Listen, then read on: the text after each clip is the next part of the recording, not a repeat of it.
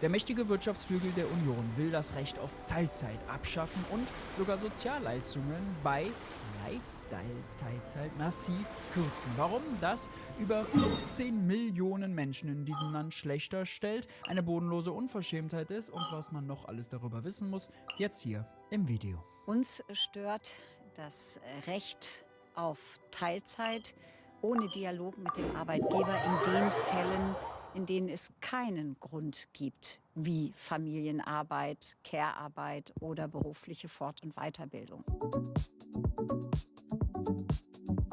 Und damit hi und herzlich willkommen bei Geld für die Welt. Ich bin Maurice Höfgen und in diesem Video kümmern wir uns um den nächsten Angriff auf den Sozialstaat und es ist einer der größten Angriffe der vergangenen Zeit. Denn der mächtige Wirtschaftsflügel in der Union will das Recht auf Teilzeit absägen. Es gibt einen Antrag der Mittelstands- und Wirtschaftsunion, deren Vorsitzende Gitta Konnemann heißt und die ganz zufällig auch parlamentarische Staatssekretärin im Ministerium von Katharina Reiche ist, der den Titel trägt, kein Rechtsanspruch auf Lifestyle-Teilzeit. Und der soll auf dem CDU-Parteitag Ende Februar beschlossen werden. Zitat Gitta Konnemann dazu: Wer mehr arbeiten kann, sollte mehr arbeiten. Ergänzende Sozialleistungen sind für echte Ausnahmesituationen gedacht, nicht als Normalfall. Und deshalb müsse klar unterschieden werden zwischen freiwilliger Teilzeit aus Gründen der individuellen Lebensgestaltung und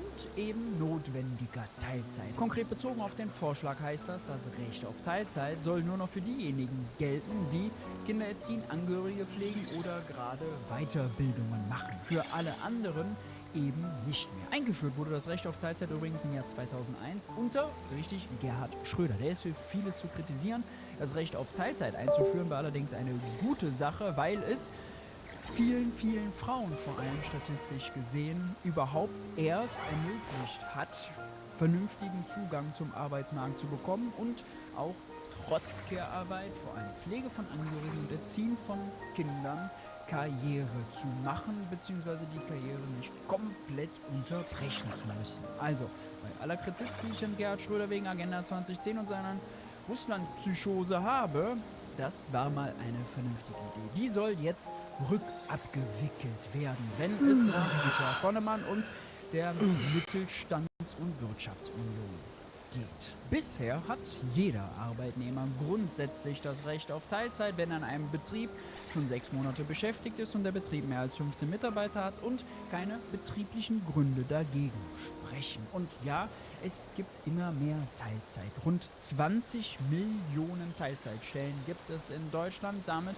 sind 40% aller Stellen Teilzeitstellen. Die wiederum teilen sich nochmal auf rund 7 Millionen Minijobs und 13 Millionen reguläre Teilzeitbeschäftigte. Wenn man sich da jetzt die Statistiken anguckt, wer ist übermäßig häufig in Teilzeit, dann sind das natürlich Frauen häufiger als Männer, weil sie eben häufiger Care-Arbeit leisten als Männer. Aber von diesem Vorschlag der Union wären sage und schreibe 14 Millionen Menschen betroffen und schlechter gestellt. Denn nur 1/3 der Teilzeitstellen ist auf Kindererziehen, Angehörige pflegen oder Weiterbildungen machen zurückzuführen. 2/3 eben nicht. Und diese 2/3 wären natürlich von der Reform betroffen, hätten also keinen rechtlichen Anspruch mehr auf Teilzeit, könnten das natürlich individuell mit ihrem Arbeitgeber vereinbaren, aber das Recht wäre eben weg und noch viel schlimmer, und das finde ich geht in der öffentlichen Debatte unter, würden ja sogar Sozialstaatsleistungen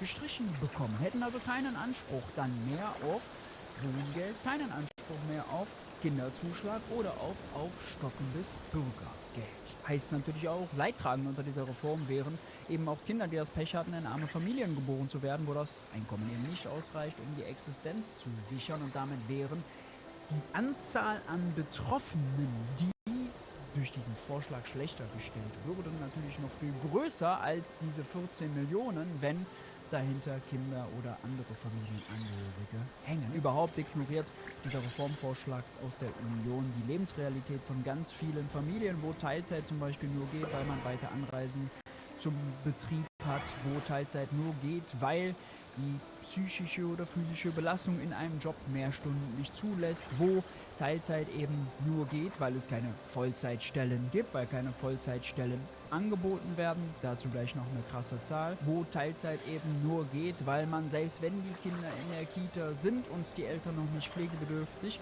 einen anstrengenden, hochkomplexen Alltag zu organisieren hat und diese Art von Care-Arbeit, von Alltag wuppen, natürlich überwiegend statistisch gesehen von Frauen gewährleistet wird, die damit noch mehr unter diesem Vorschlag leiden als Männer. Besonders makaber finde ich übrigens auch schon die Wortwahl, ja, also zwischen legitimer Teilzeit und illegitimer, in Anführungszeichen, Lifestyle-Teilzeit unterscheiden zu wollen.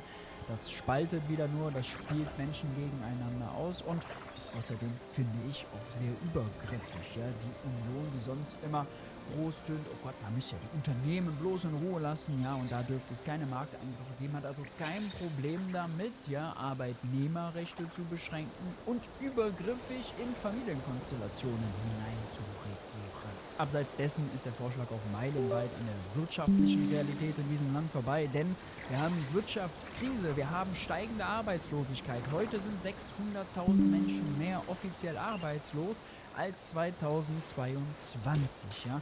Wir haben immer weniger offene Stellen. Es gibt nur noch rund 1 Million offene Stellen. 2022 waren es noch knapp 2 Millionen. Die Zahl hat sich also halbiert. Dazu veröffentlicht die Bundesagentur für Arbeit regelmäßig Zahlen, die beweisen, aus Arbeitslosigkeit rauszukommen ist gerade so schwer wie in den letzten Jahren nicht und in Arbeitslosigkeit hineinzugeraten so wahrscheinlich wie in den letzten Jahren nicht. Und nein, Arbeitslosigkeit betrifft nicht nur, das ist auch so ein Mythos, der sich hält, betrifft nicht nur ungelernte Menschen ohne Berufsabschluss, sondern zunehmend immer mehr auch Akademiker. Ja, das ist so eine Zahl, die wird in der Öffentlichkeit nicht diskutiert, aber die Arbeitslosigkeit unter Akademikern hat sich seit 2019 fast verdoppelt. Dazu einmal die entsprechende Grafik von der Bundesagentur für Arbeit. Also im Jahr 2019 hatten wir 187.000 arbeitslose Akademiker, im Jahr 2024 waren es 290.000 und die nächste Zahl fürs Jahr 2025, die in dieser Grafik jetzt noch nicht integriert war,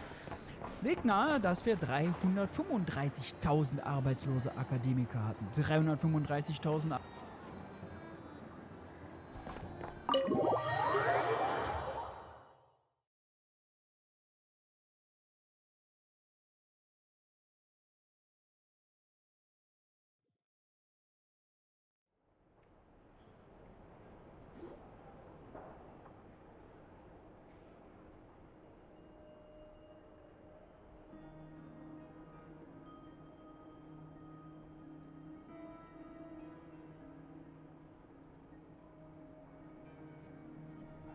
Looks like the gang's all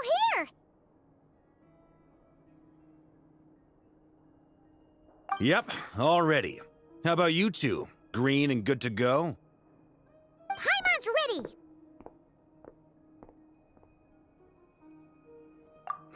Haha, feeling nervous? Don't blame you. We're all a little out of our depth with this one. Okay, so, some time ago, Columbina was ambushed by the Doctor. It all happened pretty fast, and the last thing you saw was her vanishing into the moon's reflection. Yes, though at the time, all that the rest of us saw was the Doctor using some kind of power. The next moment, Columbina had disappeared, and you were falling into the sea.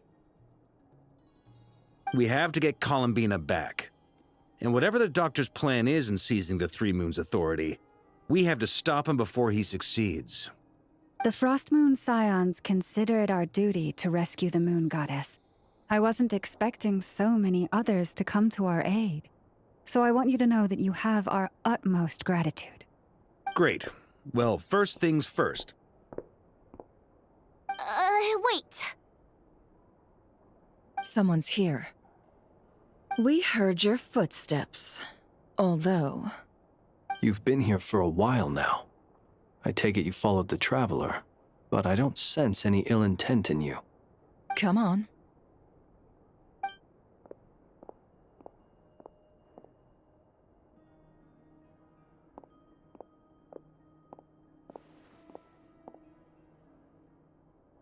I figured it wouldn't take you long to notice me.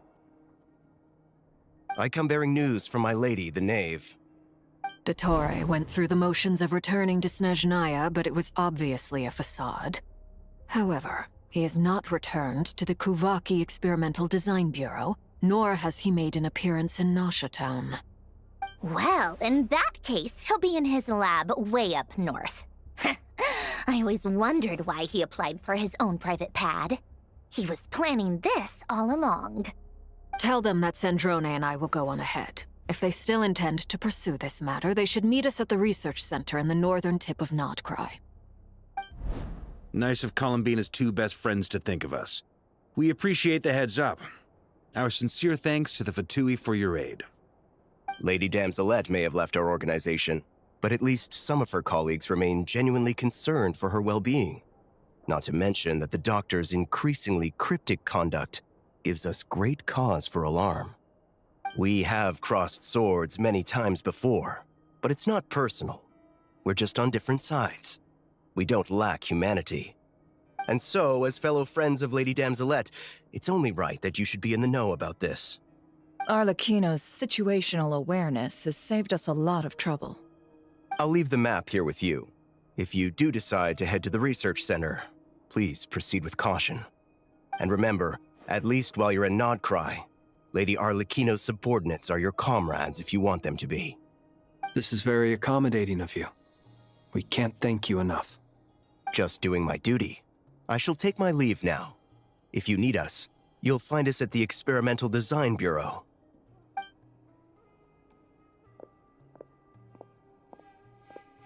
So, the doctors left the Experimental Design Bureau and headed to some research center up north. Marionette seems to think he's been planning this for a long time.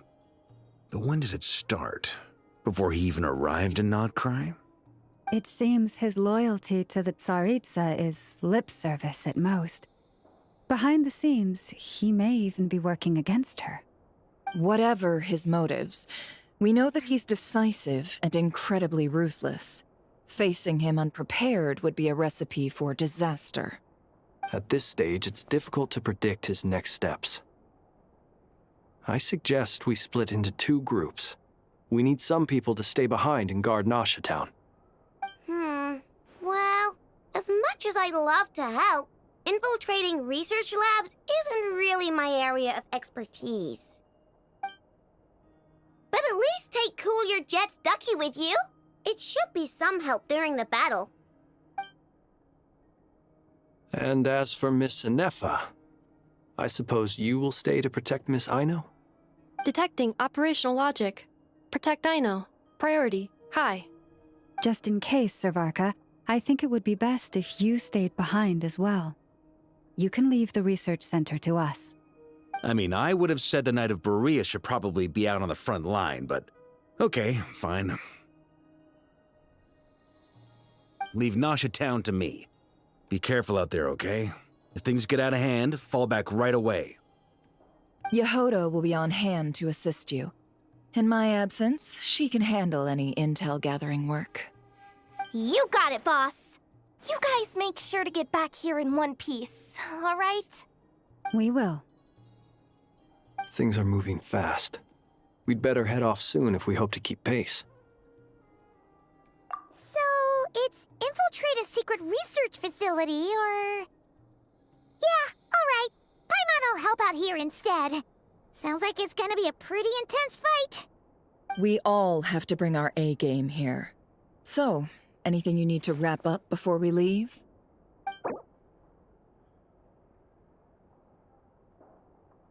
Da ist dieser Hinweis.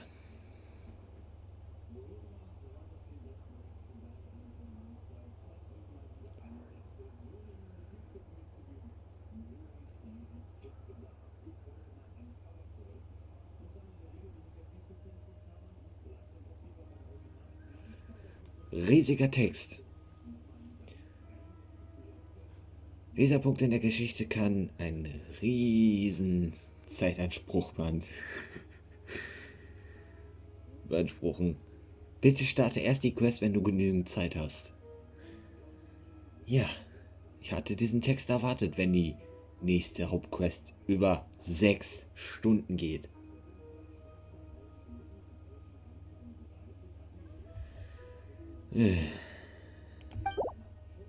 Fuck it.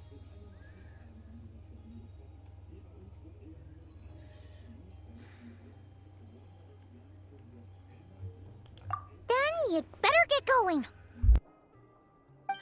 Very well.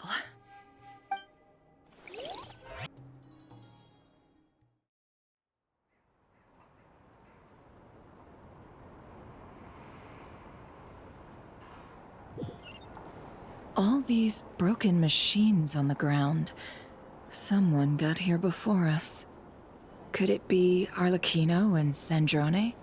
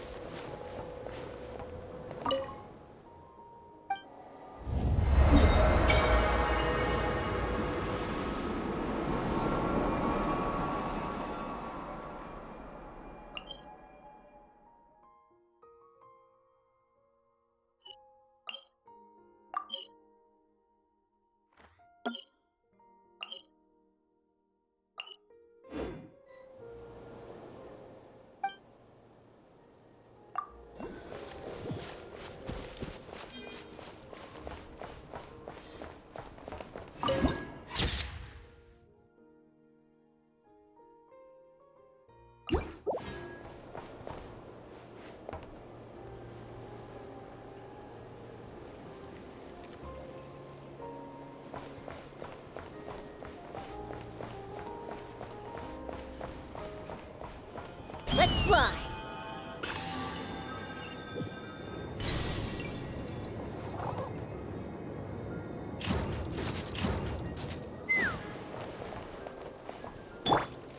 Show no mercy. Return to the skies.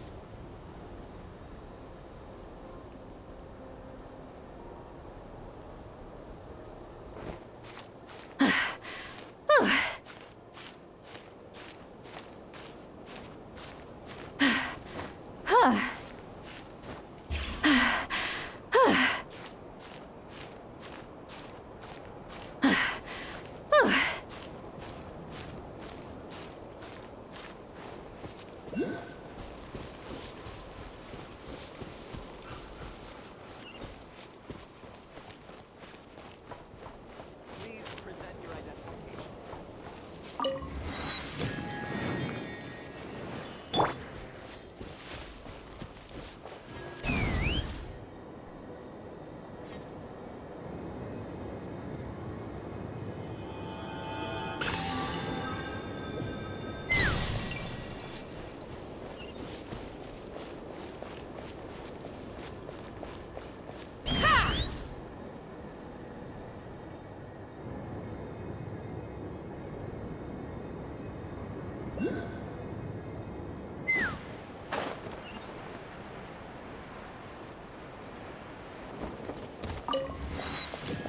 Take me up.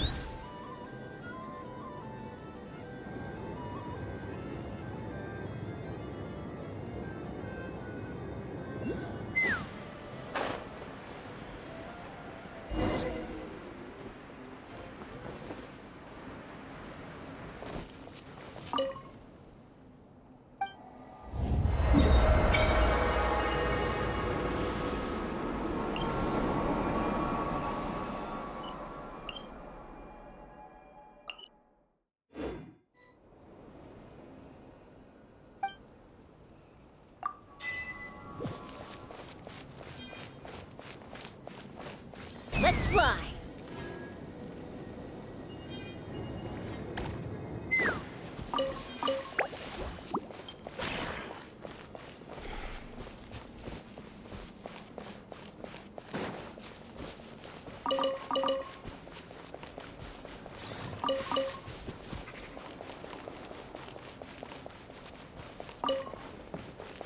Take me up!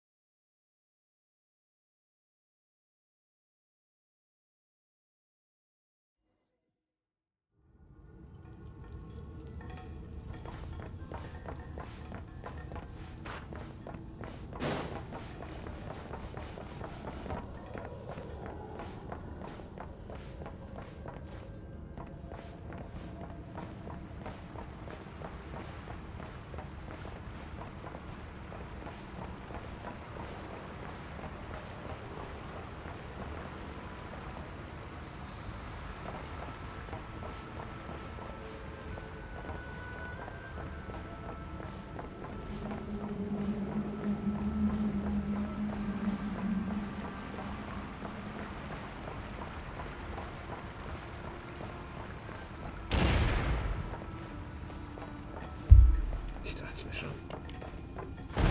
That's quite a welcome party.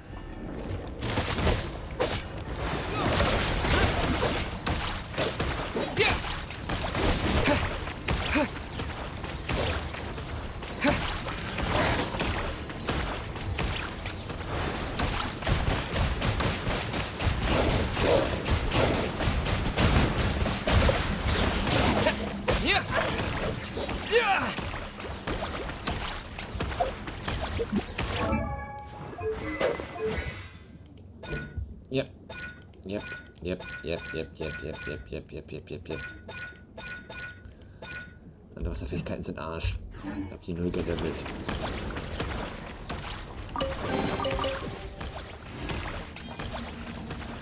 Ups.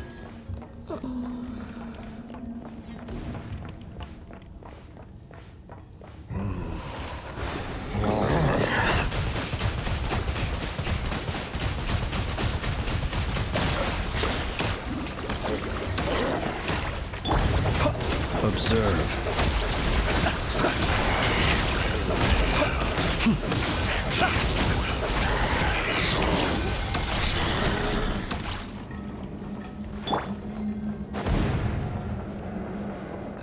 Boom. Get back! I said get back! Do you hear me? Why isn't it working? No! Don't come any closer! Don't!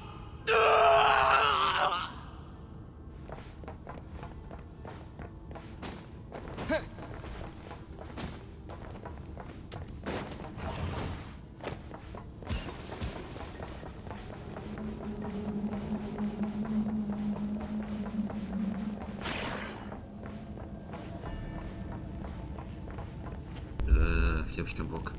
Ich überresse, tschüss. Nee. Dafür ist mein Überleben noch nicht gemacht. Tschüss. Muss ich, aber. Ja!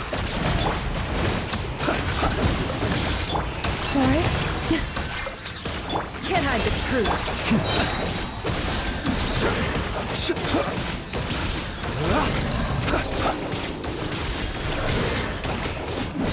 You poor souls. May your spirits find peace. Grab that key on the ground. We'll probably need it at some point.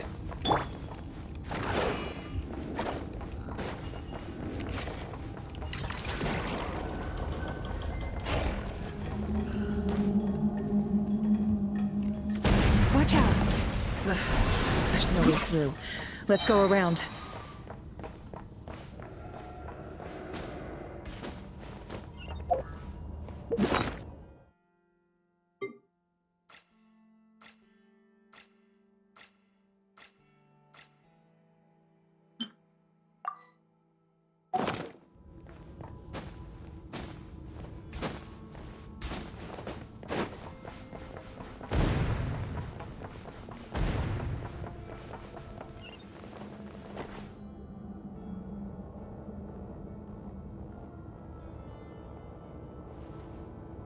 What the? Trespassers? Here? What's wrong with you people? We're looking for the doctor, and we understand he might be here. I see you're fleeing the facility. You looking to settle a score with the doctor? Good luck with that. I don't think you have many chances left. Perhaps. But you might have a chance to live if you start talking. 2 other Harbingers had the same idea as you. They're already inside. But what good is it gonna do? The doctor wouldn't do something like this unprepared. Seems to me that you're not too thrilled about being his subordinate. Also, is it just me, or do I sense monsters nearby? If you'd prefer their company to ours, that can easily be arranged. We need to know what the doctor is up to. Please, if you know anything at all, tell me. This is about more than us versus the doctor. His actions could have consequences for all of Nodcry, and perhaps even your homeland, Snezhnaya.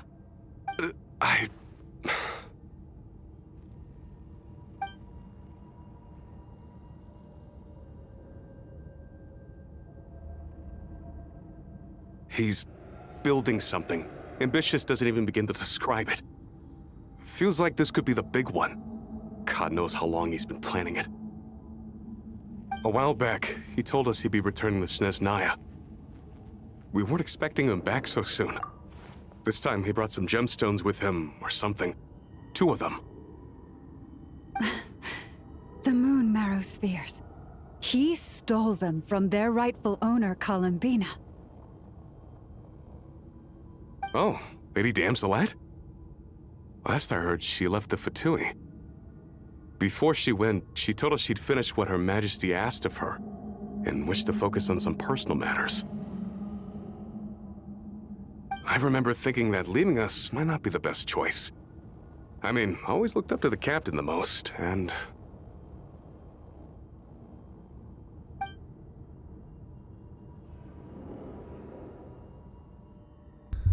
Sad.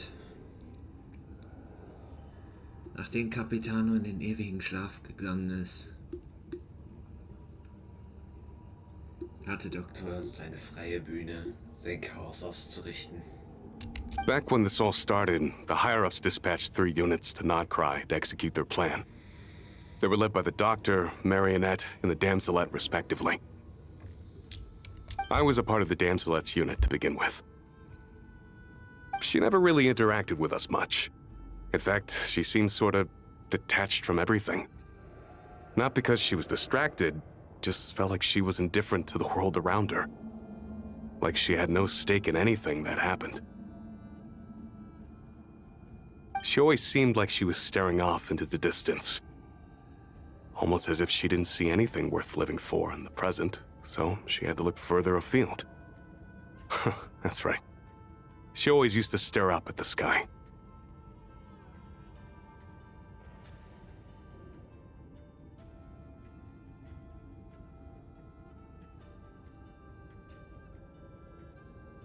The doctor used to stand nearby and watch her. Apparently they got along well at first, but somewhere along the way, she grew wary. How would he create an artificial moon marrow? Maybe the knowledge he gained from the Hyperborean phantoms has something to do with it. Thank you for cooperating. We appreciate the level of detail. I get the sense that you'd serve under Columbina again if you had the chance. Would that be fair? No, she's no longer a harbinger. As a member of the Fatui, my loyalty will always belong to the Tsaritsa. I'm only telling you all this because I don't completely trust the Doctor. His actions do not align with the goals that first brought us to Nodcry. I understand. We'll do everything within our power to stop him. The Knaves unit is based at the Kuvaki Experimental Design Bureau. Maybe you can seek refuge with them. Well, now we know what's going on here. Artificial moon marrow. He's likely well on the way to completing it. Dottore's technological capabilities are far more advanced than I thought. I fear this could get ugly. Everyone, prepare yourselves.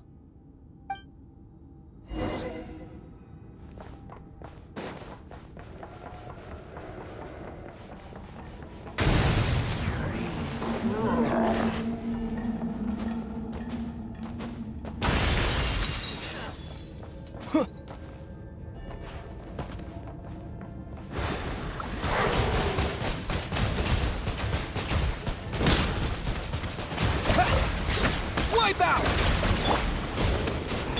You pulled. It all adds up. Beware the creatures of the night.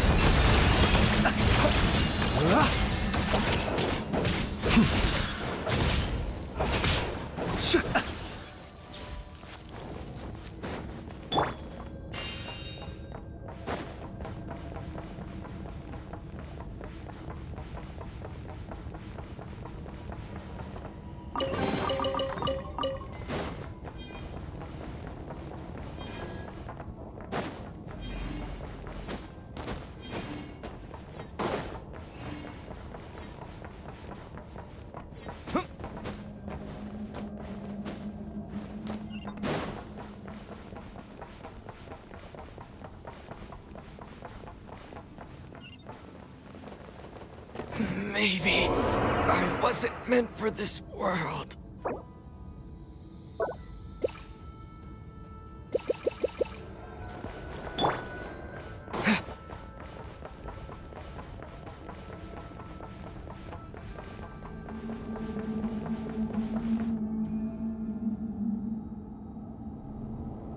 Welcome, one and all. I've been expecting you. I hope my humble research facility is to your liking. Yeah, we really appreciated fighting our way in through a horde of monsters. The gall. You expect us to believe you've just been patiently waiting for us? Of course I have. Should I be worried about something?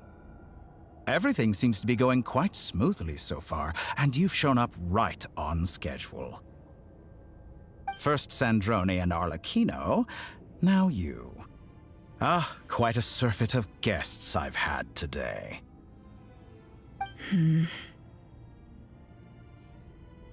If you were looking for them, I should probably mention that Arlecchino disappeared as soon as she entered the facility. As for Sandrone, why, she stood right here only moments ago, demanding answers from me at the top of her voice. Hardly out of character. She never was one for basic courtesy. But I have to admit, I was a little surprised to see her showing concern for someone besides herself. Does everyone have such a change in temperament? Speaking as a researcher, I have to say, it is not a change for the better. It threatens one's ability to remain objective. Well, since you ask...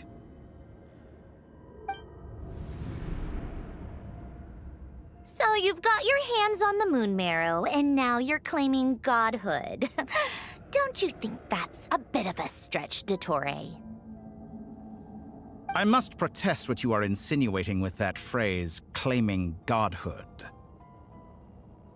I am not claiming anything. I am stating a fact. You're a researcher. I'm sure you appreciate the distinction between the two.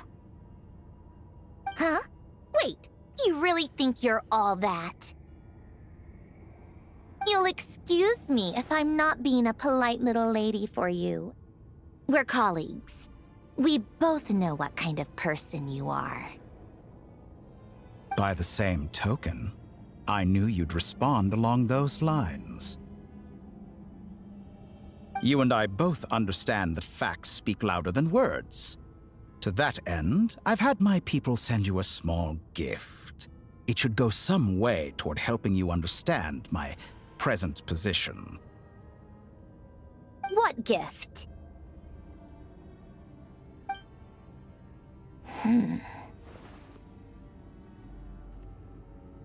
Where have all your troops gone? Who knows? Perhaps they are already marching toward a new world, following in the footsteps of an unknown god. As vulgar and arrogant as you may be, dear Sandrone, I have no intention of taking out my displeasure on your subordinates. They will enjoy equal rights to my own. You sent your people to the Experimental Design Bureau? That's the Tsaritsa's property. Yes, and I am very mindful of Her Majesty's instructions. But you know full well that they do not conflict with my present goals. In which case, all I'm doing is conducting another one of my experiments. Is there a problem with that? Now then, you have a judgment call to make. Am I simply lying to stall you? Or is it possible that every word I am saying is the truth? In which case, your subordinates really are in danger. So now you've turned on fellow Fatui soldiers. You're completely insane. I have set a new rule for myself. Each person gets one chance. Naturally, that includes you, Sandrone. If you wish to leave, I won't stop you. We are colleagues, after all. Scumbag!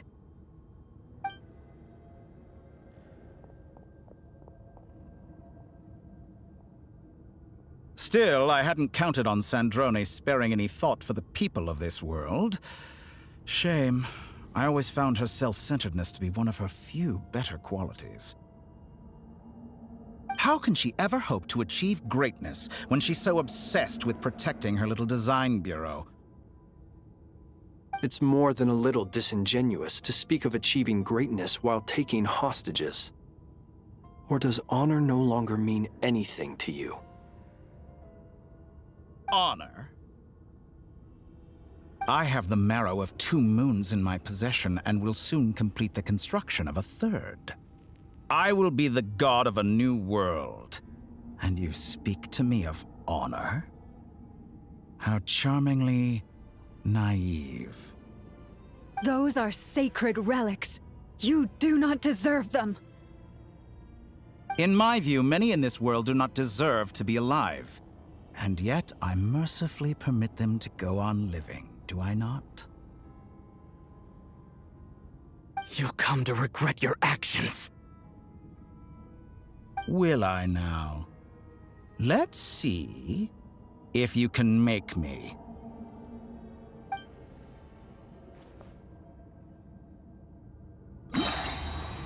Go!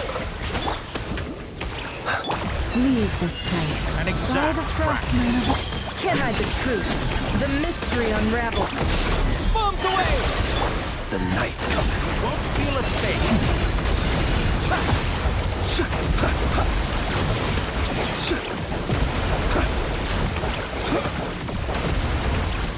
Be silent. Go! Target acquired.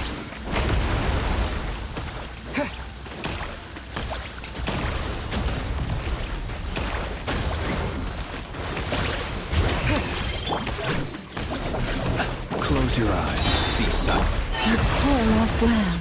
It all adds up. No more lies. Arlecchino. Thanks for the assistance. Arlecchino? They see you as an ally. What a farce. You're clearly here to destroy my research, not you. I say your research is more valuable than your life. Am I wrong?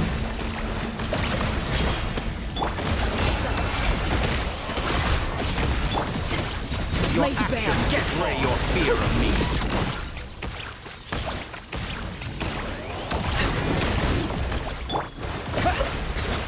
Observe.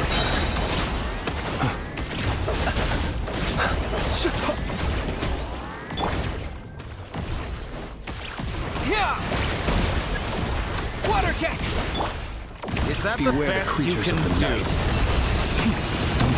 Get Close your eyes. Is this all it takes to tire you? No more lies. It all adds up. The mystery unravels. Your actions betray your fear of me. Witness my rise. Overruled. You won't feel a thing. I expected so much more from you. Observe.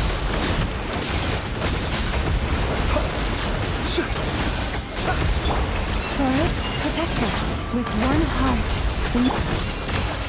No more lies. The long sleep beckons. Be silent. Dottore is too powerful with the artificial moon marrow in his arsenal. Fighting him is futile. Quickly! How's this?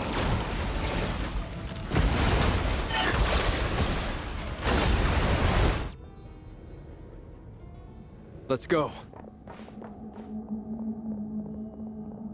I've always thought it is wiser to flee than surrender.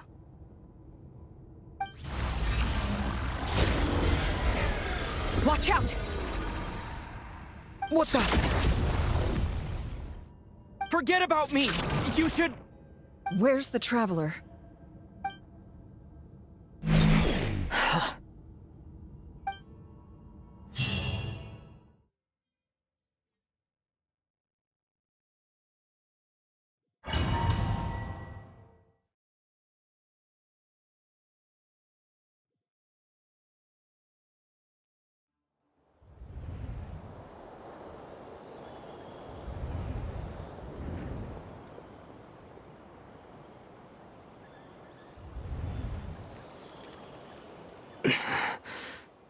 What just happened?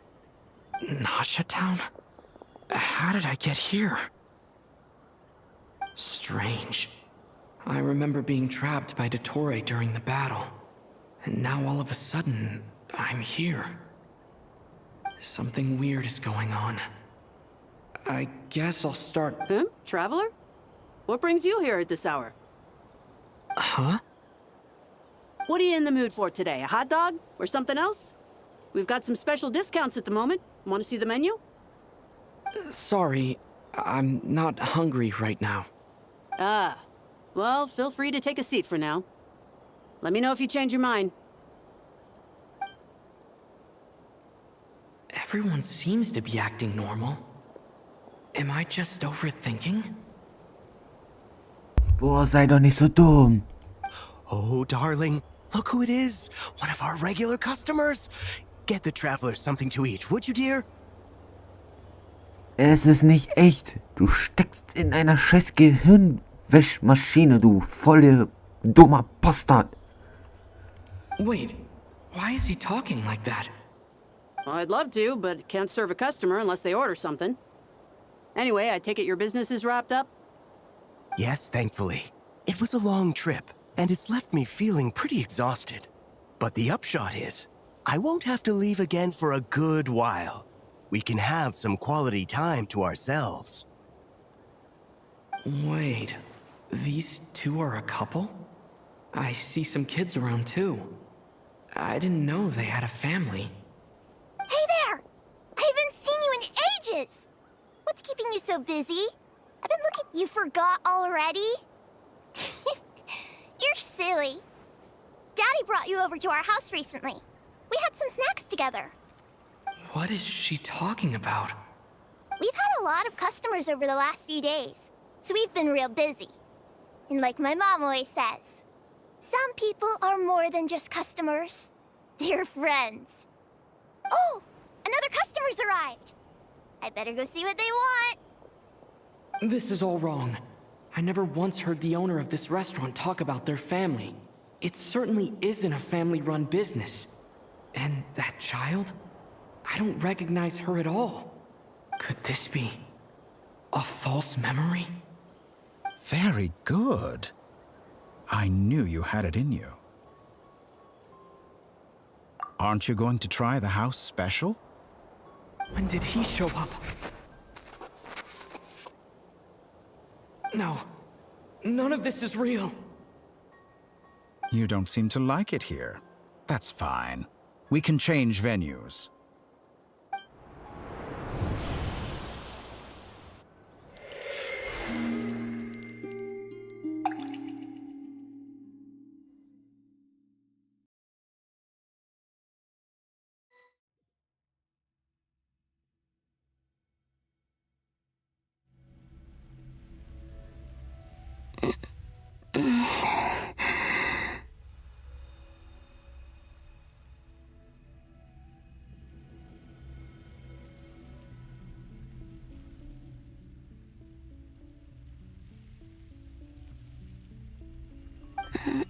I'm still alive.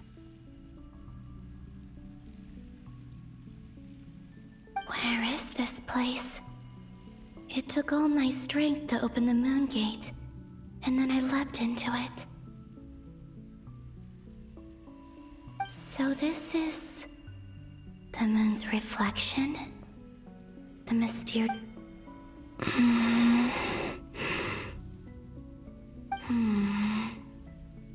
I can't sense anything. I guess I could try opening the gate once more.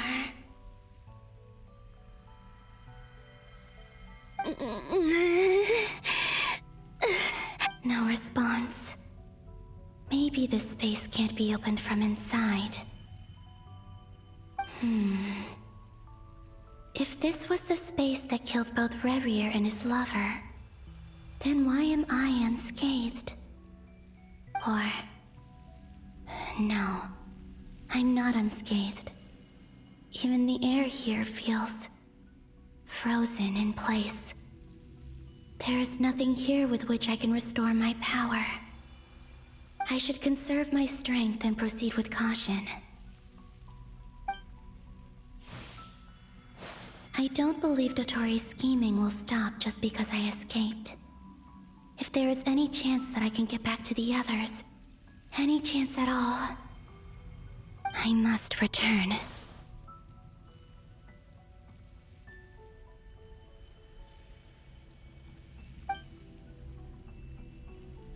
Emptiness, silence. What is this place? Or maybe the real question is, what is it for? What's this?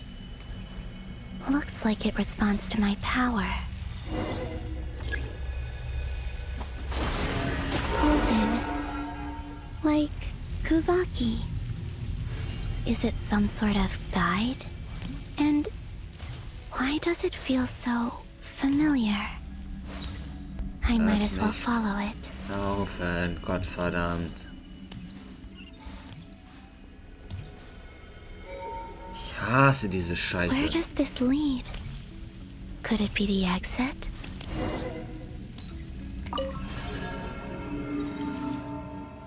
Unnötiges Einfrieren und langsam werden. Für null Gründe. Meine Güte, geht das einen auf den Keks.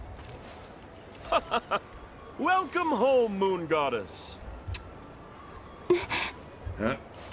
Is this Nasha Town? But isn't Moon Prayer Night over already?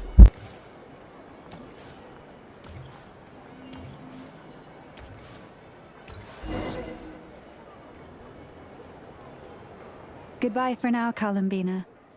I hope you have a wonderful night. I will. Lama everyone else and me? Are these my memories?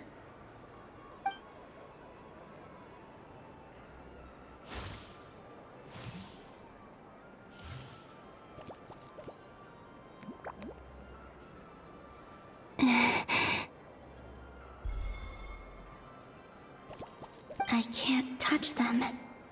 It's as if we're separated by some impenetrable power.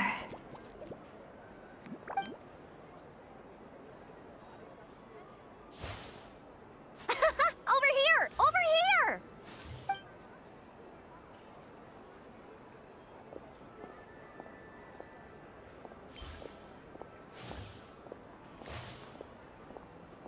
But the people in these memories pass right through me. Just like when I disappeared. If only I had known what would come to pass after that.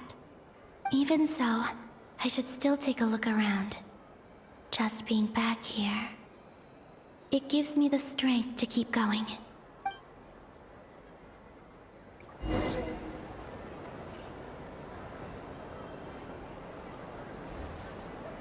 Welcome home, Moon Goddess. Oh, you're the genuine article. Alice was right. This moon prayer night was worth watching after all. Oh? Yes. That was the fortune-telling stall run by Barbeloth from the Hexen Circle.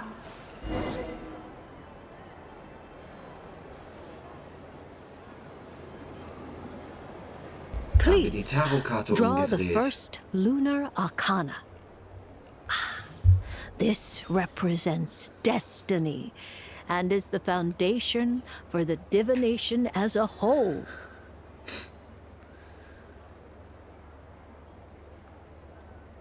Das war nicht Schicksal, der die Karten umgedreht hat, das war Columbina, also so ein Zeitparadoxon, um sich selber zu warnen. Aber sie hat nicht drauf gehört.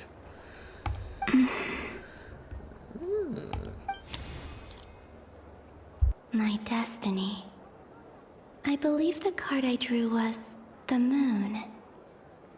Now that I think about it, Barbeloth's divination was absolutely right. It's almost time to draw the last card. The one that represents the future.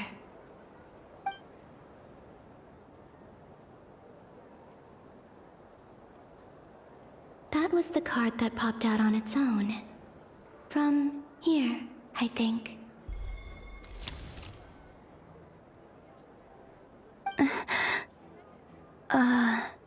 Kuvaki Pulse? What? Fascinating. I've never encountered this before in my role as a diviner. What's going on? Did that card leave the deck? Because of my influence? All I did was try to touch it, and then... Maybe this memory space is not untouchable after all. Are there weak points in the barrier? Or... is it possible that there's more to this space than my memories alone?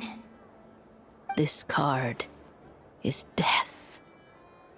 I need to get to the bottom of this. I'll try touching something else. Is this...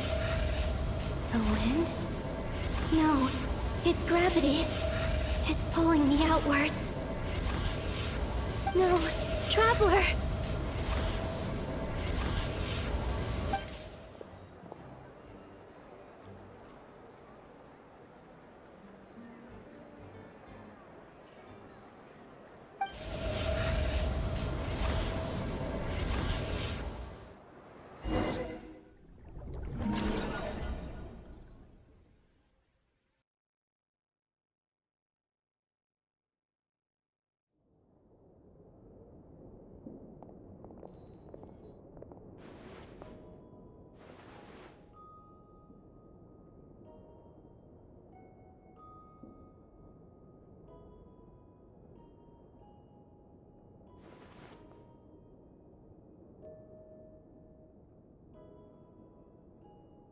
Paimon, listen to me. From the bottom of our hearts, we are so sorry. We completely understand how you must feel. The Traveler is trapped, and we all feel responsible for it. Don't say that! He's all alone and we've barely spent any time apart since we met. We must find a way to rescue him. We were all involved in the operation where he was captured, and we do not abandon our comrades. That being said, it won't be easy. Through conversation with the others on our return, we've arrived at a basic idea of what we're up against. Dottore's lab has clearly been in operation for a lot longer than we realized. We found many monster samples stored there. In all likelihood, they were materials he used to research his latest technology. We also know that through his contact with the phantoms of Hyperborea, he gained knowledge about the moons and certain Hyperborean technologies.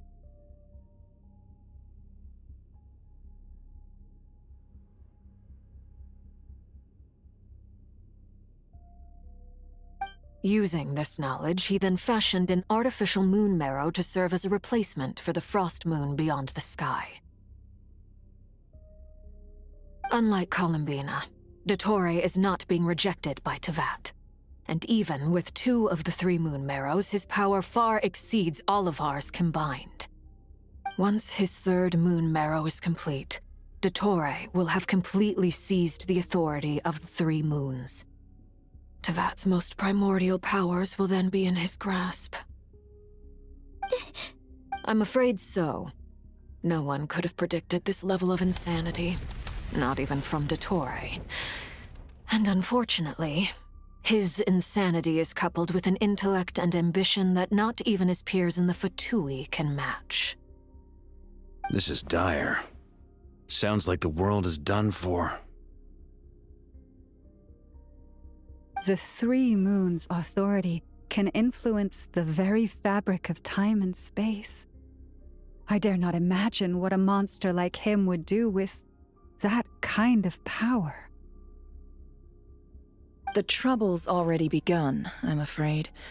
On our way back, we discovered that part of Nodcry is being enveloped by an unknown energy. We cannot ascertain what is happening inside.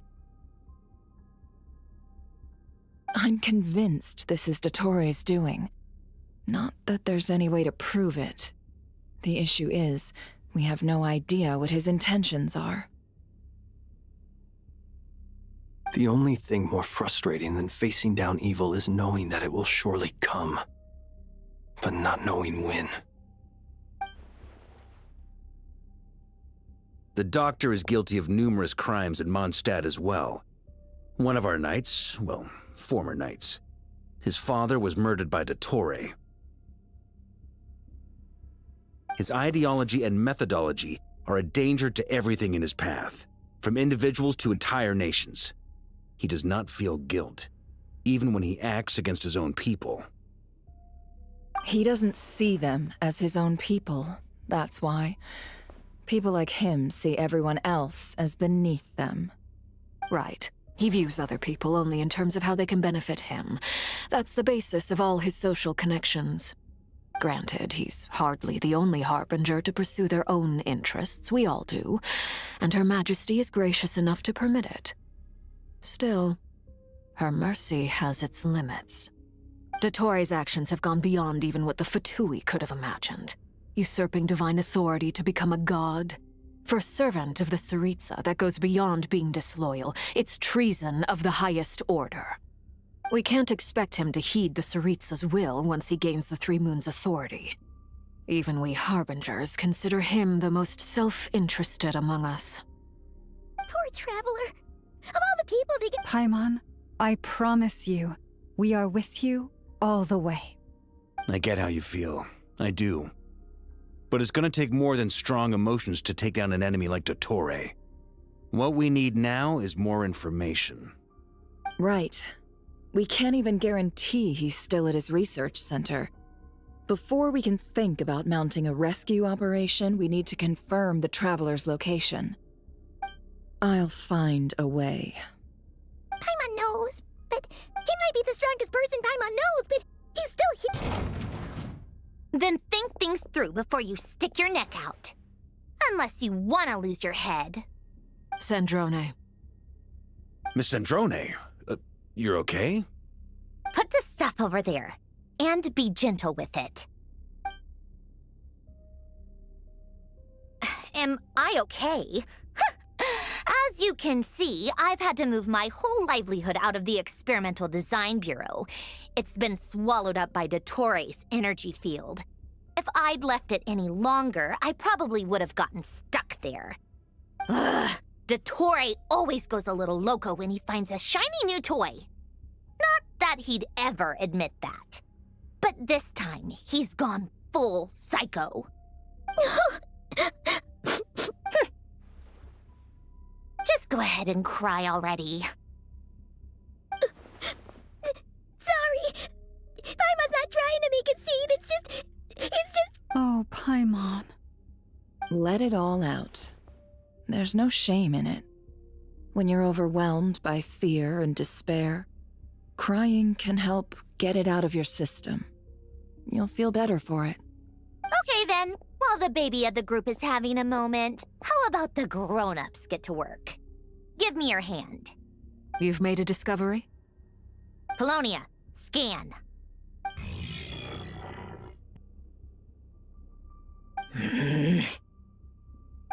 You, hand, now. Oh, I thought you'd never ask, my lady.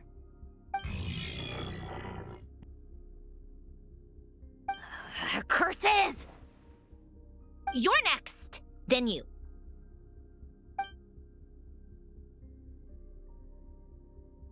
Dottore, you son of a... He's done something to us! Everyone who entered his research center has been implanted with some sort of curse.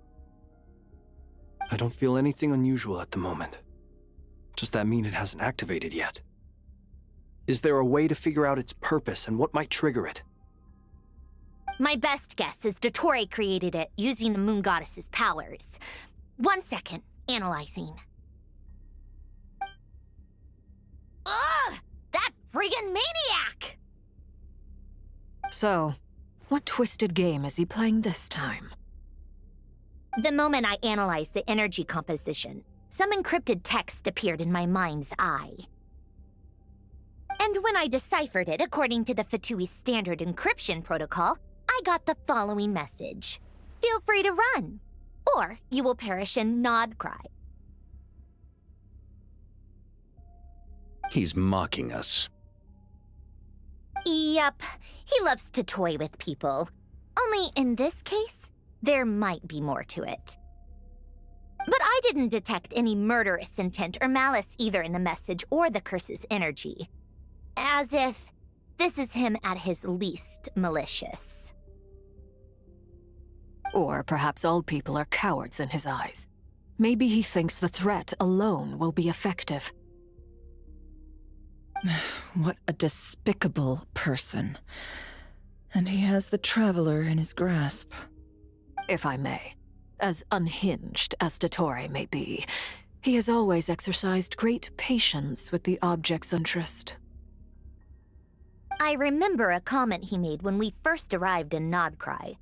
He said, "This world is, on the whole, an exceedingly dull place.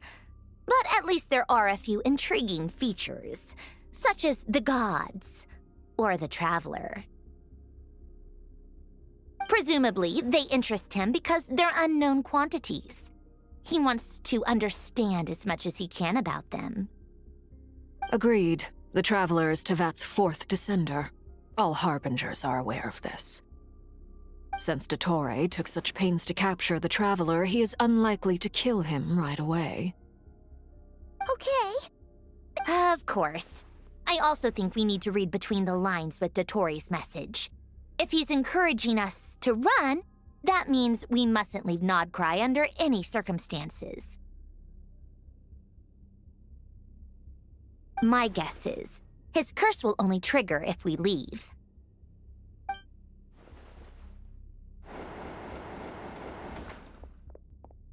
We've discovered multiple energy fields. Albedo is still attempting to analyze their structure. He told me to report back first. Each field is slowly growing, swallowing up more of the surrounding area in the process. And the pace of their expansion has increased since we first examined them. He's probably trying to swallow Nodcry whole. His nefarious ambition knows no bounds. If this continues, the whole of Tevat will be in trouble, not just Nodcry. The loss of Columbina could not have come at a worse time. Do we think she's truly gone for good? She entered the space beyond the Moon Gate, knowing what became of Rerir and Thalindus. I'm sorry, but I fear the odds aren't good. Don't be ridiculous.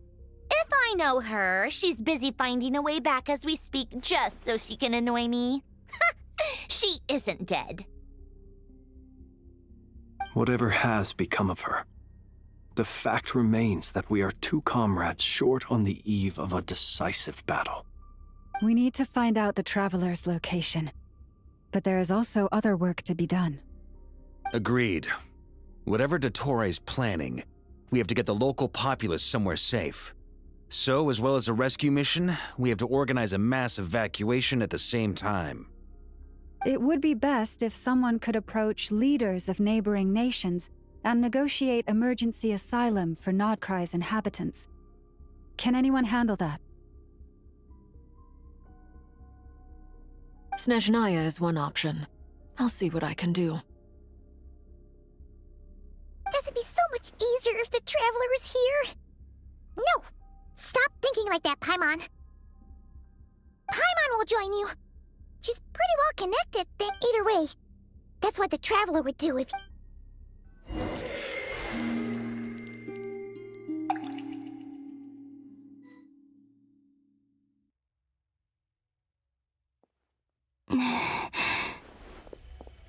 Back here again. That gravitational force that pulled me back. Is this where it came from? When I saw that memory of Moon Prayer Night, I think I influenced reality. Was it just a coincidence? Or... if only I could have sent the others some kind of warning on Moon Prayer Night. Maybe we could have stopped Dottore. I feel... so heavy. Does entering... well, even so, I have to keep moving forward. Back to emptiness and silence again. I should try and find my way back inside that memory.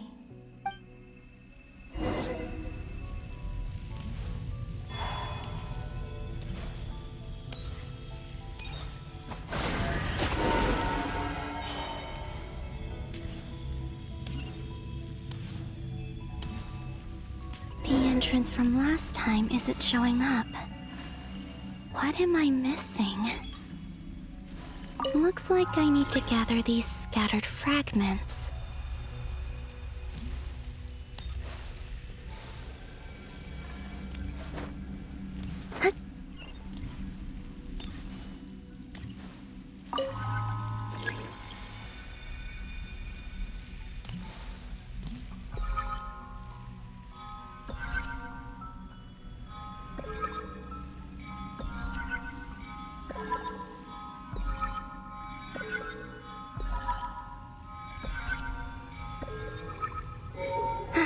It worked!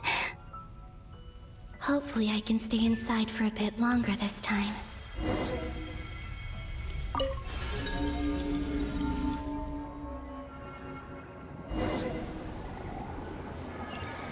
Ad Astra Abyssosk. Welcome to the Adventurers Guild. What? This doesn't look like Moon Prayer Night. Extra, extra! Latest issue of the Nasha Express! I don't think I've ever been here. Maybe this space isn't comprised of my memories after all. There aren't any festive decorations around. Is this Nausea Town after Moon Prayer Night ended? Did Dottoro's plan not affect the town? Or is no one aware of what happened because he used the Three Moons' authority? Let me see if I can influence anyone else. So, what do we do next? Wait, that voice. Paimon? The most important thing right now is to find that mage. Lauma the Traveler and Mr. Varga are here too. I'd better go pay the Fatui a visit. Traveler! Hört dich nicht.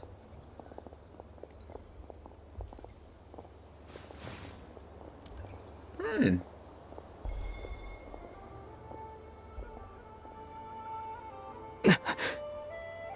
Columbina? I made contact. It's me, Columbina. Huh?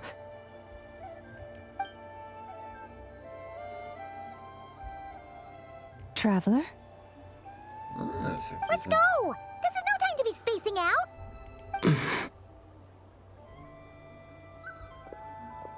Huh? Wait a moment. This has happened before. Huh? This is what happened when I disappeared. I stood right over there, thinking that no one would ever find me again. It was only when he called my name that I decided to follow them. But did he turn around because he sensed my touch just now? Is it really possible that from in here, I can change the past? If I keep following them, maybe... Huh?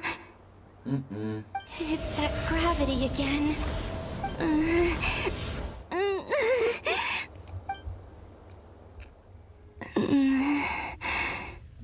Every time I influence reality within that space, this force intervenes and pulls me back.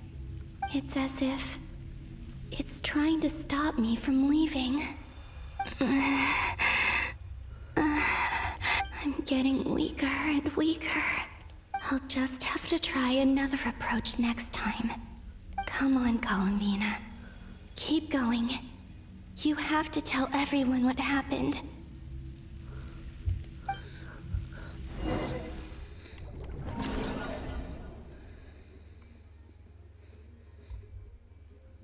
Der Protagonist, der mega behindert ist im Schädel.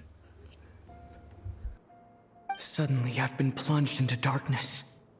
Alone, it feels strange. As if something has grabbed hold of me. Is Toray now powerful enough to interfere with space itself? Look at you, standing so still in total silence. I almost didn't recognize you. Hello there, traveler. He seems to be in a good mood. Wait, what's that behind him? Ah, so you noticed. This is the completed Trilune. 2 primordial moon marrows and 1 artificial specimen. You are wary of it. Good. Maintain that reverence. You performed well in that recent battle. Brave and reckless as always. Courage is the sign of a true hero, and impulsiveness is the hallmark of those who strive to advance. I say this not to belittle you. Most creatures are far more timid by comparison. 3 moon marrows? Does that mean the artificial one is now complete too? Well spotted. What do you think? For a replica I built myself, I dare say it looks the part. Dottore, are you planting illusions in my mind? I have no interest in fooling your eyes. On the contrary, I hope to show you the true essence of all that you see before you. Is this not a beautiful city? People live in peace and find joy in their work. The streets are safe. People can even leave their doors unlocked at night. You might say it is the Elysium everyone dreams of. All available data indicates your values and worldview conform with the mainstream. This kind of society should be quite to your taste.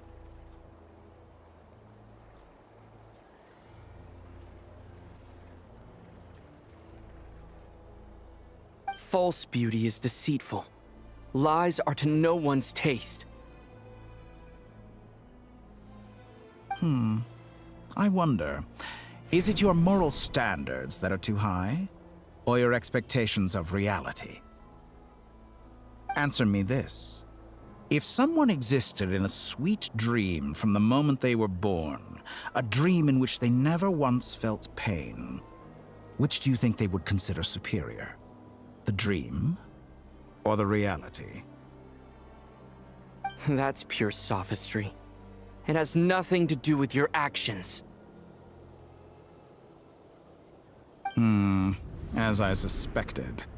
You have yet to understand all of this for what it really is. What do you want from me? You sound impatient. Do you think the only reason I'm keeping you is because I want something from you? If it's not, then why haven't you killed me yet? No one can stop you if you're as powerful as a god. I'm delighted you recognize that fact. I believe we last squared off in Sumeru. Ah, the memories. How time flies. You and I have both grown. I'm not surprised that Arlecchino and Sandrone worked with you. You've always a way of slowly but surely ingratiating yourself with all levels of society. People laud you as a hero, but I suspect there's more to it than that. Oh, but to be clear, I don't say that to flatter you. Do you always give your opponent an appraisal before you deal the final blow? Call it a long-time habit. I'm a researcher, and one of my duties is to give an objective assessment of my subjects. But you misunderstand. We are not opponents. Not at this moment. I just want to talk. Think back to Tartaglia, Arlecchino, Capitano, Colombina, and now even Sandrone.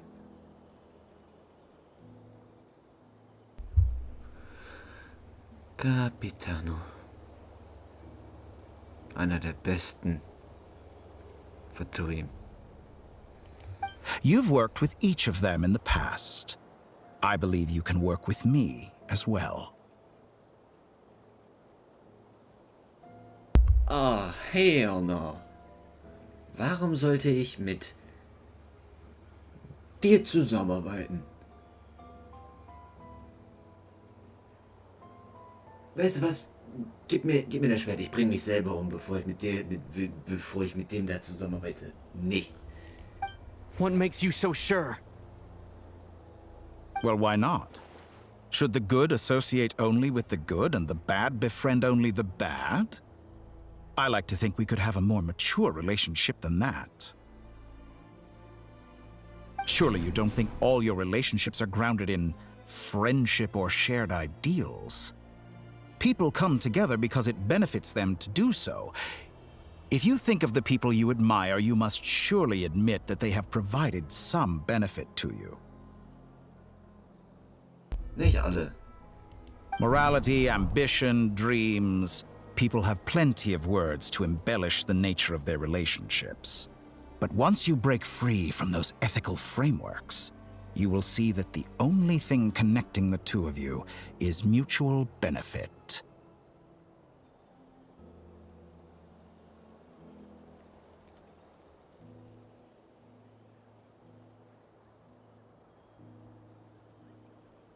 And that is what I'd like to talk to you about. We're finally getting into it. He's probably been planning to kidnap me for a long time now. But for what exactly? He has the authority of all three moons. I won't be able to gain the upper hand in a fight.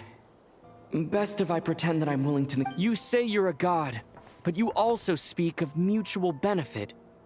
What could a god want that the three moons cannot provide? Excellent question. But before I answer, I would ask you the same thing. Gaining Columbina's allegiance was a rare and extraordinary feat. But the Moon Marrows are now in my hands, and I have the edge over her. For this artificial moon is not being rejected by Tevat.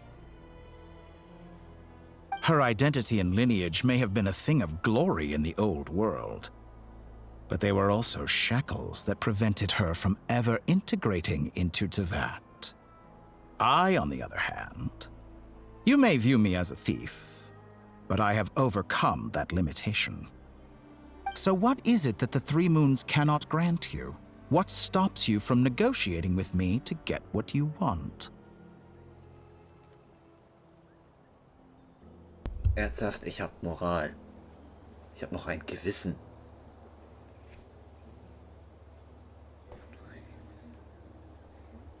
Du, Doktore, hast all deine Menschlichkeit geopfert. Durch Zaubertricks wie Voldemort hast deine Seele geteilt in mehrere Fragmente und bist kein Mensch mehr.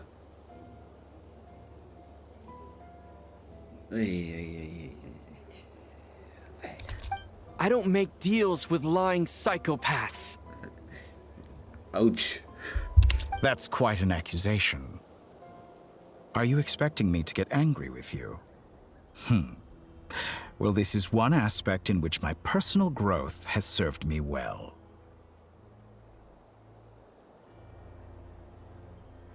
In the past, my less mature self might have been disappointed, perhaps even angry, over a small setback like this. Like when you and Lesser Lord Kusanali joined forces to oppose me, for example. But things are different now. Just as the rich do not quibble with the poor, I no longer find myself perturbed by these trivial affairs. Human relationships end with conflicts of emotions and interests. But relations between humans and gods are different. And ours is even more unique.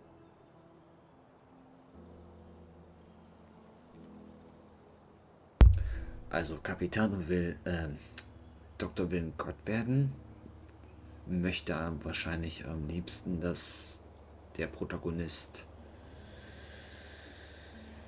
seine Marionette wird, dass er weiter an ihm rumexperimentieren kann und seine Berühmtheit ausnutzen kann, um mehr Gefolge für seine Wissenschaft anzuwerben, dass noch mehr Leute sterben an seinen Experimenten? Wahrscheinlich. I have ascended to the highest heights and laid claim to unprecedented horizons. And you were no ordinary person to begin with.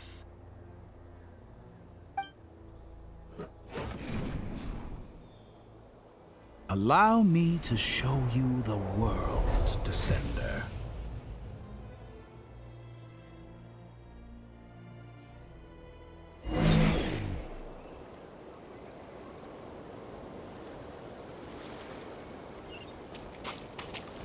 To stand, walk, jump, sit, and lie down. These are the most common of behaviors.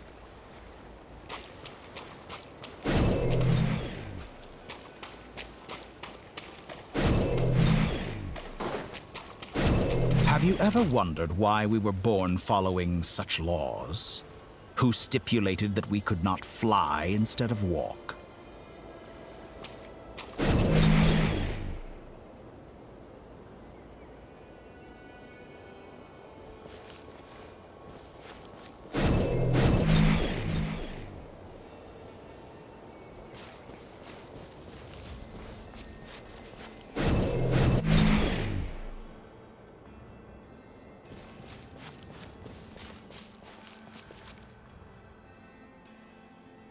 Someone of your talent and experience must surely know of the four great rulers who serve the heavenly principles.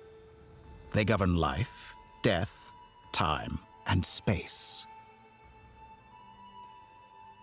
One wounded by a blade will die from blood loss or infection, and one who falls into a lake will drown in agony. The elderly wallow in solitude, and the solitary age faster. Eventually, new life is born, only to embark on the same path of suffering. These 4 divisions anchor the world and shackle those who live in it. But they themselves transcend its boundaries, squandering the power bestowed by the heavens. All who live yearn for equality, but unless the gods prostrate themselves and profess that they are mere servants of the living, equality can never exist. Who makes the rules we must live by? Who has the right to restrict us? The limits of the body can be rejected.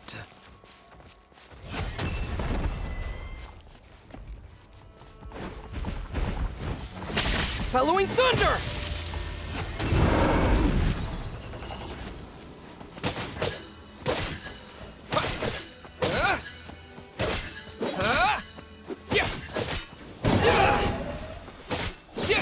Take this!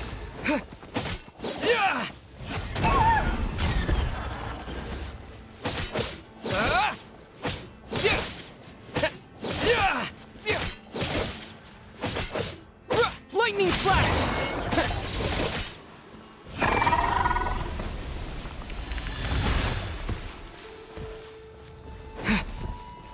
How does it feel to be among those with absolute power?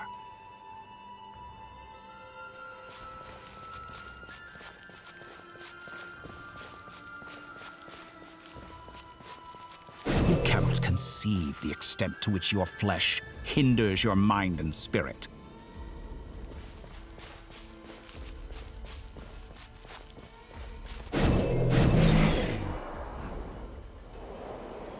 Only by discarding our useless, primitive eyes can we perceive a new world.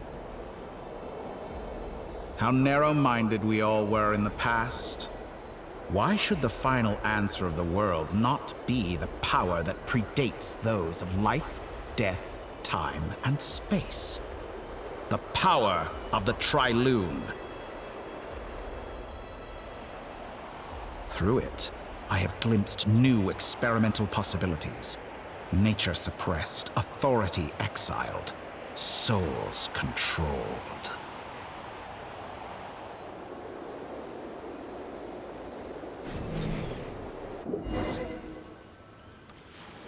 You know, I heard recently that a group of critics reviewed countless stories and drew an interesting conclusion.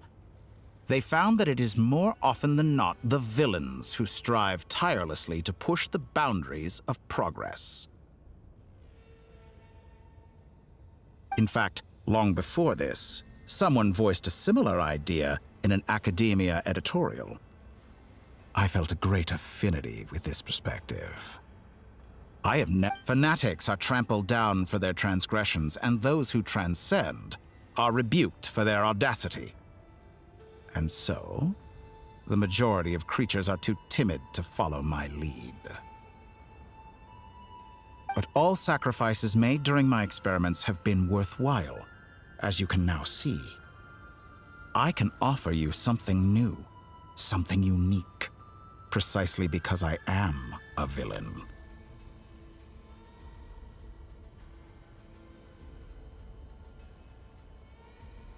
Der will uns wirklich anheuern. Also, naja, nicht mich, aber eher den Protagonisten. Das klappt nicht. Der Protagonist ist so ein strenges Moralbrett oder Moralwand. Da kommst du nicht durch, den erreichst du nicht. Geht nicht. Geht nicht. Think about it. We are eternally bound through mutual interest. Can you truly say you would never turn to malice if it could give you the life you dream of?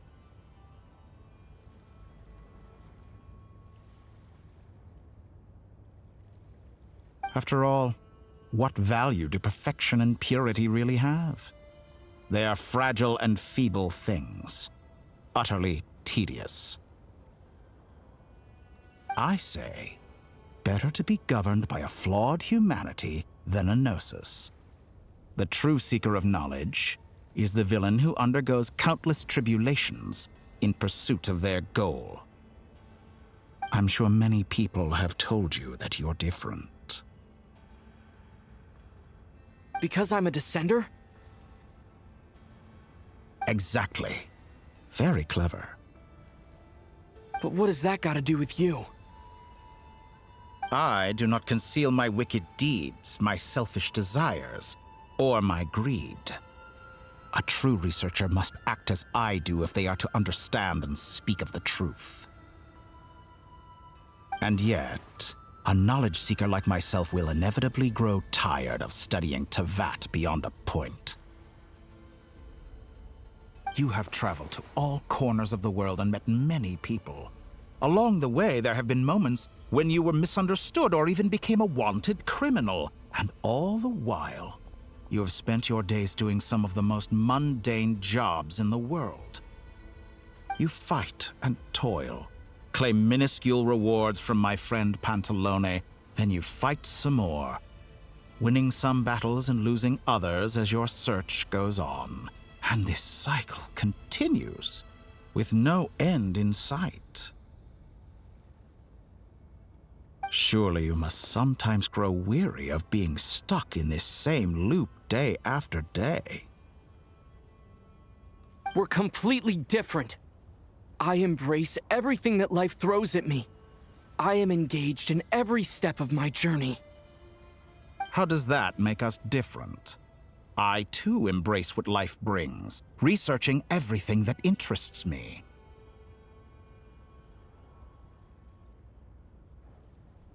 Think of all the novel things I've managed to create, like the artificial moon marrow. Don't you see? As unique a specimen as she was, even Columbina is not irreplaceable. Take that back! She's gone because of your actions! I didn't say that to anger you. Though admittedly, I don't see what there is to be angry about. Anything Columbina could do for you, I can do better. I know what your ultimate goal is. You wish to walk the path your sister walked, and seek answers from her at the end of that journey, don't you? Someone like you could never understand what it feels like to care about another person the way I care about her. Perhaps not, but that doesn't mean I can't help. I could find your sister right now, bring her before you, and make her give you the answers you seek. Don't be so presumptuous. You'll never begin to understand the situation between us. Oh, no. This is no presumption. I'm only offering what I know is possible with the power of the Trilune. But it seems like you would sooner continue with your journey through this world. Why? Do you truly desire this journey? Or is it simply a necessary process from which you cannot escape? Think of all the time and energy you have spent, everything you've had to endure just to make it this far. Is this really what you want? Or has your hand been forced by the promise of that final answer? Yes, you have made many friends. But do they ever spare a thought for the void in your heart and what it yearns for? What you want is not friends. It is family. But do they know this? I, on the other hand, am far more considerate. Join my experiment, and in return, I will bring your meaningless journey and all its struggles to an end. This is a malicious attempt to manipulate me. But at the same time, he's stating some very human truths. Of course he's right about my predicament. How can I deny it? I have faced ungrateful strangers, never-ending troubles, an endless quest for answers. I want to see her. After everything I've been through, words can't describe how much I miss her. How much I want to be reunited with her. Wherever you are right now, do you miss me too? Die Antwort ist nein, sie vermisst dich nicht. Sie ist tot. Sie ist eine Seele. Sie ist eine leere Hülle.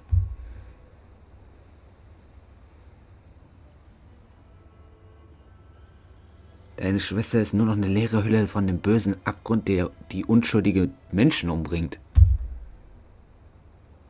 Und eine Gruppe von verrückten Faschisten ihr folgen. Oder Fanatikern. Faschisten ist das falsche Wort. Fanatiker.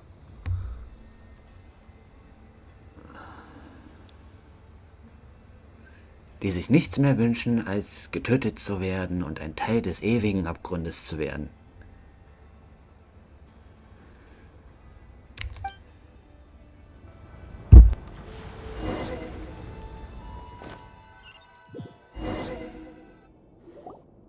All right, everyone. Our next mission is clear. We need to contact all the major organizations, explain the situation to the public, and then begin the evacuation. Was macht Dori hier? Was macht die hier? The residents of Not Cry are quite dispersed. The two most populated areas are the Southern Isles and Pyramida. Miss Lauma, I will leave Hisi Island and Nasha Town in your hands. I will liaise with the Fatui and Pyramida. Agreed. We will reach out to Natlan and Snezhnaya. Anyone found north of the Experimental Design Bureau should follow the Fatui to Snezhnaya. As for those dwelling south of that line, I will ask the Voynich Guild to help persuade them to leave. Then I, Mr. Varka, and the Frostmoon Scions will escort them to Natlan. The Voynich Guild has dealings with the Curatorium of Secrets. I will send them a letter vouching for your credibility. Yehoda, you should help Lauma. This is too big of a task for one person. My wish has come true. You're willingly lending me your most capable employee for the day. Well, good for you if all this only takes a day. Of course, if it takes any longer, I'll be charging a fee. Boss, wait! Don't I get a say in this? Nein. Oh, I'm sorry. Something to add, Yehoda? Well, no one's more important to me than you, boss. And remember how Lauma— Are you completely incapable of acting in your own self-interest? Or do you simply devalue your own labor? Are you sure you don't want to come with us? Who will see to our other work if we're all busy evacuating residents? Sandrone insists that Columbina is still alive, and we have a traveler to rescue. There's much to be done. But boss— Well, Nefer, I'll link up with you once my tasks are complete. What makes you think I'd need you to do that? I'll need it. And considering the way you approach certain matters, I think you'll be better off with me present. That's quite enough. Just focus on your work first. I bet we're in for an uphill battle here. But we can help out too. Inefa and I are gonna help Nasha Town's residents carry their stuff. Loading schedule.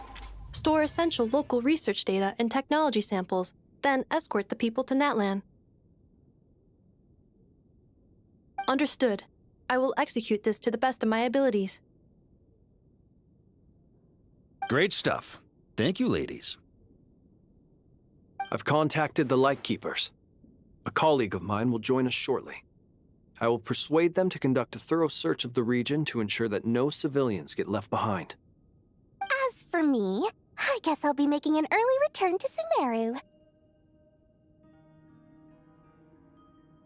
Natürlich, sobald die Situation zur Katastrophe wird, verpisst sich Dori. Natürlich. Zu feige wie immer. I think it's important that someone informs the Dendro Archon of what's going on in Notcry. Roger that. Someone should inform Mondstadt, too. Mr. Duran, can I trust you to handle that? I think you fly faster than any of us can run. As an added incentive, get there fast enough and I'll see about getting your gliding exam waived. Really? Ha! Mission accepted, sir. I intend to stay behind and help Miss Sandrone with her research. She has some alchemy-related questions that she'd like me to explore. Ah, das könnte mit dem Wiedergeburtplan zu tun haben. Weil Sandrone stirbt ja. Das ist kein Spoiler mehr. Sie stirbt in dieser Quest. Sie wird von dem Doktor getötet. She recognizes your expertise, then. I wish you a fruitful collaboration. Thank you. In truth, I was surprised to hear her express an interest in subject matter outside of machines. I believe she has been investigating some Fontanian technology recently. She made a point of bringing the relevant materials with her when she left the Experimental Design Bureau. She's sorting through everything in her room as we speak. I should mention that we have one other friend who isn't present. He hasn't made his position in all of this clear. But if we know anything about him, he's likely investigating on his own. Paimon's been very quiet today. But I know how close she and the Traveler are with the Natlanese. She should come with us to the border. Okay. Paimon will do her best. Make sure to heed Sandrone's warning. Many of us have been cursed by Dottore. As such, under no circumstances should anyone cross national borders. Remain within Nodcry. That aside, personally, I have faith in Columbina. Things look grim, sure, but who knows how it'll play out. Same goes for rescuing the Traveler. Both of them are important allies and friends. We'll be counting on you to gather intel on them, Miss Nefer. Oh, wonderful. You're all here. Ah. Ich habe ihren Namen vergessen, aber diese Engelsdame da, die über ihre Gedankenkommunikation zu viel labert. That voice again! Nicole? Whoa, that was loud! And it came out of nowhere. So mysterious. Sorry. This is the only way I can speak to you all right now. Please accept my apology. Anyway, time is short. I'll cut to the chase. We're still facing quite a catastrophe here at the world's borders. Alice has roped in every Hexenzirkel member she can get a hold of. Except for me. She told me I had to come and help you all out as a matter of urgency. I quote, "You love talking, don't you? Well, now it's finally your time to shine. Take these. Make sure the whole party gets one each. You'll be in charge of making sure everyone stays connected."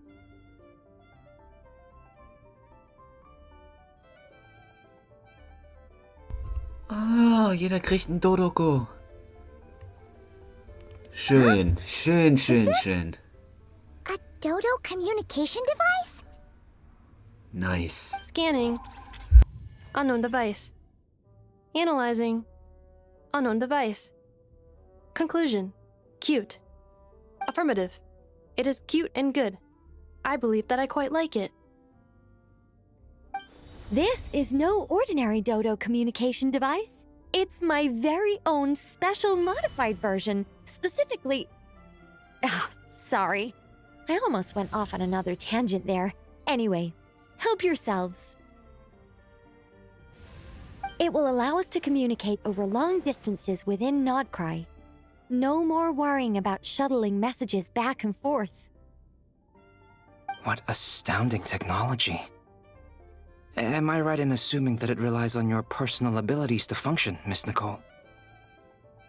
Yes, exactly. Right on cue, Albedo.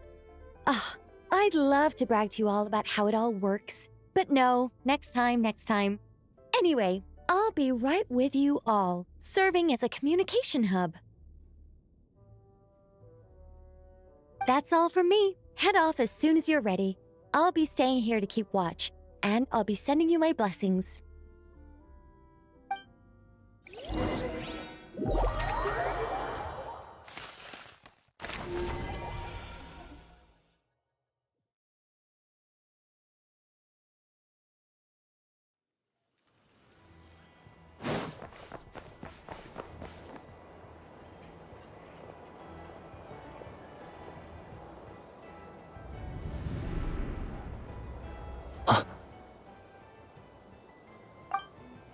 Ah, Sir Flint.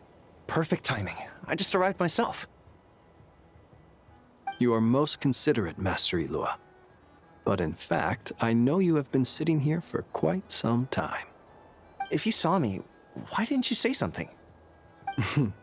I was curious to see how long you could sit still for. Also, shouldn't you have managed to sense me approaching? That would be a first. You always seem to appear out of thin air without making a peep. Also, how many times do I have to tell you not to address me as master? I don't qualify. I beg to differ. Why should a young man so well versed in social graces as yourself not be worthy of that title? Please, Lord Flint. Sir Flint. I'm begging you, don't flatter me into complacency like you do with everyone else. You understand me better than most. My newest acquaintances tell me I love complimenting others. What do you think? I think they don't understand why you do it. You just love puffing people up till they're a big, happy ball of hot air that floats away into the sky. In all sincerity, I can only hope that they bring good tidings when they come back down to Earth. Is the situation that bad? We just held a strategy meeting. Let me fill you in.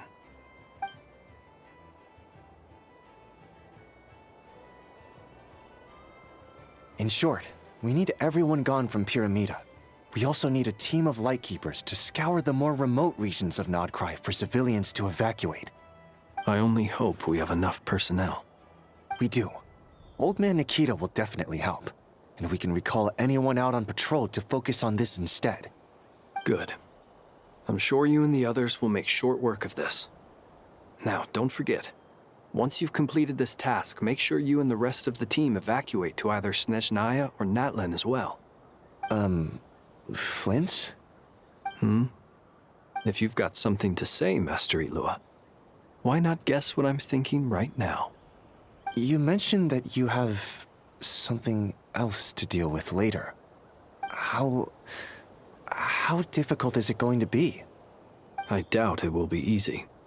I know you're a Lightkeeper, and it's your duty to protect others in times of crisis. But I have a feeling that you'll be walking into grave danger. However bad things have gotten in the past, Nodcry has never faced a mass evacuation before. But from the sounds of it, you don't intend to come with us. I don't mean to pry, and it's probably none of my business. But whatever it is you're intending, you don't have to go through with it, you know. I've been afflicted with some sort of curse, and I'm told it may well trigger if I set foot outside of Nodcry. As such, I cannot leave. I have to act, if for no other reason than to fight this curse. What? No. Why? Why would anyone want to curse you? There are plenty of people out there willing to trample over others in pursuit of their own goals. Frankly, Sir Flint, I am furious. You're making light of what is an incredibly serious situation. Indeed I am. And? And what? I told you, I'm furious about this. Nothing I can do about it, I'm afraid. Things happen. and we just have to deal with them. If you find yourself feeling angry, perhaps start by drinking a big glass of water. Hey, you mean you're completely unmoved by my anger? I'm devastated. Then allow me to express my sincerest regret. Come by the lighthouse sometime. We'll catch ourselves a few fish, have a little barbecue, play some cards, and bask in the sun. Maybe I need to spell this out. Lean in a little, Flint's. Oh my, this doesn't bode well. Word is that you were caught up in a real horror show recently. People were amazed that you returned safe and sound. They've been debating whether you're even human. I've returned safe and sound from plenty of crises. When you say people, do you mean other people? Or do you just mean you? Fine. I'll be frank. You're not human, are you? Heavens. Now that's a horrifying thought. You know what? Forget it. We'll revisit this once it's all over. A sound plan. Albeit a little ominous sounding. Just promise me you'll come back in one piece, all right?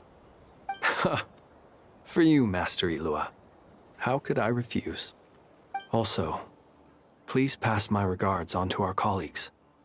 Tell them, thank you all for your assistance. Please put safety first as you proceed with the operation.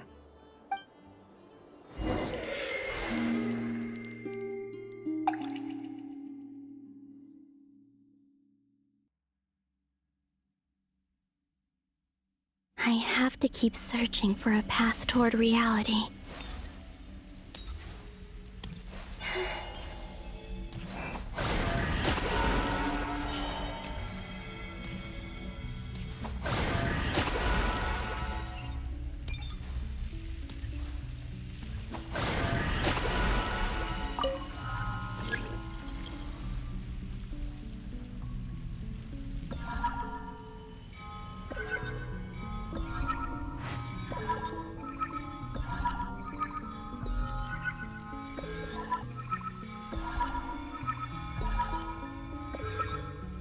Should do it. The last 2 times I tried to influence reality in this space, it consumed a lot of Kuvaki. I'll try and be more careful this time. I need to leave key clues behind using less power. I hope everyone still remembers what I said on Moon Prayer Night.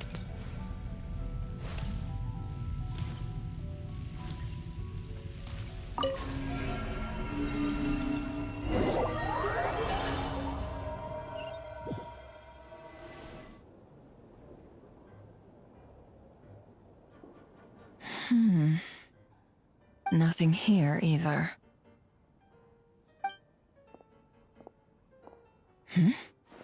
Flint's? Ah, Miss Nefer.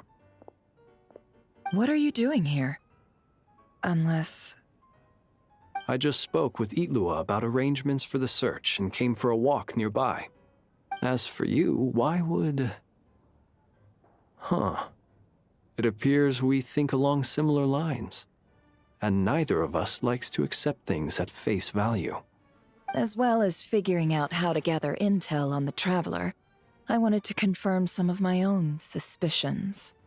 Also, we'll need to bring a lot of force to bear against Ettore, even if we're only looking to rescue the Traveler.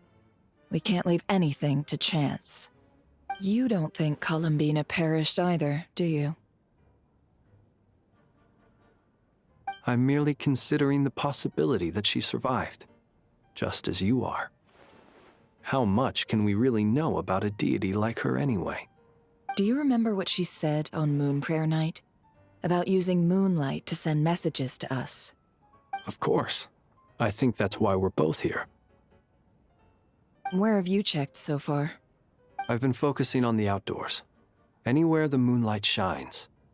I checked most of Nasha Town, but didn't find anything. I checked the Curatorium of Secrets and a few rooms where I thought I might find some leads, but no luck here either. The only places I haven't looked yet are the rooms in the flagship. But process of elimination isn't the only thing that brought me here.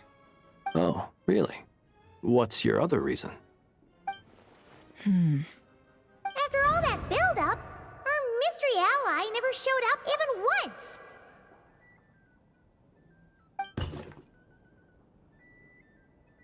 Huh? Am I imagining things?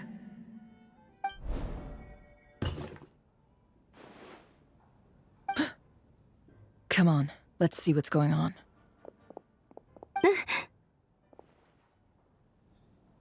Oh no. I knocked over a vase as soon as I came in. It must have been caused by a Kuvaki fluctuation when I entered the space.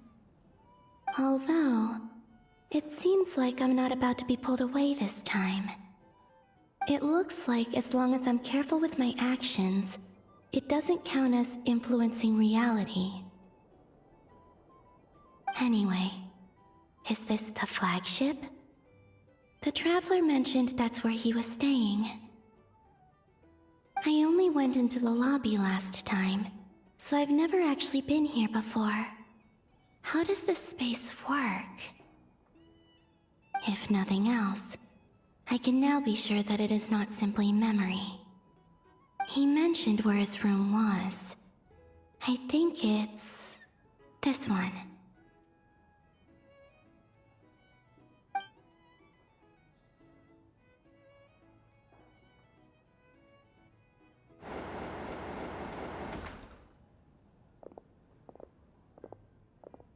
The door is closed. But if this is anything like when I disappeared, then maybe...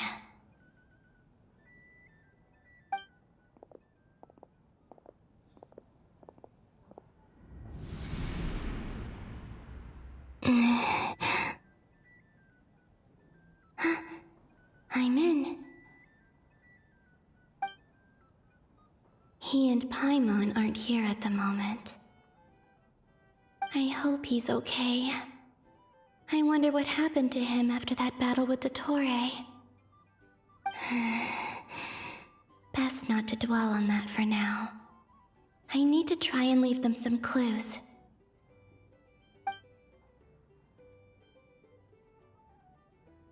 Please, Traveler.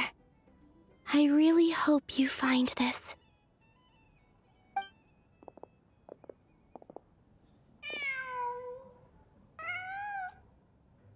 Huh. Just a cat. Nothing else here strikes me as noteworthy. Didn't you stay here for a couple of nights once? Before Rerir showed himself, yes. It's also where the Traveler and I first met.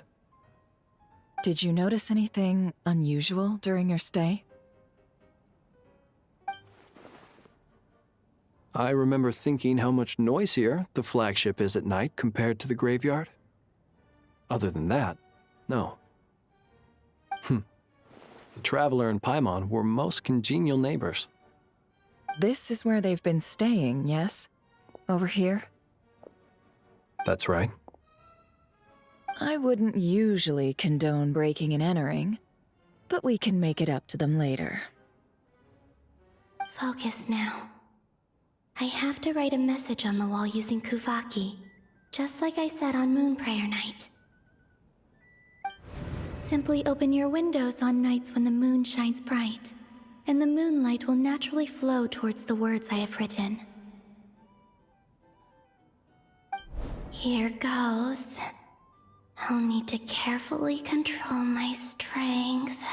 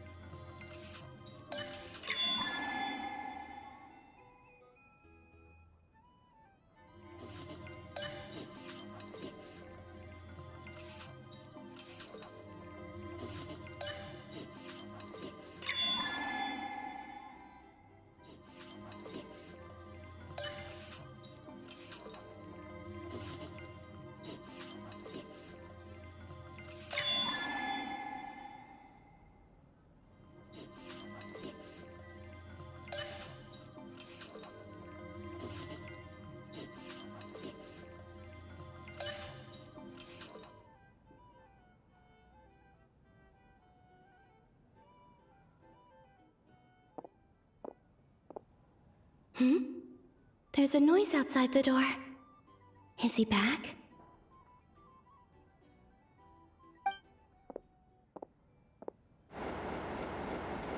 Please, you have to see these words.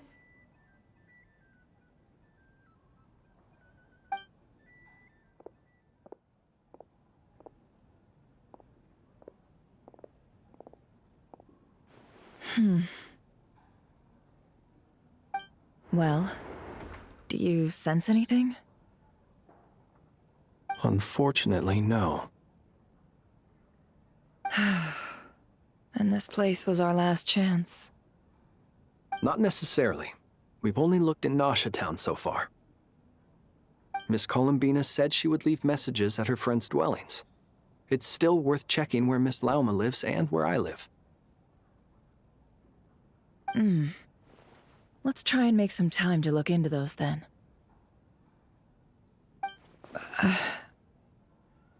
Wait. What are you waiting for? Oh, Paimon might... What's that look for? This is a victory feast. It's normal to eat a little more than usual. The Traveler in Paimon. It's really you. But why are they talking about a victory feast? Huh. You worried Paimon sick while you were out there fighting Rare. So this is your chance to make it up to her, all right? Wait. So this is the night after the battle against Rare.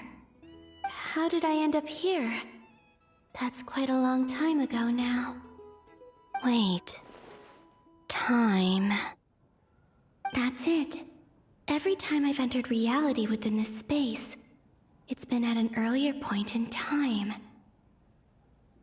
Every one of those points has been before I fell into the moon's reflection. And everything I've done to affect reality really did happen in the past. Does this mean that, within the moon's reflection, time flows backwards? Starting from the moment I fell in? Not long till Moonprayer night now. It's gonna be even livelier than tonight. Although, it's gonna be sad saying goodbye to the damselette. She's... Paimon. No, I can't. Even if I make contact, they probably won't understand what's going on. And in any case, I'll likely get pulled away again if I do. Instead, I have to find a way to get them to notice what I've written using the moonlight. Wait, even I hadn't thought of doing that before Moonprayer night. They'd never conceive of that possibility. Is there truly no other way? Don't lose heart. We'll find a way somehow. Huh? Oh, you say that, but the Frost Moon is beyond the fall sky. If we wanted to go visit her, how would we make it through to the other side? We might not have all the answers now, but I'm sure we'll find a way one day. Huh. Guess someone's gotta be the optimist. The present. The future. That's right. There are still things I can do. What's your plan? Flint's, when you were staying next door, did you ever open the window? No. The rooms here are dark and damp. And there's such a buildup of dust on the windows that the moonlight can't even get in. I didn't think it was worth the trouble. The moonlight. Ah, I think I see where you're going. One moment. I'll see if the owner is available. Don't bother. Time is of the essence.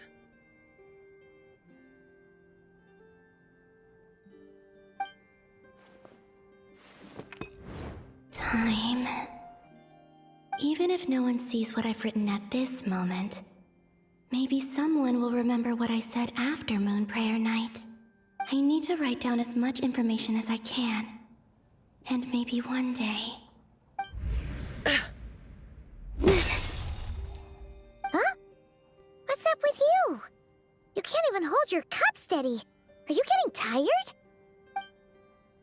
A little. Well, you should probably hit the hay then. You've had a really tough couple of days for you.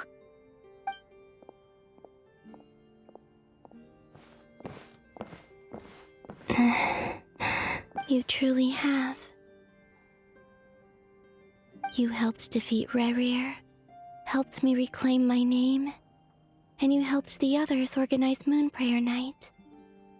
Wherever you are right now, I'm sure you're still fighting against the injustices of fate. This is all I can leave for them. How I wish I could stay here. But it's time for me to go. I hope to see you again in the next time. And if the opportunity presents itself. I will surely return to your side. Huh. Columbina. She's alive. Not only that, but she's left us an entire wall's worth of clues. She even wrote down what would happen on Moon Prayer Night. It's just a shame we found it too late. I am here. Time in this place flows backwards. I am constantly moving forward. It sounds like she's found a way to influence the past using Kuvaki. But her future is our past. So, these words have been here ever since we defeated the Reihir of Solnari. We just never discovered them. Which came first, the chicken or the egg? Do you ever mull over questions like that? Only when I'm in a good mood, and at leisure. Well, I never do. Everything that has happened already belongs to the realm of fact. As a business person, and especially an intel broker, what I do is extrapolate from those facts to try and read the future. An admirable philosophy. It's a means of survival. Let's go. We have a wall's worth of clues to share with the others.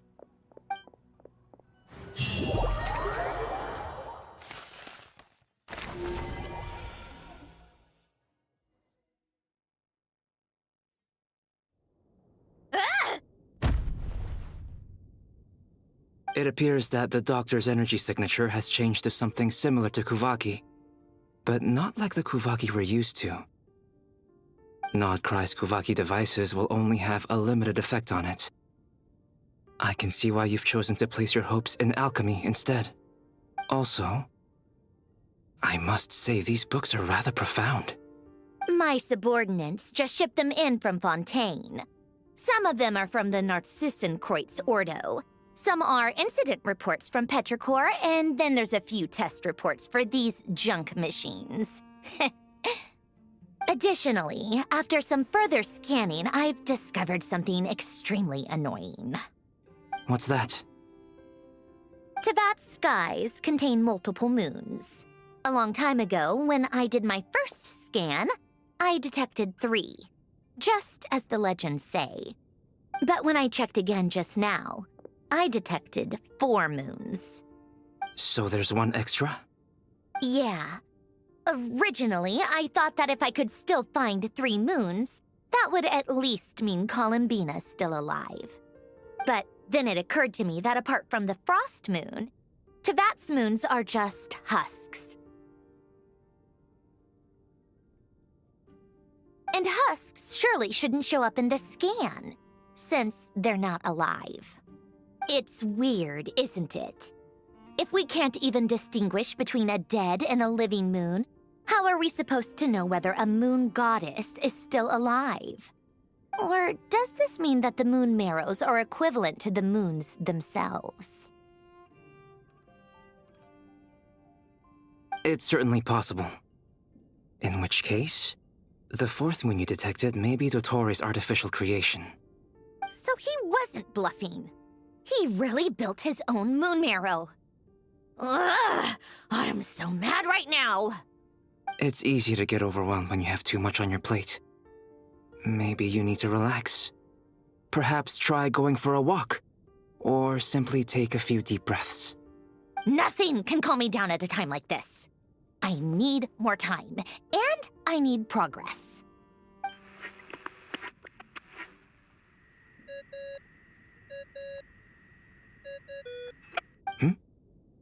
It's Mr. Flynn's.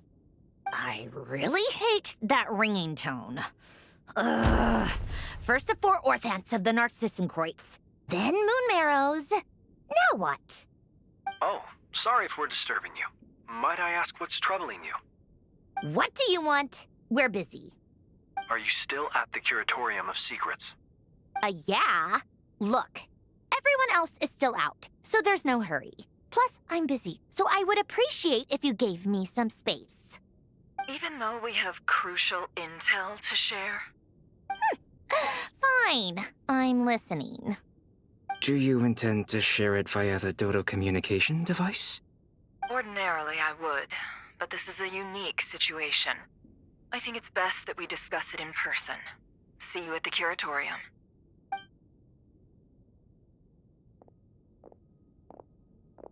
All right, then. So, what's the situation? The rest of the team is still out working on their missions and evacuations, but we've decided to fill you in on the most crucial information first. Sandrone, you were right. Columbina is most likely still alive.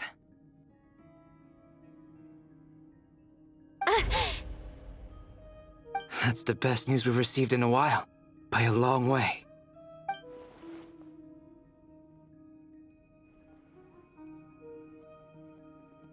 Random locations. Appearing in reverse order? Are you serious? So not dying isn't enough for the moon goddess, huh? She has to show off too. Anyway, does this mean we can deduce her condition from the moon marrows? Miss Androne, there's nothing wrong with simply admitting that you're happy to hear the good news. I'm not. And she's the least of our problems. We're facing a huge crisis. If she can't control the flow of time in there, she's just gonna keep moving backwards. Different points in time won't intersect, and she'll never find a way out. Let's say life begins with a drop of water. When did time begin? The moment this planet came into being? No, that's not right. Her final destination would be the moment at which the space she is in was created. But it doesn't seem like we can influence that space from the outside world. So how can we help her? Also, if she's alive, Rerir and Thalindis might be too. But as far as we know, neither of them have come back out. That space may not have an exit at all. I'm afraid I must concur with Miss Nefer in this. Can't exactly argue with that. Let's leave it there for now. I've taken notes on everything you said. Will it help with your research? I doubt it's gonna help with breaking Dottori's energy fields. But who knows when it might come in handy. Better to have it all written down than try to remember everything when I need it. All right, I need to get back to my research. Mr. Albedo has made a lot of suggestions that will require my undivided attention.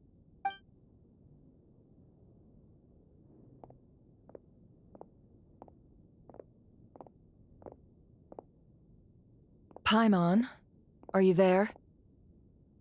Oh, right. She went with Varka to Natlan, didn't she?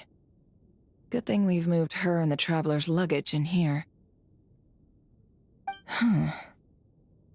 Speaking of the Traveler, where could they be?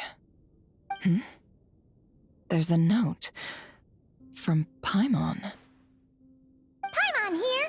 Not in at the moment, but if anyone needs to borrow her stuff or the Travelers, go ahead and help yourself.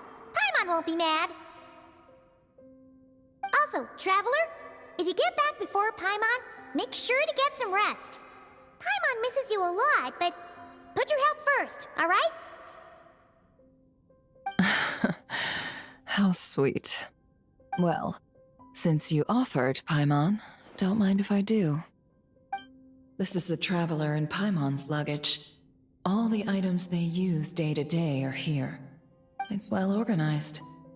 I wonder which of them is responsible for that. What do we have here?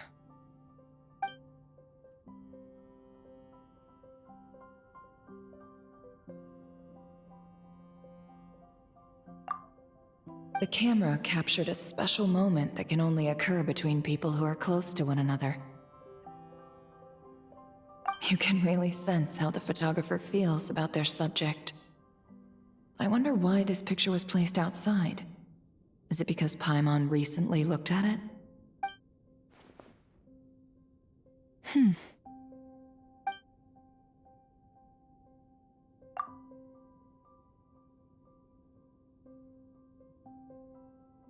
This must belong to the Traveler. Perfect. I'll use this. Hang in there. We'll find you.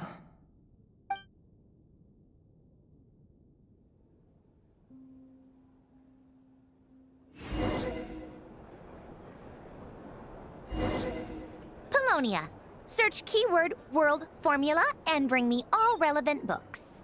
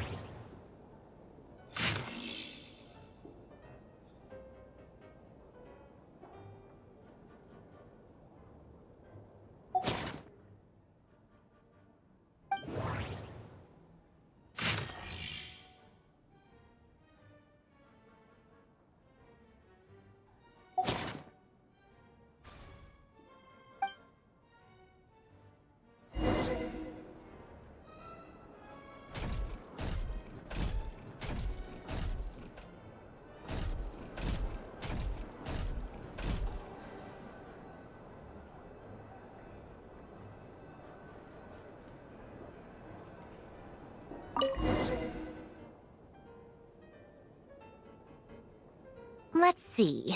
This one is Ontonki Sermon Dictation concerning the apocalypse. I believe that the correct term for this is Fortuna. This was an ancient Romorian technology, a wisdom unparalleled. I never imagined that Romorian ideas would be so similar to the diagram I have named, the world formula. This is strong evidence that human civilization should gradually shed possibilities as it continues to explore and evolve. The end of humankind may well be upon us right now. The sparks of civilization shall run out, unless we consider introducing variables from outside the system. Variables. Surely that can only mean one thing. Descenders? Dottore likely captured the Traveler because of his descender status. But the Three Moons' authority comes from the world itself. Why would Dottore need anything beyond that? Where does this variable factor in? The world formula calculates the fate of an entire world.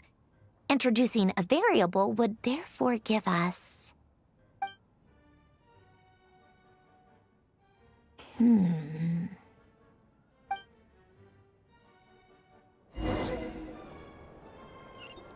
Polonia, search keyword pathway and bring me all relevant books.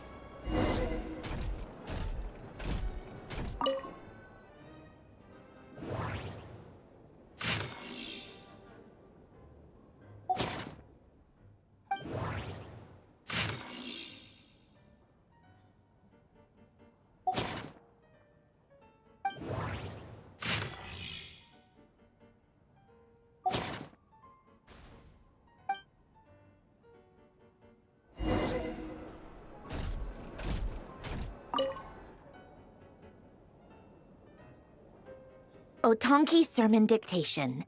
Explications on the chemical marriage. These titles are pretty esoteric. Observe and compute the pathway displayed in the guidance diagram.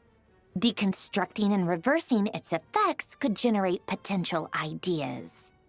So, it's one of Renee's draft lectures. Deconstructing the pathway.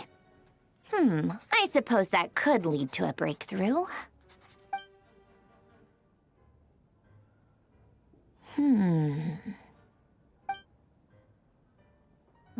This is so long. This guy sure loves showing off his knowledge.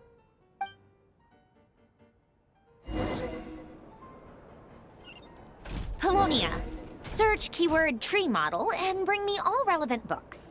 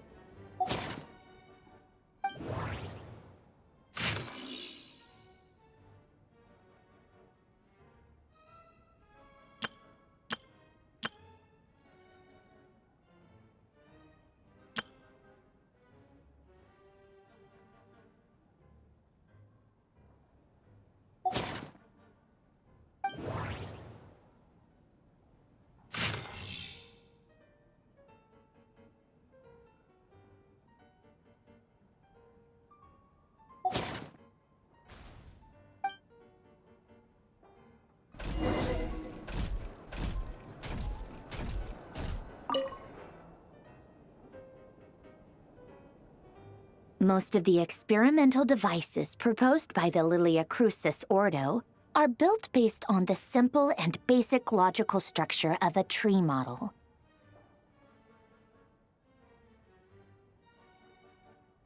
Lilia Crucis. Guess they were trying to cover up the name of the Nausitzenkreuz Ordo? When Duke St. Germanus departed, he said, "It seems that there's no going back." Alas, he is only a genius when it comes to machines. In all other things, he is but ordinary. Excuse me? I'm sorry. That's just ridiculous. What kind of book is this? Great Detective Herlock, The Alchemist and the Clockwork Saint? Isn't this a novel? Come on. Still, the author swears that they knew Renee well. Whatever. I guess it's not beyond the realms of possibility that Renee would say nonsense like that on occasion. Memory, wishes, souls, and persona. Frankly, this sounds more like occultism, but if Albedo vouches for it, I suppose there must be some alchemical basis to these techniques. The way Alain Guillotin saw it, the world was comprised of machines. The universe needed machines, and thus his technologies were created. That's why I was born. René, his full name was René de Petrichor, if I recall correctly. Sounds like he and the town must be intricately connected. That place was also the source of most of our information regarding Remurian civilization. Seems like some of his projects were based on their technology. The cutting of souls and storing them in vessels. These seemingly unrelated techniques underpinned René's research. Assuming that the 4 orthants correspond to alchemical categories. The chemical marriage model? Alain would have scoffed at that. He never would have let those theories or parameters anywhere near his mathematical formulas.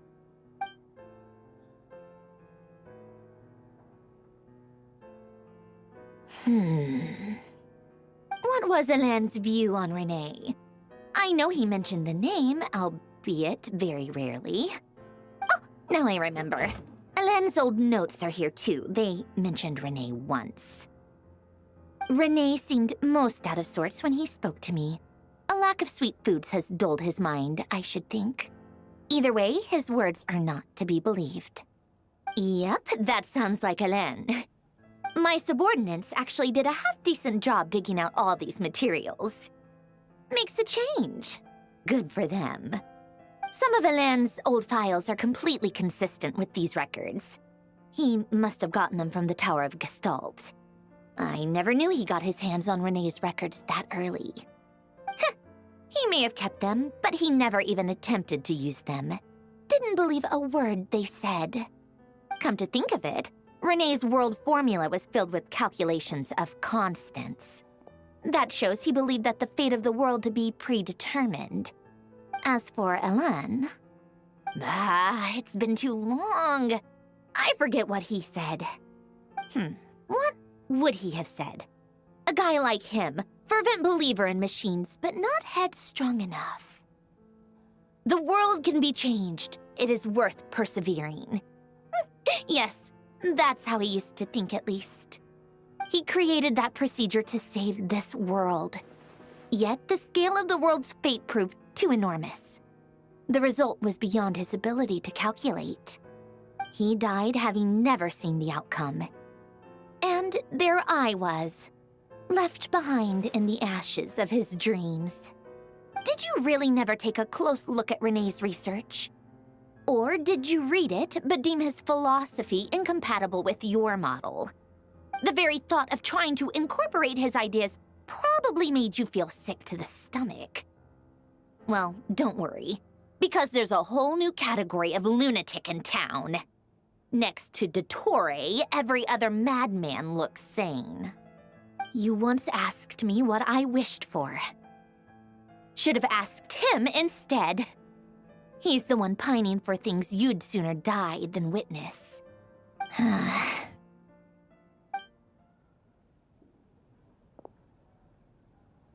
Even the tiniest variable can make big waves in the present. Now then, allow me to put these incompatible fragments together in your stead. First, establish and verify the existence of the Great Circle. Absolute nihil on one end, absolute reality on the other. Now, search between these two extremes. Then, the construction criteria. Variables. The sparks of civilization shall run out unless we consider introducing variables from outside the system. Input variables. Traverse the world, space-time, and civilization. Then extract the essential nodes from the records to determine which variables they point to. The primordial power that differentiated itself from the void. The power of light. Yes, light. Records. Hyperborea. This is horrendously complicated. After all that, I'm still missing a few variables. I need to think this through again. How do you think it looks, Polonia? Like the frenzied scrawlings of a madwoman? Fine, keep it to yourself.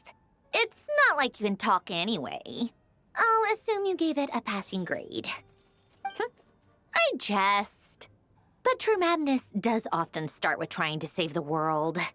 What would Arlecchino and Columbina think if they saw this incomprehensible hen scratch? They'd probably have me institutionalized.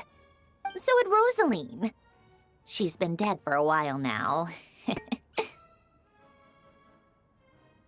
When I close my eyes and think back, I can still see her face.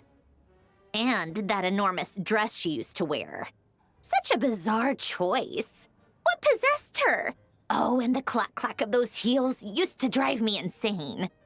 No one's asking me, obviously, but I hope you all know that I never wanted to save the world. I'm not crazy. I don't have delusional ambitions, and that's a clinical fact. The world needs a solution, but I don't need the world's validation. It's the world begging me for answers, not the other way around.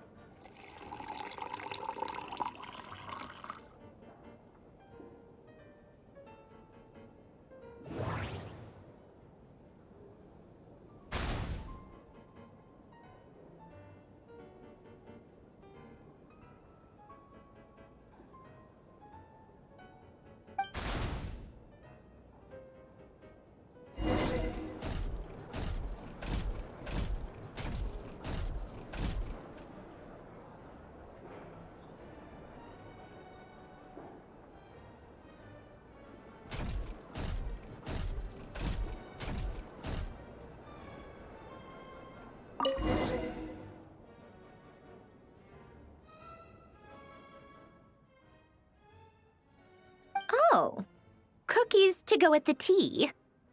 Let's see. They must be from that person who brought those documents. I see they're from Hotel de Boer. Something's written on the box. We are proud to present this homage to the Fortress of Meropede's fun-filled meal collection system. Fortune cookies. Have a lucky start to your day. Sounds like a dumb gimmick to me. Be early to bed and early to rise. Get plenty of sun and drink plenty of water. Then things will surely go well for you. What? Are you kidding me? Somehow I doubt that an early night and a glass of water is magically gonna save a world on the brink of existential peril.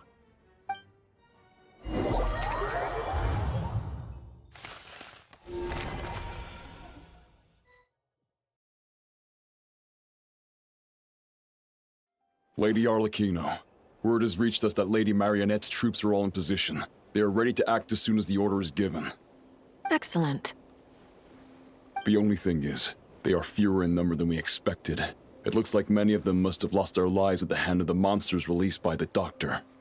Can't be helped. Allow them to join our ranks, and keep in contact. As you wish.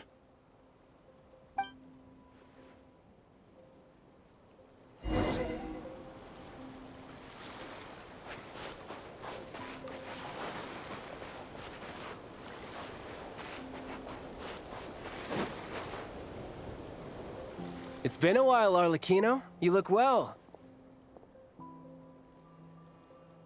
Did Dottore really have to build his lab right on the sole path between Snezhnaya and Nodcry?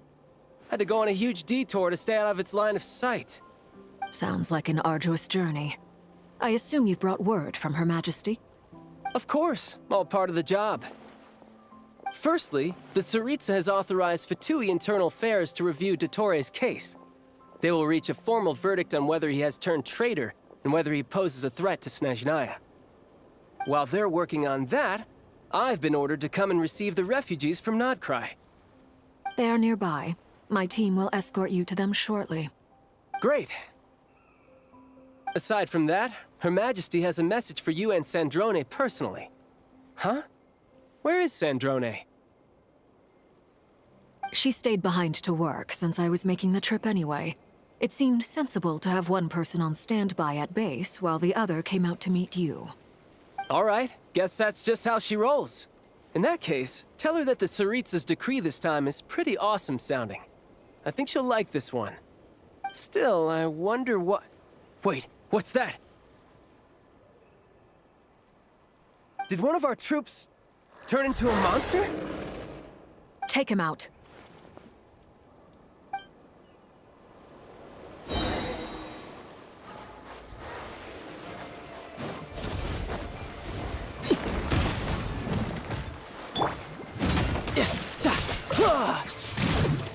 Shouldn't let your guard down.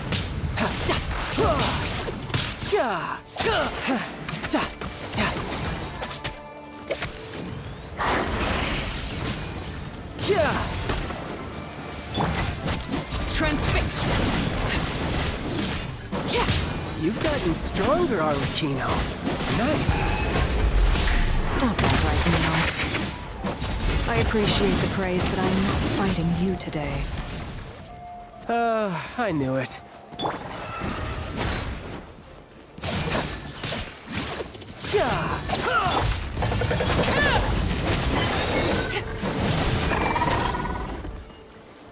I can't believe it. He was a living, breathing human one moment, and the next... Another fine piece of work by our dear colleague, I'm afraid. What in the world has been going on in Nodcry? A lot.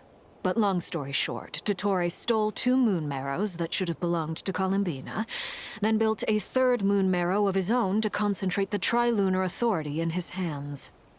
What? What do you mean he built a moon marrow? People build roads and houses, not moon marrows. What's his next DIY project? He's gonna build a god? You could stand to be less surprised. We are harbingers. The work we are engaged in makes the creation of gods seem mundane by comparison. I tell everyone who asks that you once crossed swords with Rex Lapis while serving as a key supporter for Rosaline's plan. But right now, You're acting like a common adventurer. Thanks for speaking up for me. Those two really took me for a ride back then. Then again, surely no common adventurer would manage to get tangled up with them the way I did. That's gotta count in my favor, right? It almost sounds like you wish to repeat the experience. I might have to lower my opinion of you. No. I'll stop talking. Please, go on. Dottore is currently still experimenting with his newfound power in ways that continue to corrode the outside world. As for the human mutation, I believe this is simply a consequence of his experiments, and not a strategic move. That radiant beast was once a subordinate of Sandrone's. I suspect he was only allowed to live so that he could become an experimental subject. Also, those of us who fought Dottore have been afflicted with a curse. As such, I cannot leave Nodcry. This is so much worse than I thought. No wonder Her Majesty's decree is so extreme. While these exceptional circumstances persist, the Harbingers are hereby authorized to use unilateral executive powers. Should Dottore pose a threat, Arlecchino and Sandrone are permitted to eliminate him. My thanks to Her Majesty. I will pass these good tidings on to Sandrone. Her Majesty has also declared that she will refrain from launching an attack on the now evacuated Nodcry due to the presence of unretrieved research material. A wise decision. By the way, how's my old partner doing? I'm assuming they're with you? Partner? You mean the Traveler? I'm afraid I have bad news. He was captured after our failed assault in Dottore's lab. His whereabouts are currently unknown. What? Why? Since when does Dottore have a bone to pick with him? That is indeed the question.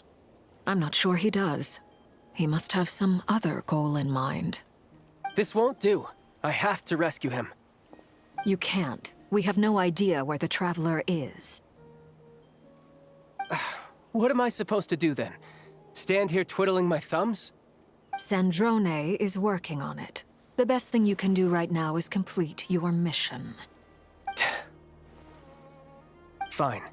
I guess I'll leave this to you then. One last thing. Tell the Rooster to get the message out to the gods and citizens of every nation in Teyvat. Beware. An uncontrollable pollution is spreading forth from Nodcry. The source of that pollution is a madman drunk on the success of his experiments. The Fatui and our allies will endeavor to contain the threat. However, if Nodcry falls, things are likely to escalate. Considering Dottore is one of our own, all Fatui stationed in Nodcry consider it our duty to stay and fight him to the bitter end. Whatever the cost. Hey, don't be too pessimistic. If it comes to it, I'm sure Her Majesty won't stand by and do nothing. I hope you're right.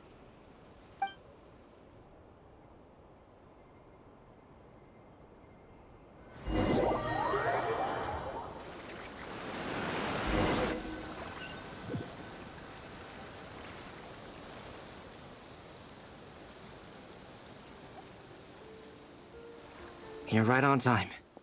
Thanks. Hey, do you think I'll get that gliding exam exemption? I made sure I was on my best behavior in Mondstadt. I landed well outside the city and walked in through the gates. I'll help you apply, don't worry. For now, let's see what we have here. What are the doctor's energy fields even made from? The usual attract and repel principles that govern Kuvaki don't seem to apply to them. They are very mysterious. But ultimately, they appear to be comprised of energies from the three realms.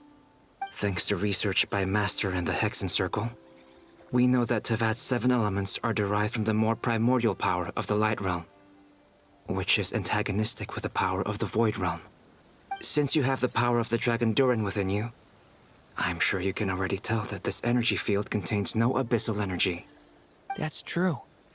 It's not abyssal energy. It's something pure, wild, and untamed. I've been thinking about something.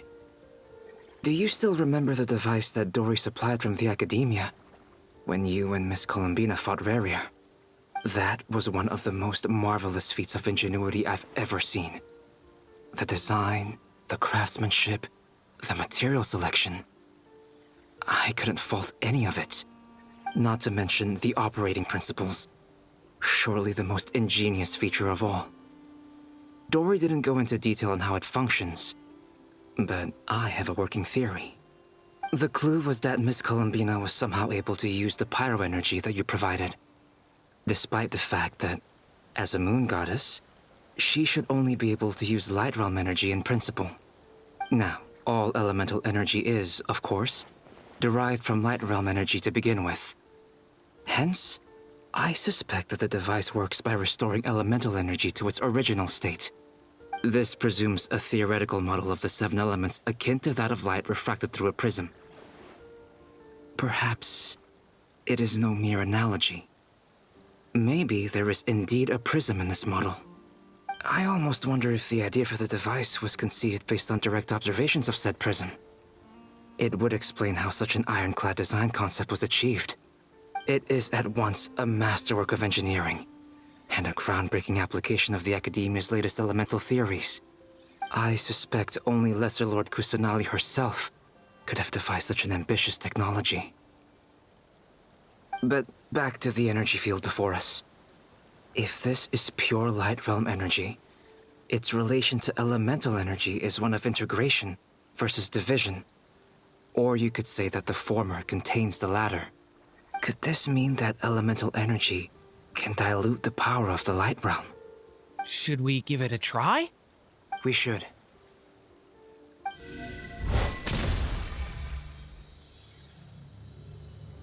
Ha! It works! Clear signs of disruption were detected at the periphery of the energy field. This indicates that elemental energy can disturb or even negate the field. Now you try. All right, here goes. It's working! Switch to abyssal energy and attack again. No surprises there. Abyssal power drains the energy field to a significantly greater extent. I now feel confident in asserting that the energy field is indeed pure light realm energy, and that elemental energy can dilute it. But the energy field is huge. How much elemental energy will it take to neutralize it? We don't have to neutralize it completely. We can try other approaches. That's all for theory. Would you like to continue watching? So you knew I was here? Huh? When did you get here? A while ago. But Albedo sounded like he was working on his thesis defense back there. Back in Sumeru. You can end a person's whole career by interrupting them mid-speech. Very thoughtful of you. I'm truly touched. Could I ask you to lend me a hand? With what? A little test. Try using anima to unleash a concentrated assault with circular blades, with the goal of breaking through at a singular point.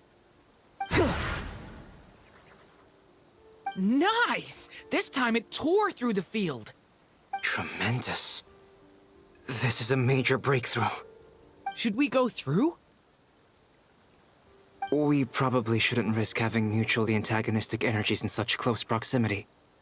Durin, you stay here and watch the entrance. Hat Guy and I will go in to investigate. Sounds sensible to me. Keep your eyes peeled, Durin. Don't worry, I got this. You two be careful in there. Just give me the signal if you need help and I'll dive right in. What do you mean, signal? It's based on a new alchemical concoction I developed last month. When 2 bottles of it are smashed on the ground together, they emit a blinding burst of light. If it comes to that, remember to shield your eyes with your hat. Glad I asked. Thanks for the heads up.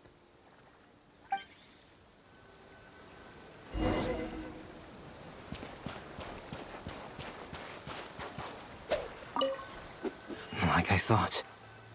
Beyond a certain distance, we can't see the opening where we came in. Maybe that's to prevent people from escaping. Sounds like Dottore's style to me.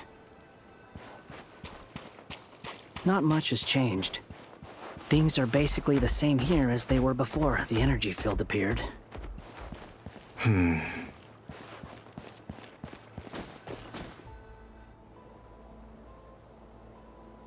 They have no heartbeats and they're not breathing.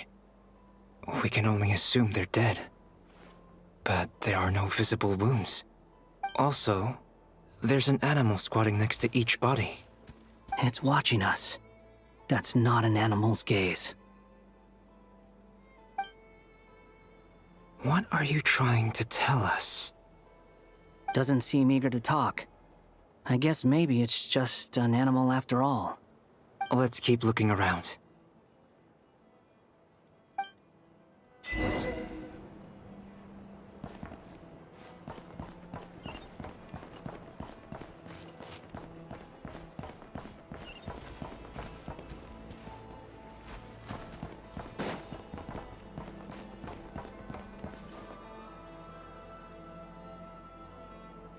Same situation everywhere. Not a living soul in sight. Just countless bodies with animals standing watch over them. Well, I think we can safely rule out the possibility that they're all pets. Is skirting around the topic your way of showing consideration for other people's feelings? Just being cautious. I don't doubt that you can handle the truth.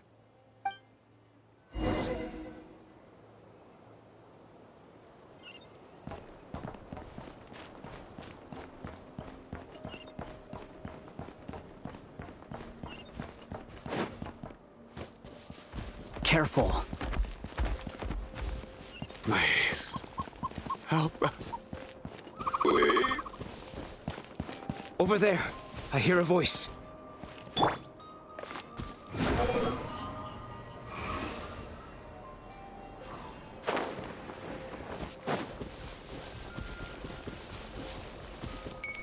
Behold!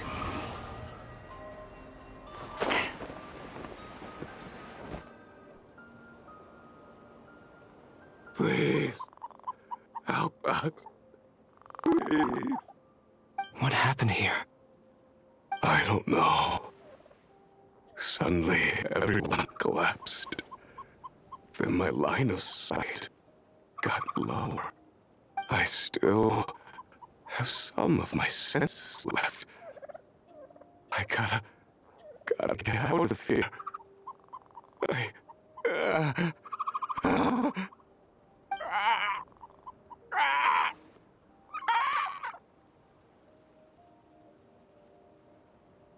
It looks like there's a huge experiment going on inside this energy field. Maybe each energy field is its own giant experiment. Vile. He's swapping human minds with those of animals. Even without the other circumstances, this would be an extremely radical experiment. Those people may have lost their sense of selves, but they are not fully animals either. If they were, they would have left. But instead, their instincts are driving them to remain by their dead bodies. We should go. No sense in sticking around here longer than we need to. Agreed.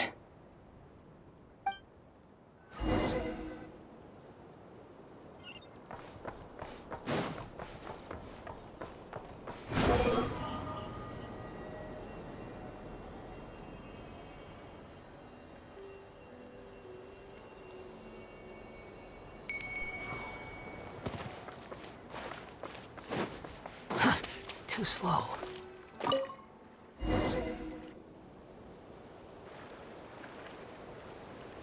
Ah, you're back! Everything okay? We saw some things that take a strong stomach. Otherwise, we're fine.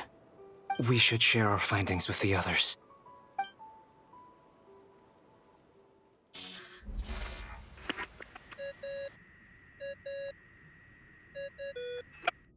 Yes? Who is it? Miss Nefer, it's me, Albedo. We found a way to break through the energy fields. With enough control, it's possible to tear them open using elemental energy. Also, we managed to take a look inside. Dottore is carrying out his cruel experiments on an immense scale. Any residents who have failed to evacuate in time will likely meet a grisly end. Sounds like he's living down to our expectations. Might I ask how things are proceeding on your end? I'm just about to get started. I'll be in touch once I have a result. Understood. Stay safe. I will.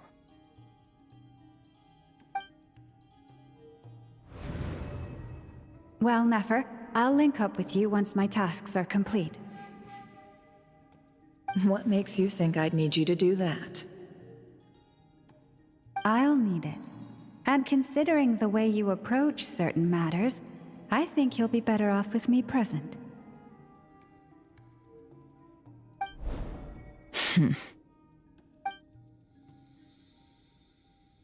Let's begin. Entering simulation mode. A vast wasteland. Is this the Traveler's inner world? I was expecting something more vibrant, to be honest. Wait, someone's there. What are you looking at? In that case, I'll look at it with you. I want to know all about everything you've seen and experienced. Is there somewhere I should return to? Or should I stay here and be the hero everyone says I am?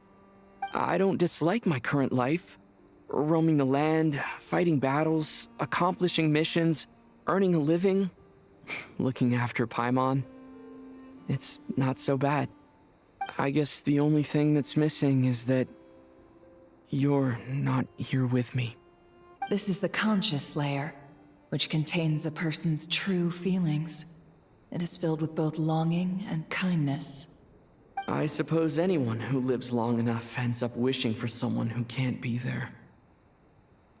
Maybe it's the only way we can feel truly alive. Time to delve a little deeper.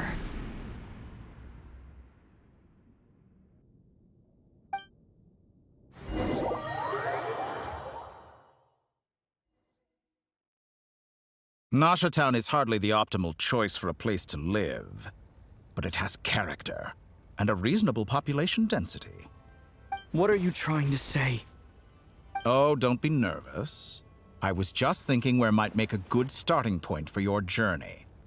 Perhaps I should send you further afield. Conria, perhaps. Conria ceased to exist long ago. Once again, you fail to understand the possibilities that the Tri-Lune creates. Anything that has existed in the past, I can now recreate. You simply do not wish to see that happen. That might be because you miss your sibling and fear getting answers that you are not ready to learn. But this is not for me to judge. If we are to collaborate, we need to maintain an amicable relationship. In a moment, you will be able to... Oh no. What are you...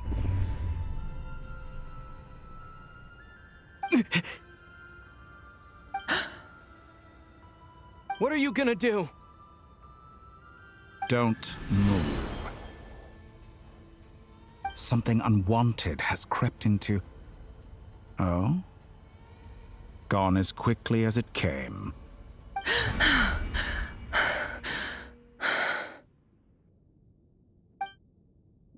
Did you save me? If I hadn't cut the connection, Dottore might have caught you from the other side and destroyed you. This was a good idea, but once is plenty. You were exceptionally brave. Excellent work. Thanks, but now's not the time for that.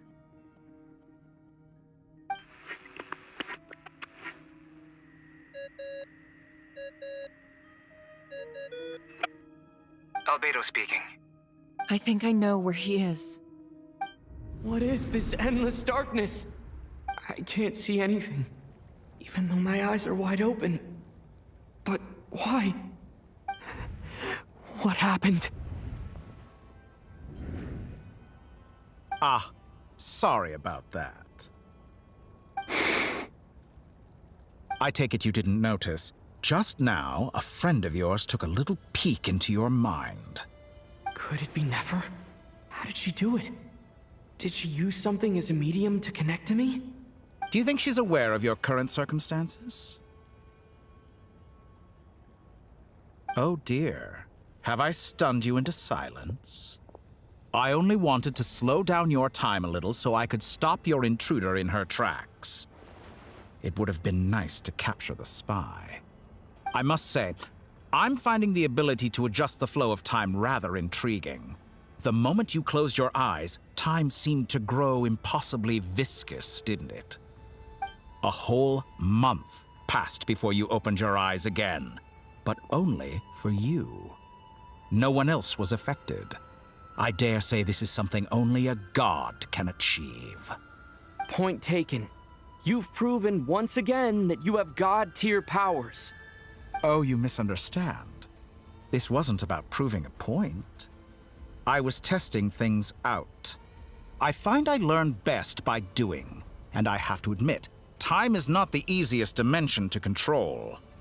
I only wanted to make you sleep for a short while, but it ended up lasting a whole month. Clearly some finesse is required to wield the authority over time as I wish. I hope you're not angry with me. It was only a month's discrepancy, nothing too serious. Had I been off by a year, a decade, or even a century, that would have been quite a different story. You could have frozen me for millions of years. So much for collaboration. You aren't showing much sincerity. Millions of years? To what end? I wonder if you don't understand humans all that well. They are very pragmatic creatures who understand only that which they can perceive with their senses. If I had you sit here for a week, I imagine people might sympathize. But if I left you here for 100, 1,000, or 10,000 years, the sheer size of that number would cause it to lose all meaning to them. They would not have the capacity to comprehend your suffering, and thus they could not empathize.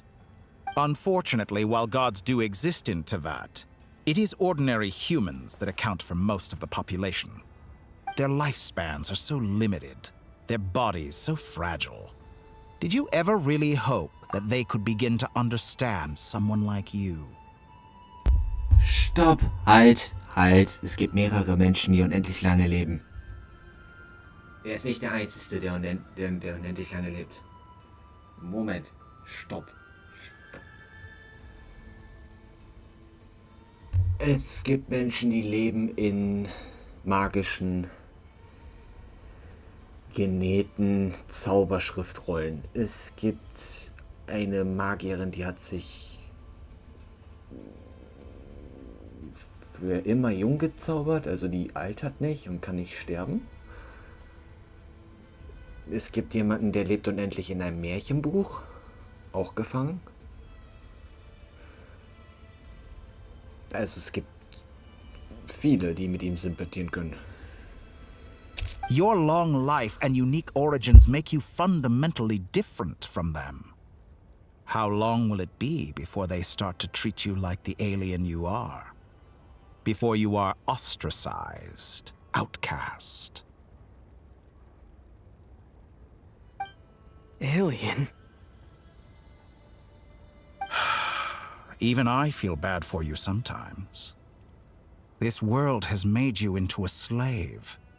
So many times you have served its will, and not once have the powers that be ever thought to grant you the one simple thing you wish for. You have been treated most unfairly. I can change that. I will grant you special privileges and give you back the status you rightly deserve as a descender.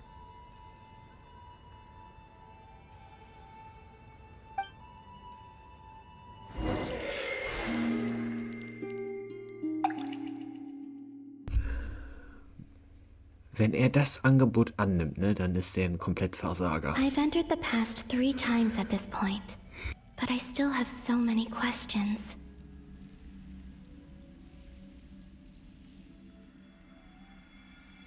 For instance, beyond each point being further back in time than the last, what determines the specific locations at which I can make entry?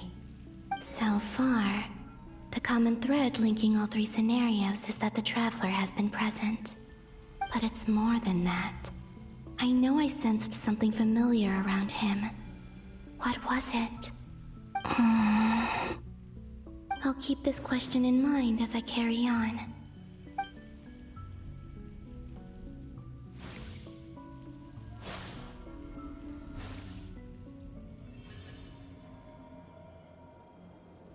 Humans, you never change.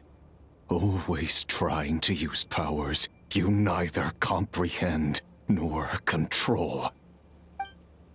This looks like Star Sand Shoal. Was this before Rerir regained his physical form?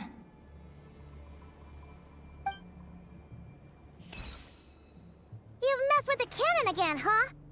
Sorry, but this round's not gonna go your way. The cannon. That's right.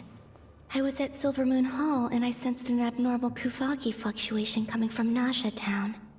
And right after that, came an ominous power emanating from Star Sand Shoal.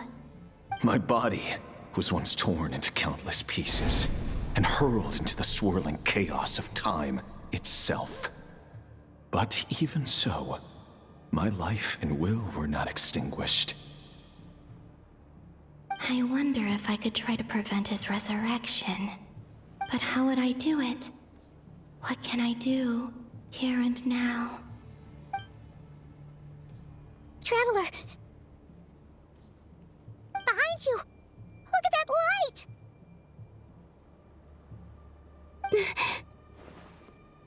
No, I won't make it in time.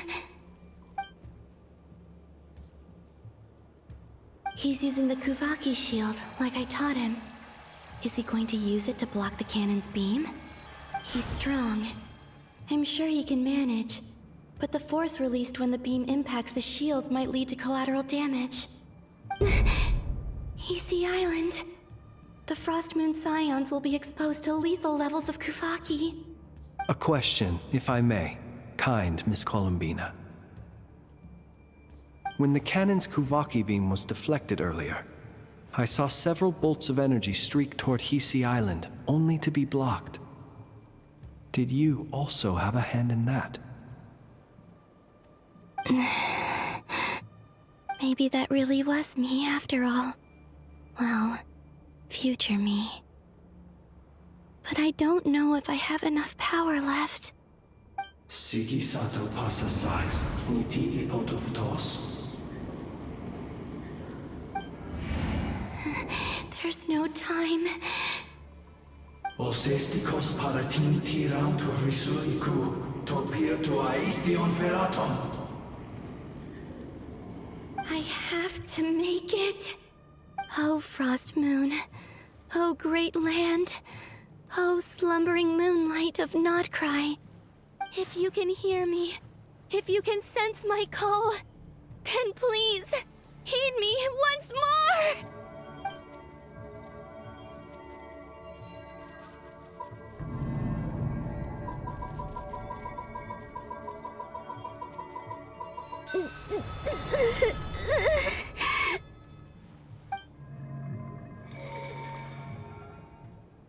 Did it work?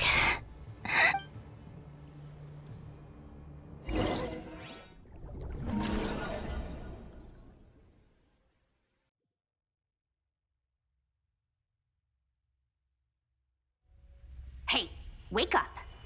Hey, did you hear me? Columbina, I said wake up now! Oh, good morning, Sandrone. It's 3 in the afternoon, actually. And could you kindly not use my quarters as your personal nap room next time? But I feel so safe here. And your coffee, right? It's so bitter, but it smells lovely. It's like you were raised by wolves in a forest or something. What did you drink growing up? Grass tea? The Frost Moon Scions certainly led a more frugal existence than the Fatui. Then I'll bet you've never eaten one of these before. It smells delicious. That That's because it's a Fontanian recipe. I had a little free time today, so I made a batch. Rosaline will be here shortly, but if you really can't wait, I guess you can go ahead and... Hey, at least let me finish before you start eating! Did the Frostmoon Scions not teach you basic table manners? Or did the rules not apply to you because you're the high and mighty moon goddess? These are so tasty. Of course they are. I made them. I was worried they might contain traces of machine oil. What?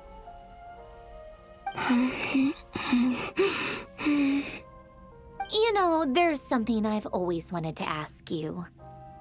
Why did you leave your old home and join the Fatui? I mean, I'm sure their food was awful. But there's gotta be more to it than that.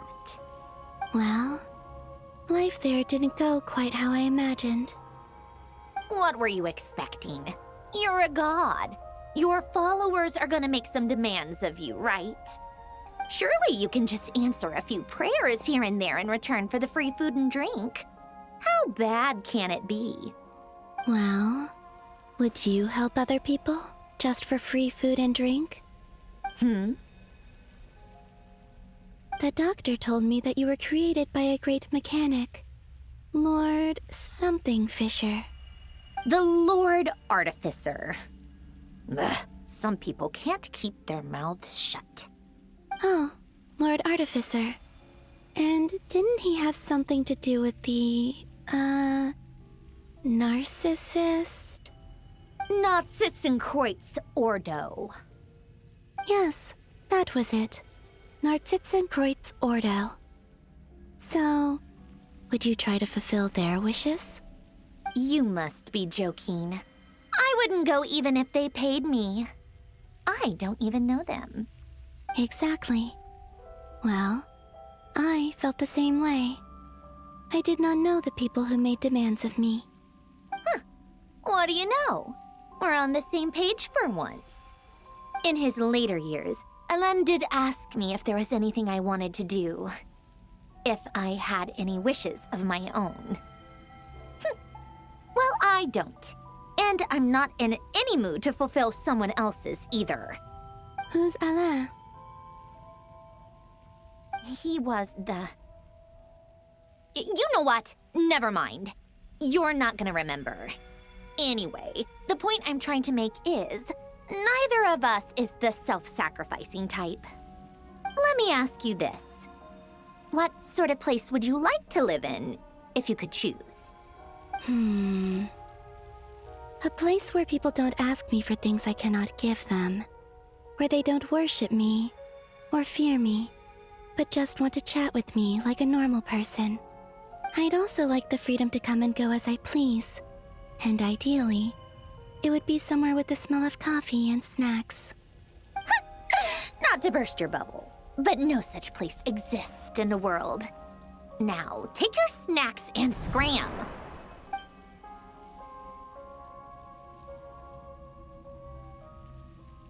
Did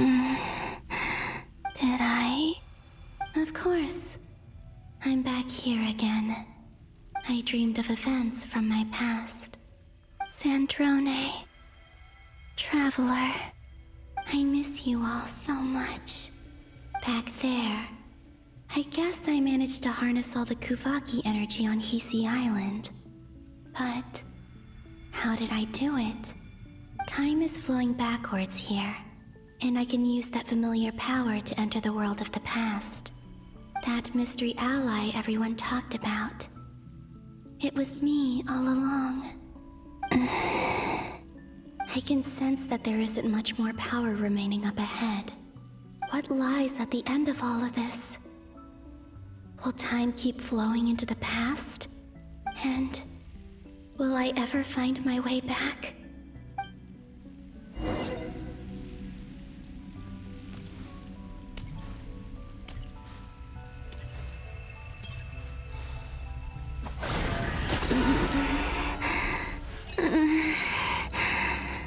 It's getting harder and harder to use my power.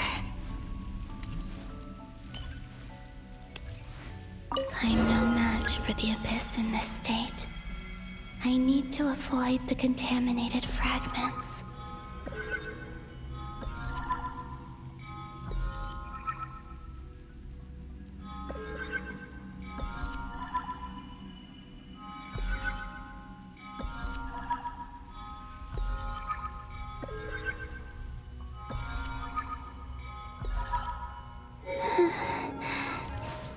Time to go. I wonder where I'll find myself this time. Bei den Türmen, als ich mit dem Reisenden zu Flins gegangen bin.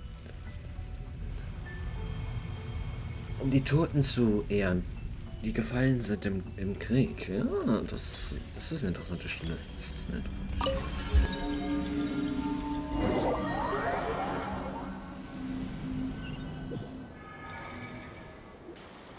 The Final Night Cemetery. This is where Flint's is based. Or not? How are we supposed to read through this many files? Difficult, yes, but it is also our most efficient option. Seems like they're searching for information. Oh, I remember. Flint's and Varga talked about some files on the Wild Hunt. Was this my doing too?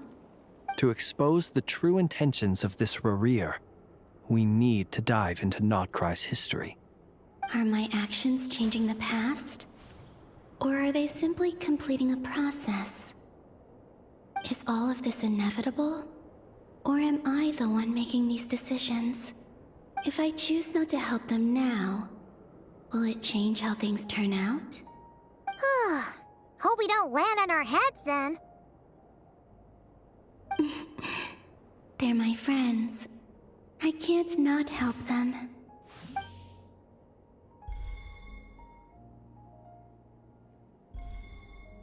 Ghost! And the other one was... here. Hey! Another file's moving!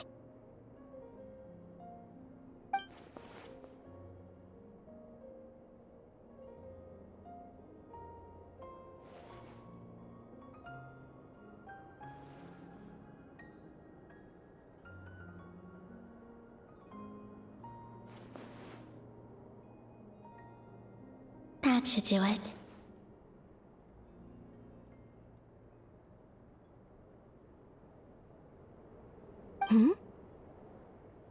Luanatar? You can sense my presence? Wait!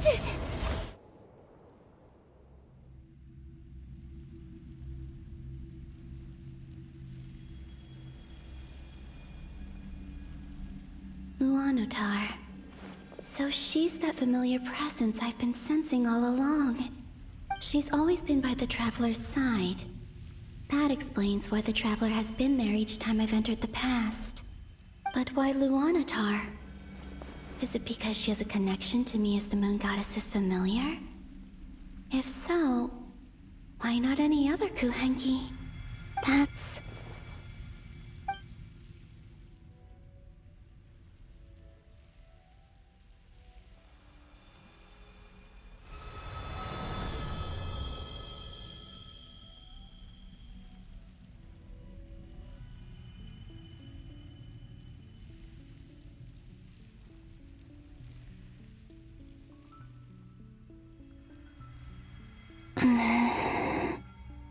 I cannot sense any power up ahead. Just a void, stretching out into infinity. This is likely my final chance to enter the past. It's now or never. I have to find a way back.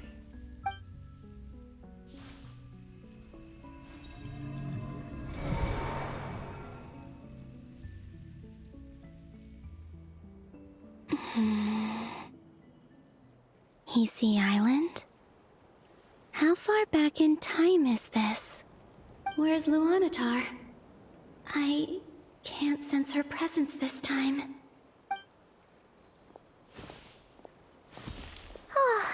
Seeing Enefa and Aino reunited like that sure was heartwarming. Traveler, Paimon. No, stay calm. I don't have much power left to change things. I don't even have that much time left here. Think, Columbina. How do I find a way back? A way back...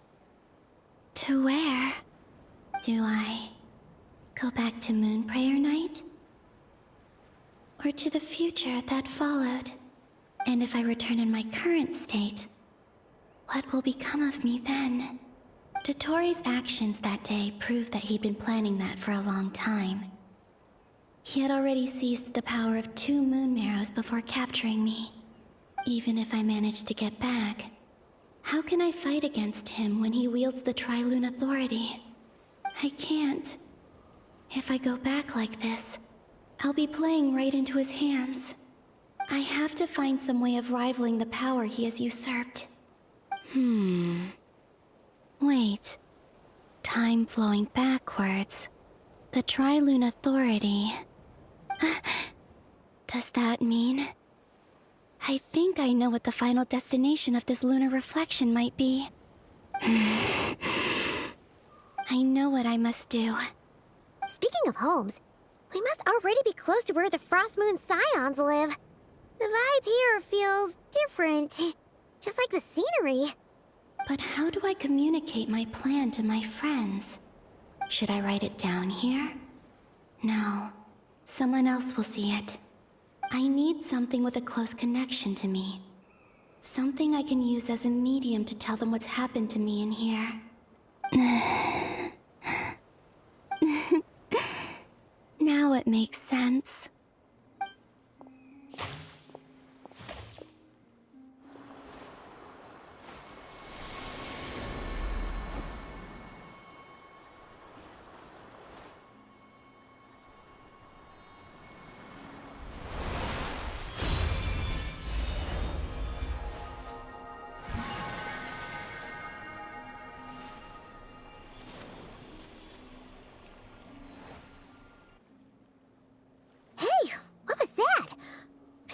Some sort of breeze blew by, and then the petals suddenly turned into... Huh? It was I who brought Luanatar into being. I gave up a piece of my own soul to create her. That's why I could sense a familiar power from the moment I entered this space. It also explains why she's been present in every past location that I've entered. Because we have a deep connection. Hey there! What's your name? And the reason why there are no more gates to the past after this point is that Luanatar hadn't been born then.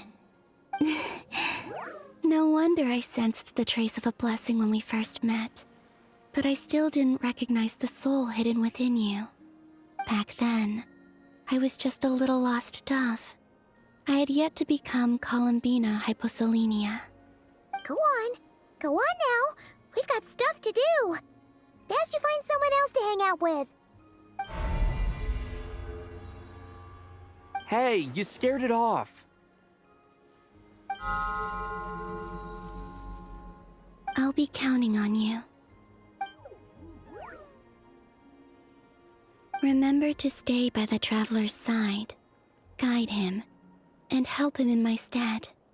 Oh, and bring him to the garden where the Moonprayer blossoms grow. There's a little lost dove there who will need his help.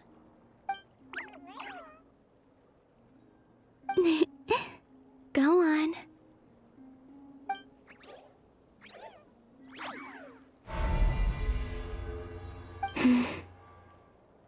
You too. Go and live your story. As for mine must go in a different direction.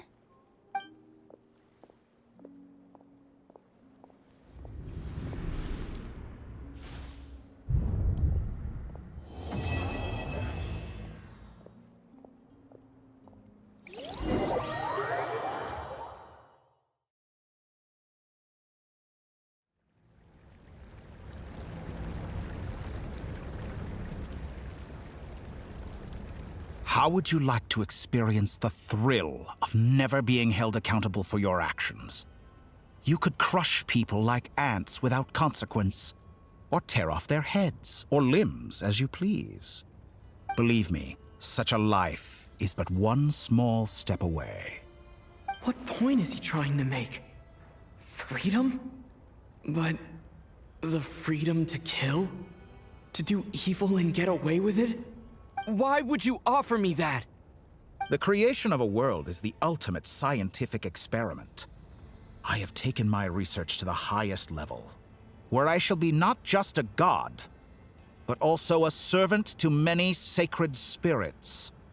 I shall heed the truth and perform holy deeds. A god's laboratory is the perfect playground, but it needs the right occupant to explore its full potential. Mortals are found everywhere one looks. Not so with Descenders. I'd prefer my first guest to be a distinguished individual such as yourself. And I know you could make the most of the opportunities it offers. So the condition for entering the new world is to take innocent lives. And the same dilemma that Rerir once faced. Could I really bring myself to kill others for my own benefit? Rerir did. And look where it got him. Have you made up your mind? I can't do it. Your playground is no place for me. You're putting your hopes in the wrong person. But we both know I'm not quite the hero you say I am either. I have my own reasons for the journey I'm on. And they aren't all selfless. You've grown a lot since we last met. But there are still things you are unwilling to compromise on. This will only hinder you. Why don't I lower my requirements a little as a gesture of goodwill? I'll give you a little time to learn to be a less noble soul. That'll make things much easier for you. I really doubt I could live that sort of life. And yet you already sound less defiant than a moment ago. The benefits appeal to you because you can read the signs of the times. Why don't we return to my research facility? Your last visit was so rushed. There is much that I have yet to show you.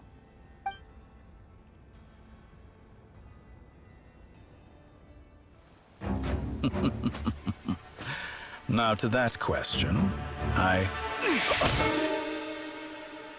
Heroes don't attack from behind. Guess I'm no hero.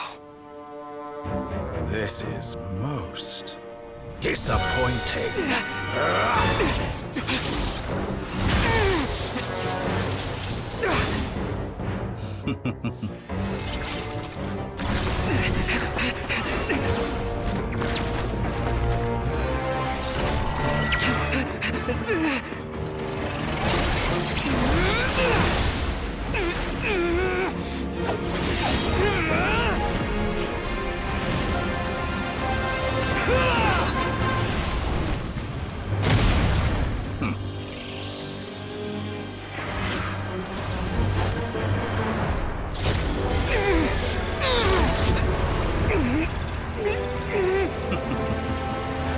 Now then.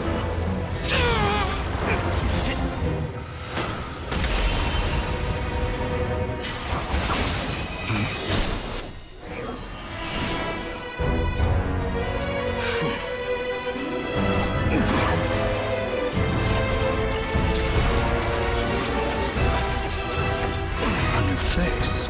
Interesting.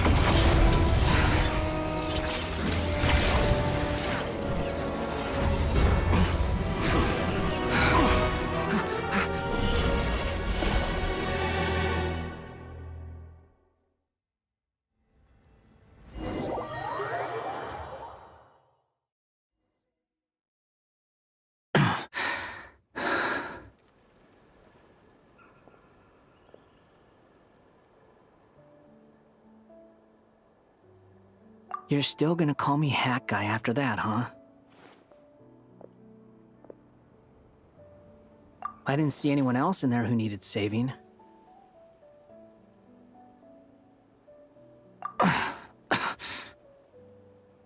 It's nothing. I'll be fine. Why are you looking at me like that? Is it that shocking that I'd come to your rescue?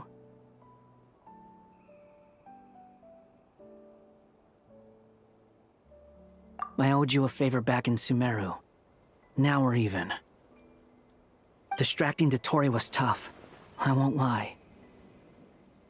He's not gonna fall for the same trick twice. That was my one shot. I'd hoped to use it to take him out. Ugh.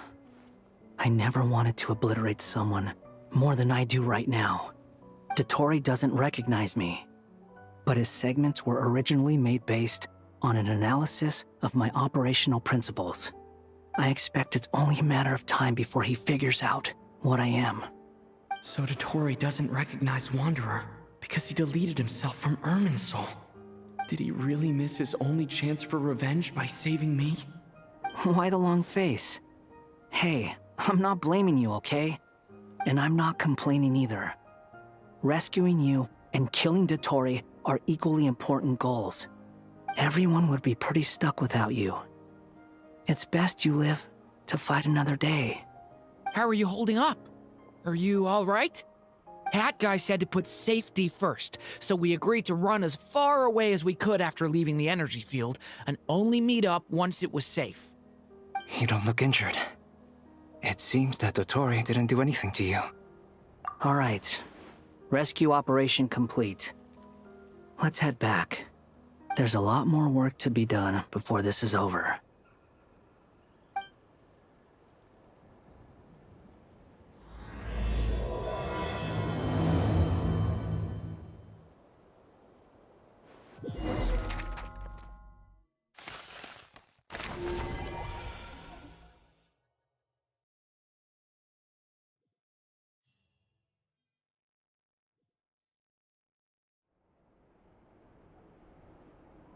Understood.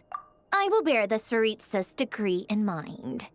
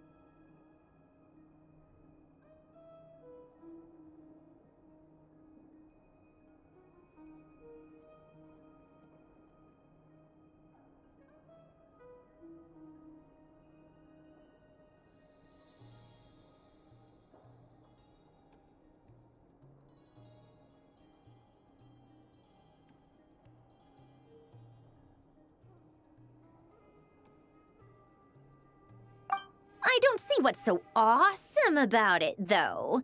Does he really think everyone else is as immature as him?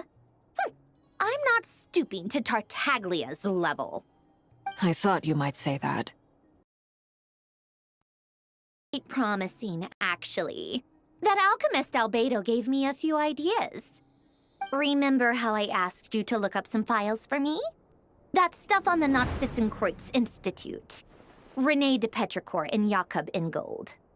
Alain Guillotin despised René's theories and methods, but he never managed to come up with better alternatives either. So I adopted some of René's ideas.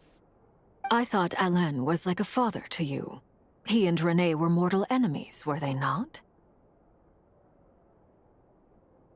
And what would you say if Linny and his friends one day learned something useful from someone you utterly detested? I would applaud them for it. That would mean that they have surpassed me. For all we know, Alain Guillotin might have thought the same thing. Not that it matters, though. He's dead, and I'm alive. So it's my call to make. Once you die, it doesn't matter how great you were in life. Only the living get to decide what happens next. Hey, come on out. They're back. Huh?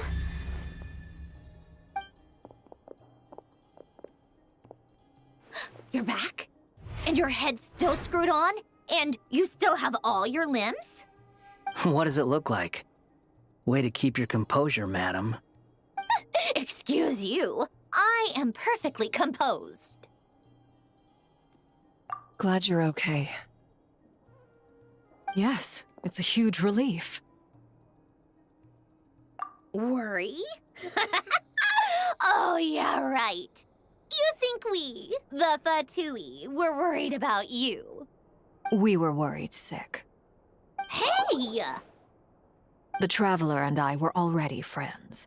You are free to join this mission in whatever capacity you please. Much like your tea parties. It's a laugh a minute with you guys.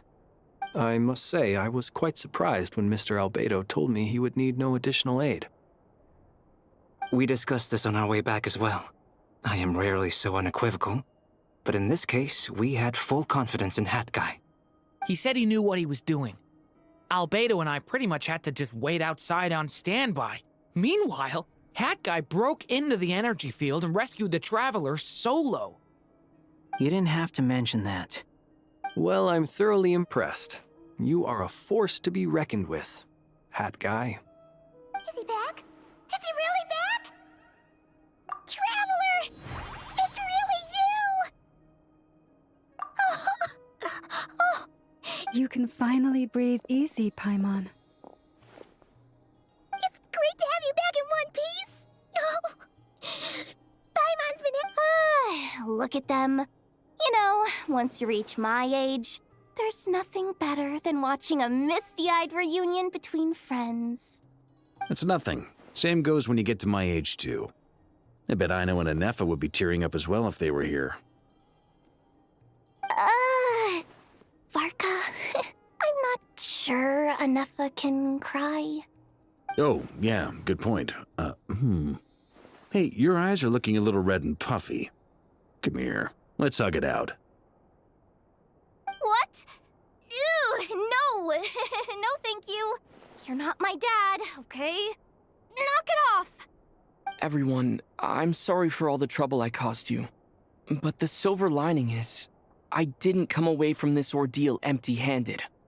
While I was being held captive, I learned a lot about Dottoro's current capabilities, and what he plans to do with them. Allow me to explain.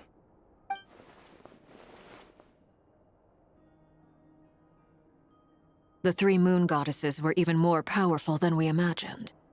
No wonder Dottore believes himself to be equal to the gods, maybe even superior. Utter blasphemy. While everyone was gone, Nefer and I made an interesting discovery, and I believe Miss Sandrone has something to share too. Ma'am, perhaps you could do the honors?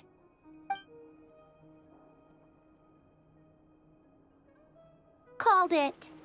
Getting rid of a pesky troublemaker like her is like trying to clean up after a crumbly cake. It always comes back to haunt you. Our next step is to find a way to bring her back. A place where time flows backwards, with no destination in sight. Surely it must have been created for a specific purpose. But I fear the answers are buried deep into Vat's history, held by great powers beyond our reach. It sounds like she's on a specific path through time, just traveling in the opposite direction to us. The question is, where does that path lead? Or will it keep going to infinity? We considered that question as well. Strictly speaking, time is not infinite. Indeed not. Every road has an end. Nicole! You sure loved quietly sneaking in mid-conversation. I do, in fact. It's something I've always done at our mages' tea parties. Quiet, mysterious, and persuasive. You wonder what lies at the end of her road. Well, just as the world has a beginning and an end, so too does time. And so, the end of the road is the moment that Tevat was born.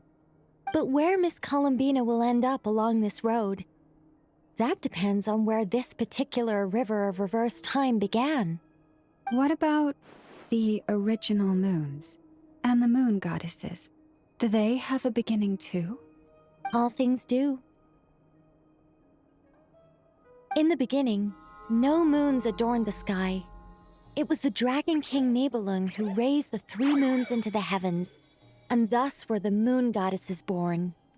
They were shadows of the planet, born to wield Nibelung's authority and oversee the world on his behalf. They were extensions of his will, manifestations of his majesty. But then one day, they disappeared just as suddenly as they had once been brought into being.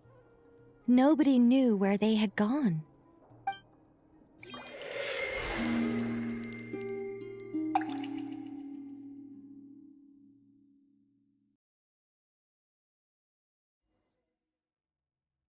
Like I thought, no more paths back to reality have emerged since. But how can I be sure that I'm going the right way without scenes from reality to keep me on track? I can't even be sure of how long I've been walking for. The further I travel, the less stable this space becomes. There are even moments where I can sense something that feels like abyssal energy. They can just materialize out of thin air. I have to keep my wits about me.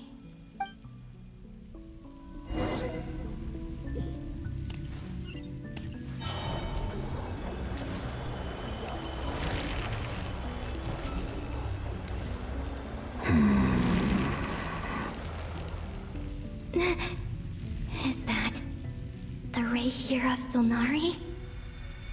I can't believe he survived. How did he do it? Ja, wenn du überleben willst in einem Zeitablauf, dann bleibst du einfach stehen. Du gehst ja gerade aktuell zurück in die Vergangenheit. Du läufst in die Vergangenheit. In die Zukunft kannst du nicht. Und wenn du weder noch in die Zukunft gehörst, weder noch wieder in die Vergangenheit, dann bleibst du im Zeit und Raum und setzt dich da einfach hin. Das klappt irgendwie immer. You are the moon goddess. But how? Please, there's no need. I'm not interested in fighting anymore. I find that a little difficult to believe. Yeah. Honestly, so do I. The way you used my own power against me was... It was a brilliant strategy. And then, in the final moment before I was thrown into this space, I got to see an old friend. Mr. Dainsleif. Right. It was so So long ago now. But we were friends once. When I first got here, I was filled with hatred, remorse, and rage. How I cursed and devoured. I tore everything here apart.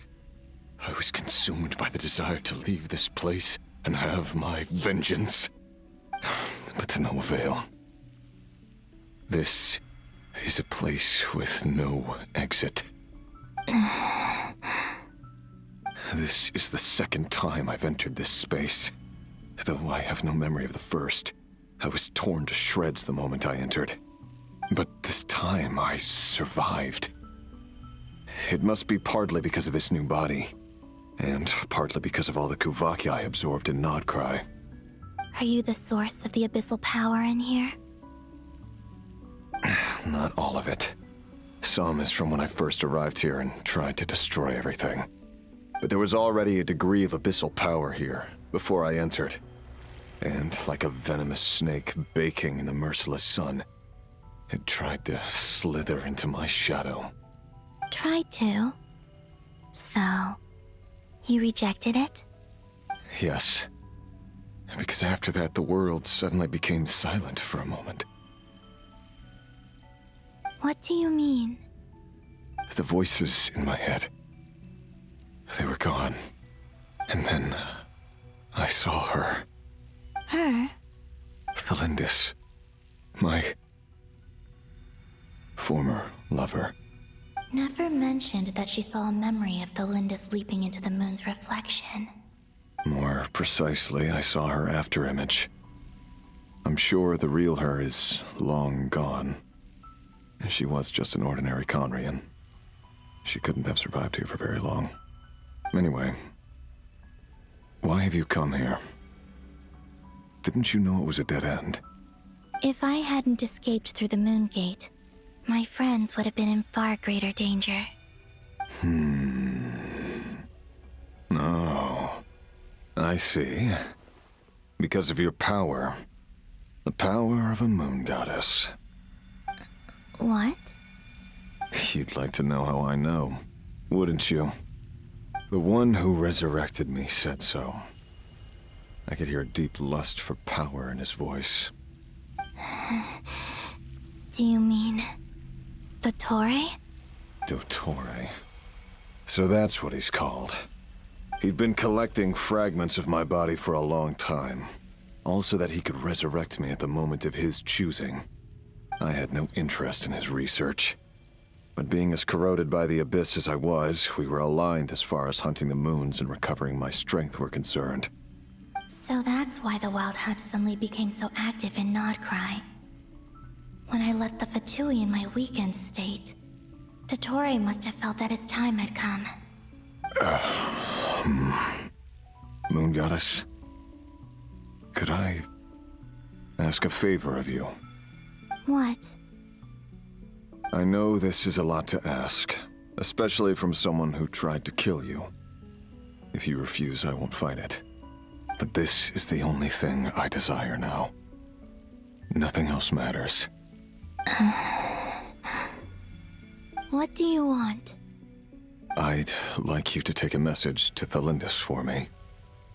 Thalindis? But... Yes, she's dead. But like I said, I saw her afterimage. I can sense that some part of her soul remains here. Far, far ahead. Why don't you go and speak to her yourself? I can't. I don't know why, but I can't move freely in this space as you can. All I can see is a glimpse of her, walking away. Just like the moment when I last saw her in life. In return, I will clear these abyssal obstacles for you. No, not in return. I'll clear them for you, whether you want to help me or not. It feels like something I ought to do. Why?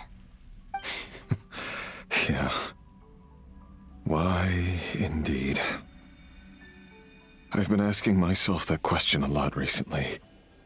Why did I do the things I did? I'm tired of it all. Tired of the person I became. People used me.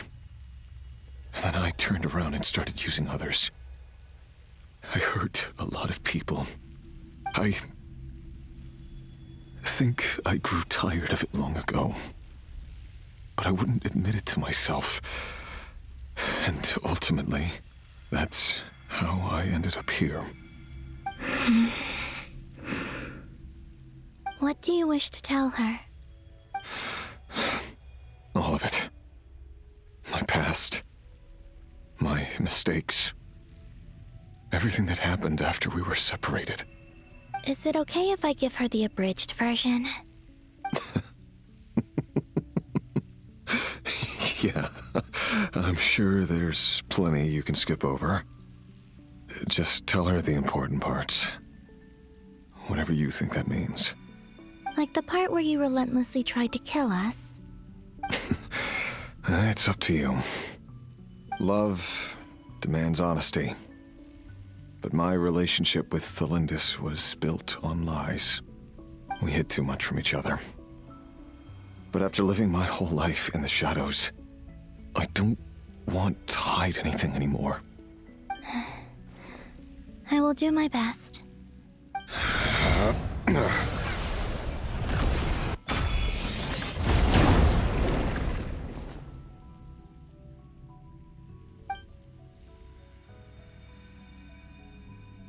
There. The Abyss will no longer stand in your way. Even though Mr. Dainsliff felt he had to fight you, I think he still regarded you as a friend. Dane? He said that you betrayed him, but he also felt great remorse at never having understood what you were truly going through. Why tell me this? Because if he'd known that someone could take a message to you, I believe that's what he would have said. Thank you. It means a lot. I know this will sound strange coming from me, but don't die, Moon Goddess. I can tell that you're determined to get out of here.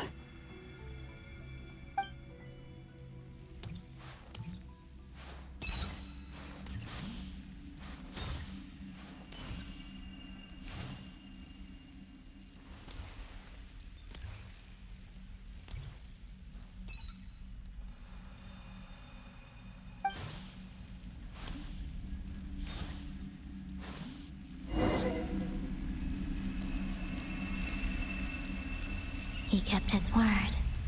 The Abyss is no longer obstructing my path.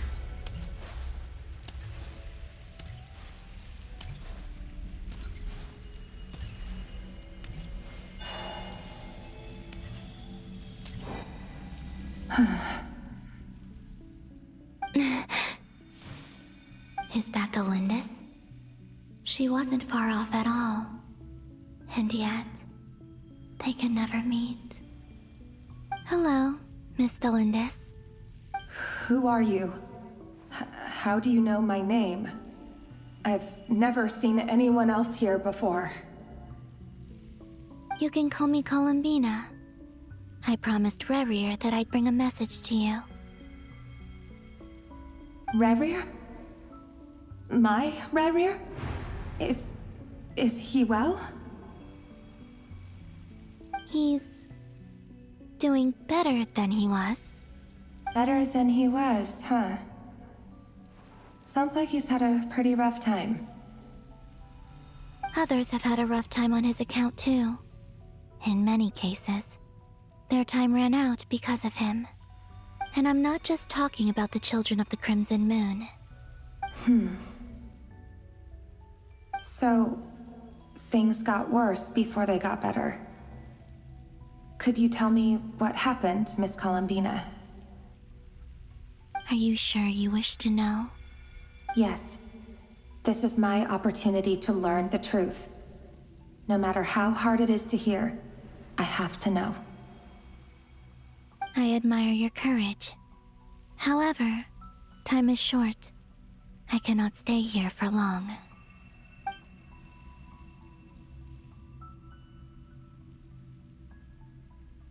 Ryrir had seeds of hatred in his heart, and many people nursed them for their own ends. On some level, everything he did was to try and find a way to see you again. But in the end, he came to regret his mistakes. He wanted to apologize for hiding his past from you. Beyond that, he did not say specifically what it was he wished to convey to you, but I'm sure that you've always been on his mind. You are what has kept him going over all these years. I'm sorry, Miss Columbina. This is so upsetting. I'm not sure how to put my feelings into words. It's all right. I understand. Well, that's everything from me. So, I guess I'll be... Wait. One moment. Time flows backwards here. The road ahead only leads further and further into the past.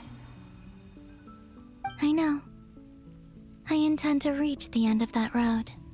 Without a moon marrow, without the 3 moons' power, you won't make it far. Wait, unless... Are you one of the moon goddesses? You could say that. I see. I often think to myself, if life is like a train ride, why haven't I reached the terminus? Where am I even going? And it's not just me, it's this whole place. Wherever it is, it seems like it's existed forever. It's such a mystery. Where is it going? I must seem so ridiculous. I can't answer these basic questions, and yet I jumped right in here without hesitating, only to be torn apart the moment I entered by powerful energy currents. Only my soul remains now. Thinking back, I was suddenly overcome with fear and terror in that moment. Perhaps I too became bewitched by the abyss. I may have been the leverage it needed to control Ryrir. I used to be a researcher at the Universitas Magistrorum in Conria, researching the iridescent moon's marrow. Eventually, I came to the conclusion that time in here flows in reverse. Ryrir was one of the Vinster King's retainers. With me, he was in an impossible position. It plagued him constantly. I wanted to help him escape his lot in life. I wanted him to be happy, so I thought I'd use this place to return to the past. At the time, I thought I could just go back to the day that the Vinster King first found the princess.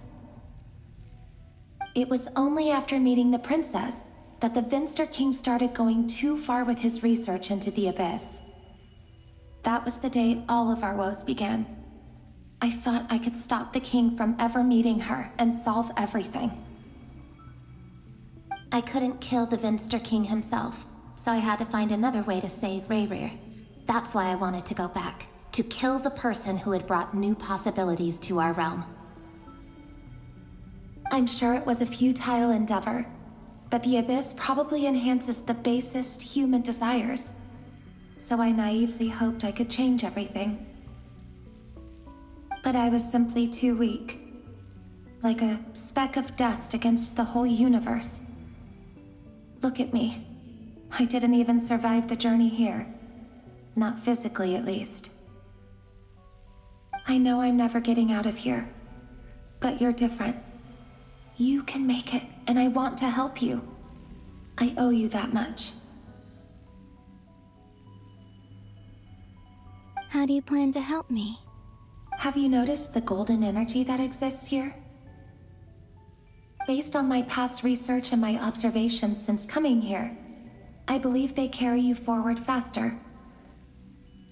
I can share what I've learned and help you understand the pattern in which this energy appears.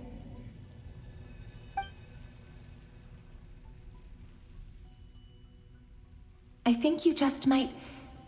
Now, I know you will be able to change the past.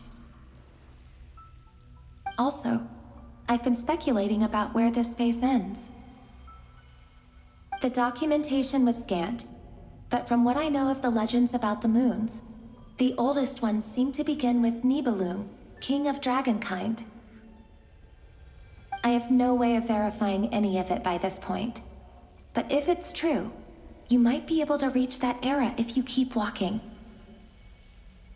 Understood. Thank you, Miss Delindis. I'm the one who should be thanking you. If you hadn't entered this realm of everlasting death, what use would my deductions be? Thanks to you, they have some meaning. About Rayrir, I'm so sorry. For everything. It wasn't your fault. That's not true. Because we both feared bringing trouble upon each other, neither of us ever told the truth. And that dishonesty sealed our fates. But enough about that. I wish you a safe journey, Miss Columbina.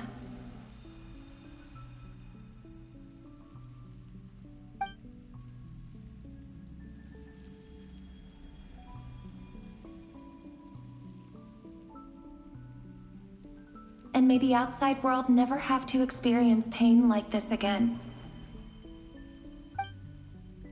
Rayrir, you're there, aren't you? I cannot see you, because you exist in the future. I expect we'll be trapped in this prison of space-time for all eternity. But please, gaze upon the past, and then sit for a while. Let's find a place to sit down together, just like we did when we first met.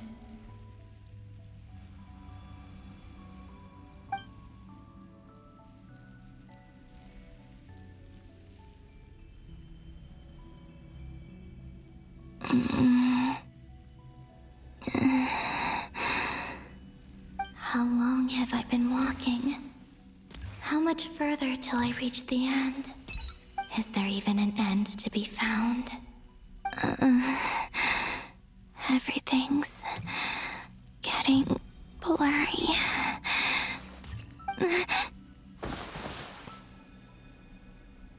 Huh? Are you all right, little sister? Have you come from the distant future?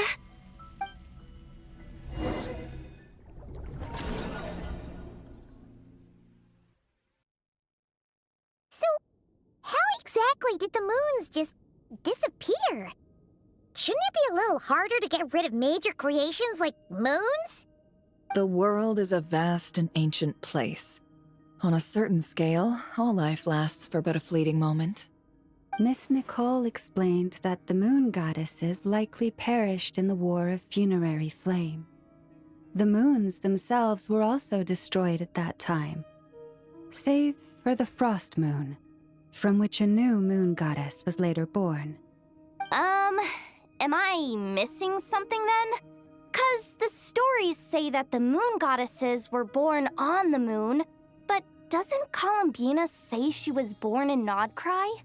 Huh. You're right. Why do their birthplaces differ?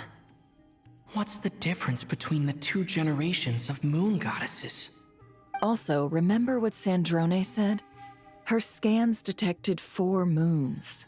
In other words, 4 moon marrows. Technically, the result of the scan means that 4 moon marrows were detected and positively identified as moons in that moment. In other words, this piece of information alone isn't enough for us to know how Miss Columbina is doing right now. Yep.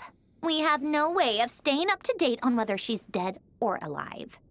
She's on her own for now.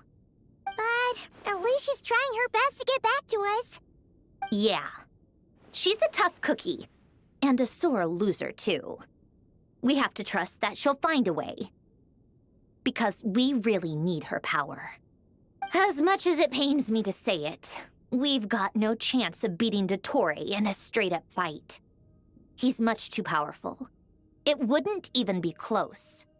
That maniac is going to devour everything in his path until he reaches us. We need to find someone or something that can stop him before he does anything worse. I'll be frank. Our only hope of defeating this false god is with a real moon goddess on our side. I'm not just saying this because Columbina's a friend and I want her back safe and sound. It's just the truth. And I know that even she was no match for him when he attacked, but I don't have a better solution. We're not giving up on saving her, whether she can defeat Dottore or not. Right. Don't worry, Miss Sandrone. We're all aligned on saving Columbina. No one's trying to argue that we can only justify saving our friend because it will help save the world. This is about multitasking. We want to save both.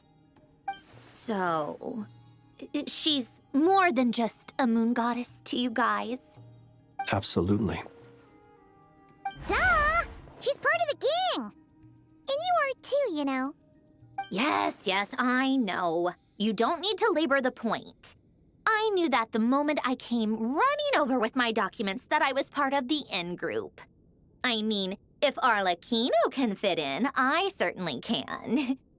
Anyway, as for how we get Columbina back, I've been working on it constantly.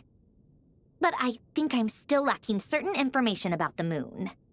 I'd probably get there if I could continue my calculations, but the problem is, I've run out of computing power. Computing power? You mean you need more energy? No, the issue isn't energy, it's processing power. There's so much data to get through that the whole process has just ground to a halt. That's a tricky problem. René de Petrichor of the Nazissenkreuz Ordo once foretold the fate of the world. But I don't know how he did it. My guess is that he used the primordial sea's power. However, that won't work for me. His methodology was vastly different from my own. What's worse, they're incompatible. And to top it all off, we can't even leave Nodcry. Ugh, this is so annoying. If I'd known we'd run into a bottleneck like this. Well, no, the design bureau's a bust as well. Curse that Dottore! Couldn't have made this harder for me if he tried. Oh, what do we do then?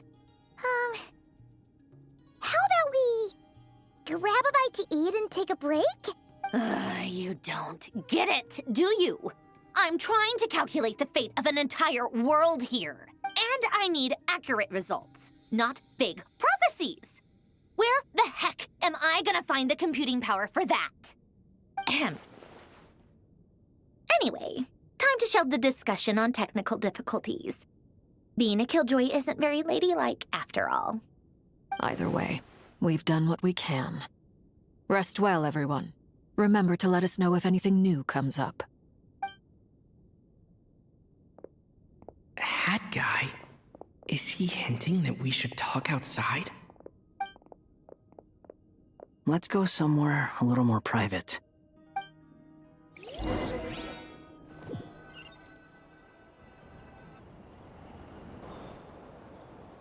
You know that Dory went back to Sumeru, right?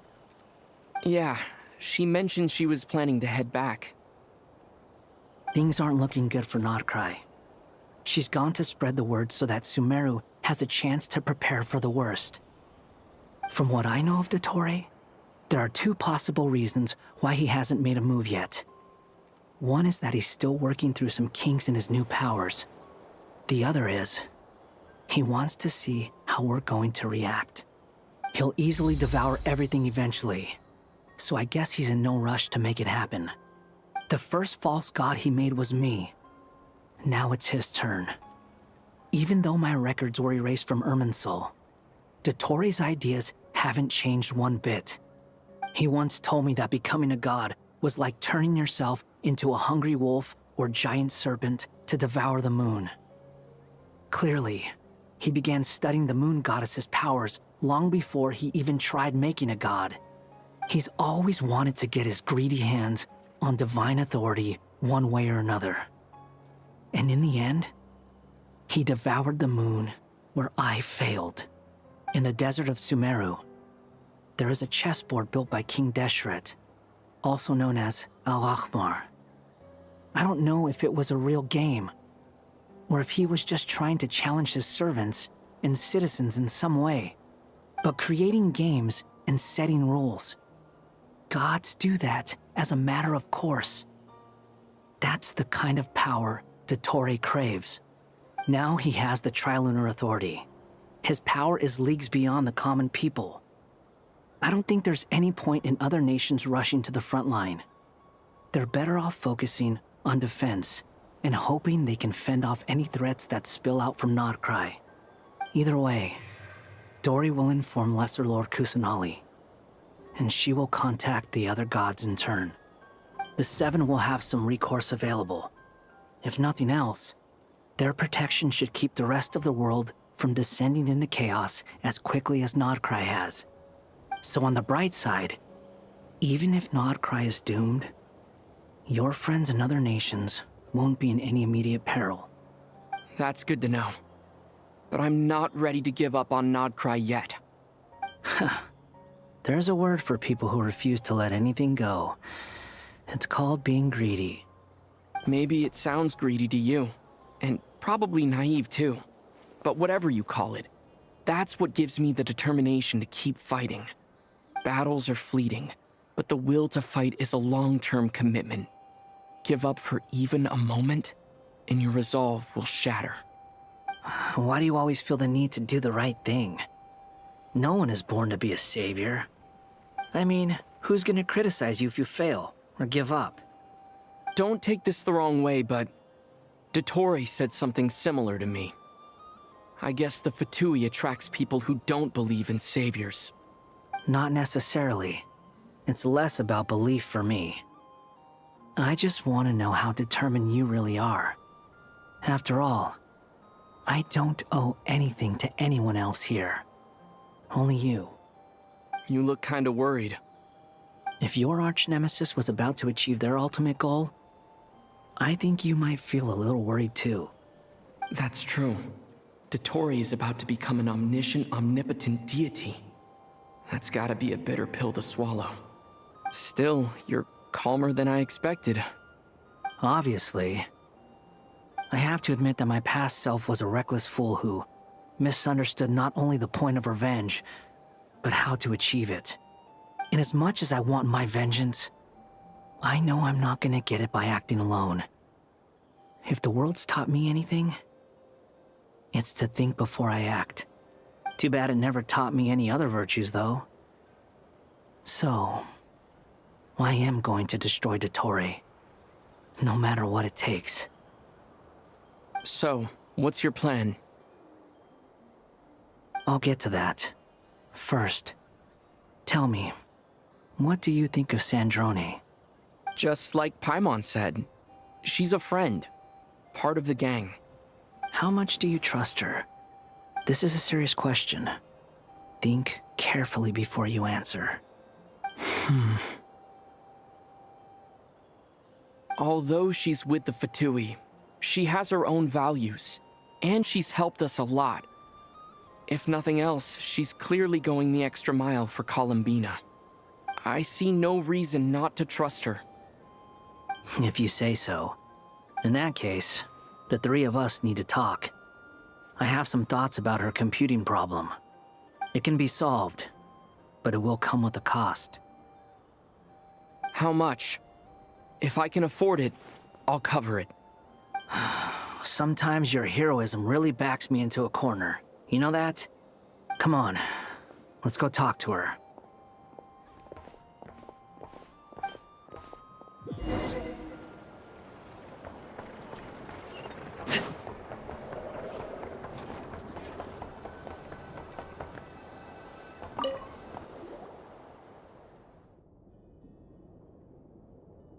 Miss Androne, Traveler. Hey there. Paimon's here helping them sort through their thing. That was fast. The call only just ended. Well, you said it was urgent, so we got here as quickly as we could. Albedo, I have some alchemy questions for you. I see. Looks like my knowledge proved useful after all.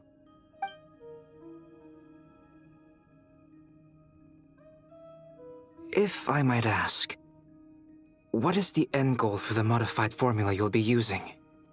I needed to predict the future of the entire world.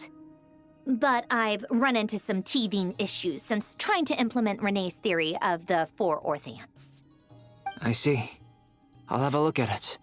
Still, computing power is the real issue here. How do you plan to solve it? About that, it's been sorted. Oh, with the Traveler's help? Actually, you're not wrong. He found the person with the solution. Was it Hat Guy? Yeah, it was him. Wow! Go Hat Guy! Seems like all that time studying at the academia is paying off big time. But where is he? Wasn't he the one who asked Albedo and I to come here? Come with me.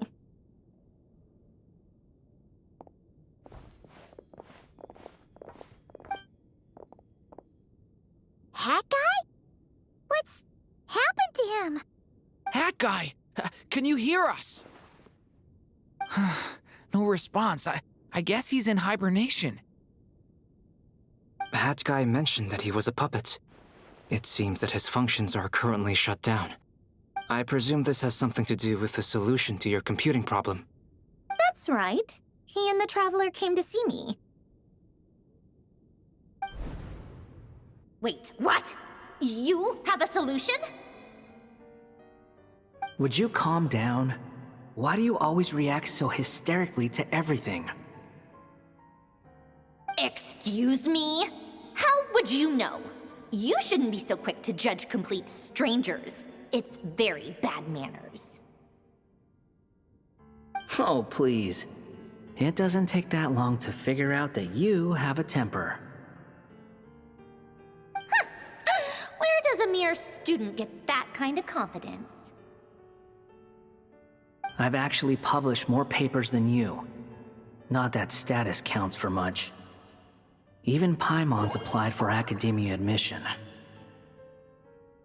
Huh? Are you serious? See?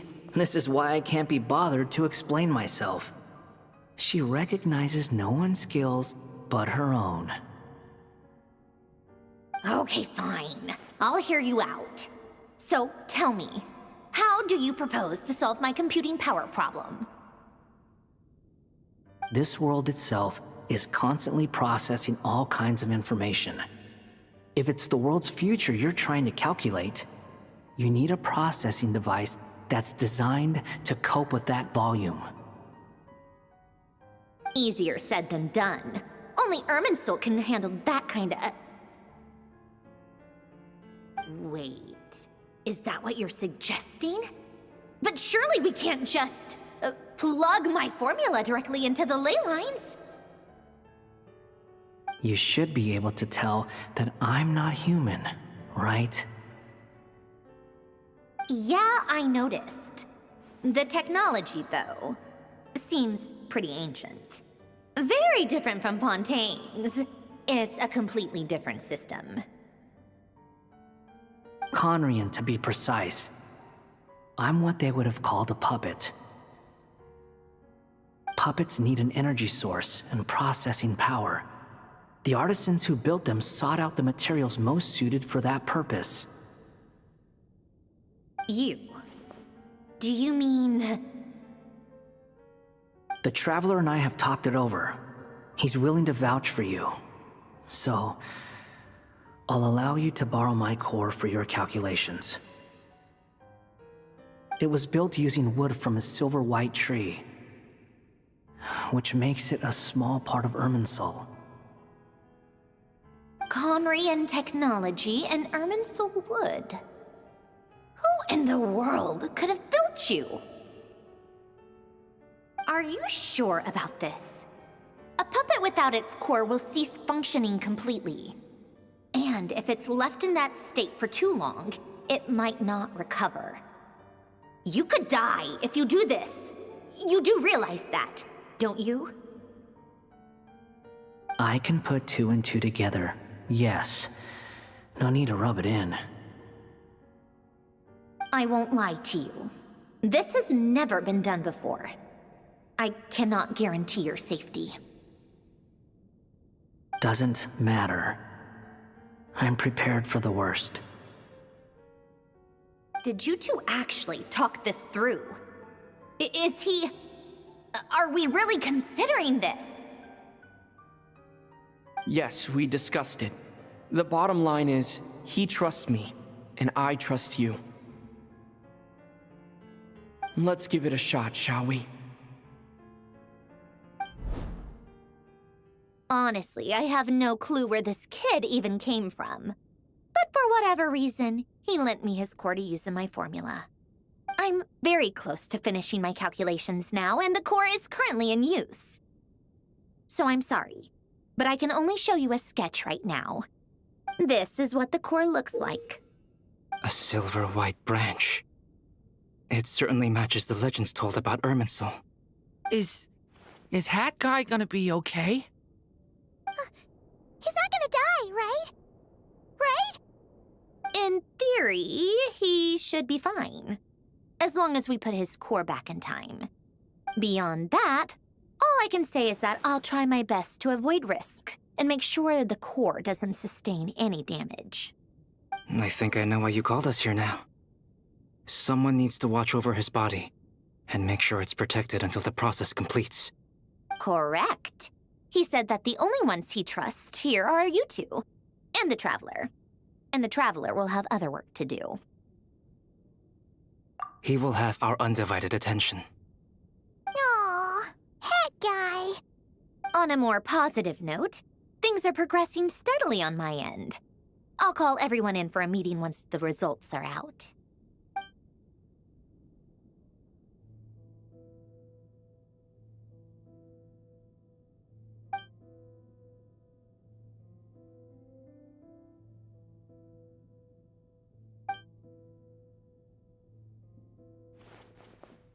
The worst case scenario with the core removal is either a system reset or a total loss of function.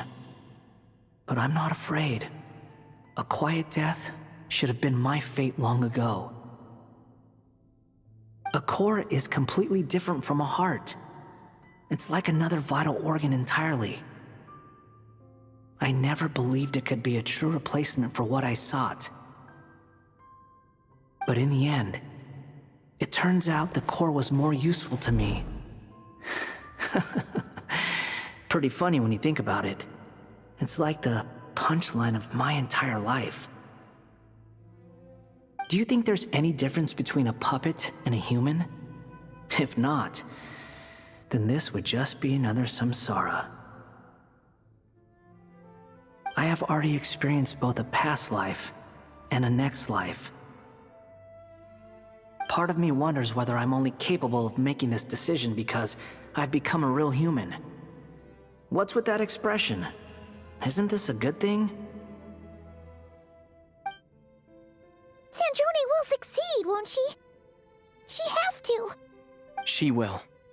We all have to persevere until this is over. That's right. And I'll protect you all until a moment of victory arrives.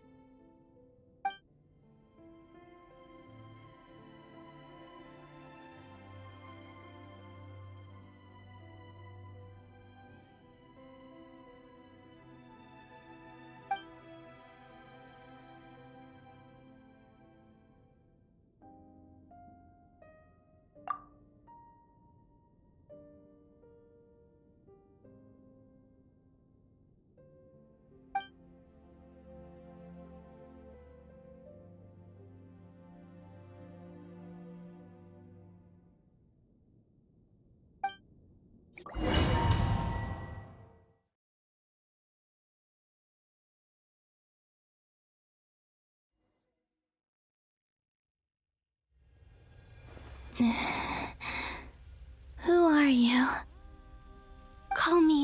Sonnet. You have the same power as Canon. Sonnet. So, you're the goddess of the iridescent moon? Oh, goodness. You recognize me? Well then, what's your name? Columbina. Columbina Hyposelenia. Hyposelenia? What a lovely name. Did you choose it yourself? It was a joint effort between me and my friends. Friends? You mean your friends in the heavens? Huh? Oh, sorry. You must be exhausted. I apologize. Hang in there. Let me introduce you to my older sisters. Do you mean the other two moon goddesses? Arya and Canon? Wow, you sure know a lot. Hey, does that mean that our story goes on into the future? Oh, I guess that wasn't the best question to ask. It's all right. We were prepared for that possibility. You could say we were too prepared. I can't even remember how long my sisters and I have been here by this point. When did you get here? How long has it been? I can't say for sure, but it feels like it's been forever. I see. Are you feeling all right? You look a little unwell. I can hold out a while longer.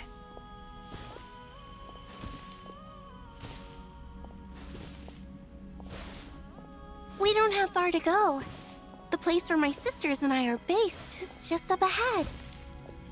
Don't worry, they're both really nice. I'll introduce you.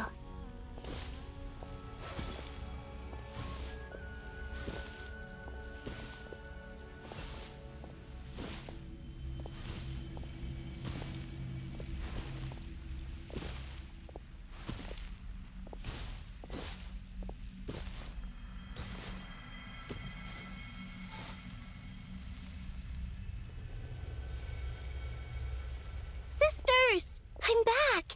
And look who I've brought with me!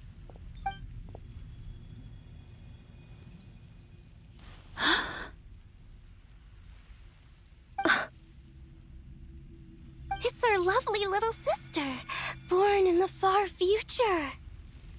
The pleasure is all mine.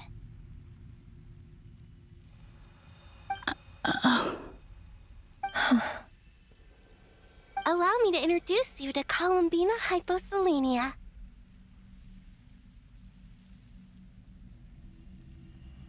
This is Arya, the goddess of the eternal moon. And this is Canon, goddess of the frost moon. Canon, don't you think Hyposelenia's power is similar to yours? Hello, Columbina. I apologize for our startled reaction just now. And please, forgive our little sister if she's been annoying you. She tends to talk a lot. It's fine. You seem shy. Don't worry, Columbina Hyposelenia. No one can hurt you here. Could you tell me where here is? Please. I must know.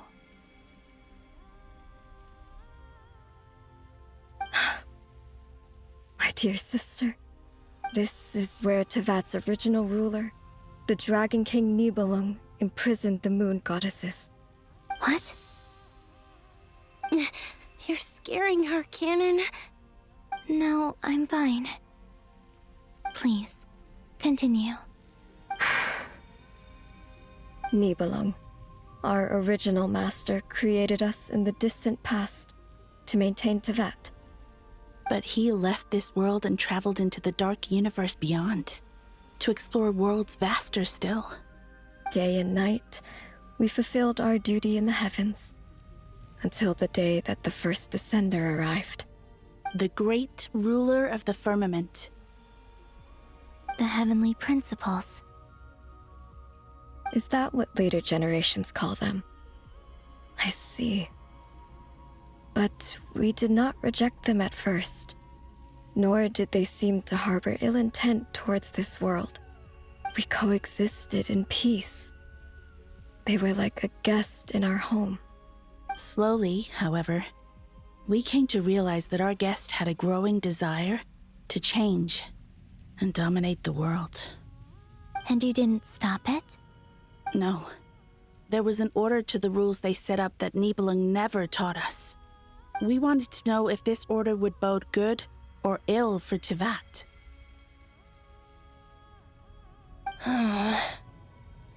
All right. Canon and I wanted to know. Sonnet was against it from the outset.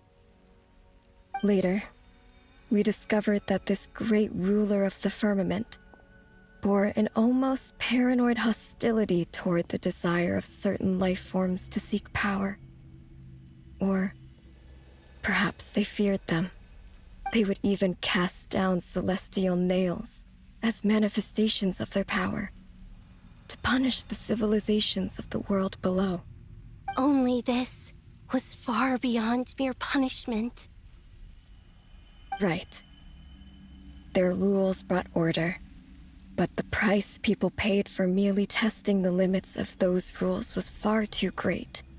I did everything in my power to help the punished escape catastrophe, but still, too many lives were lost.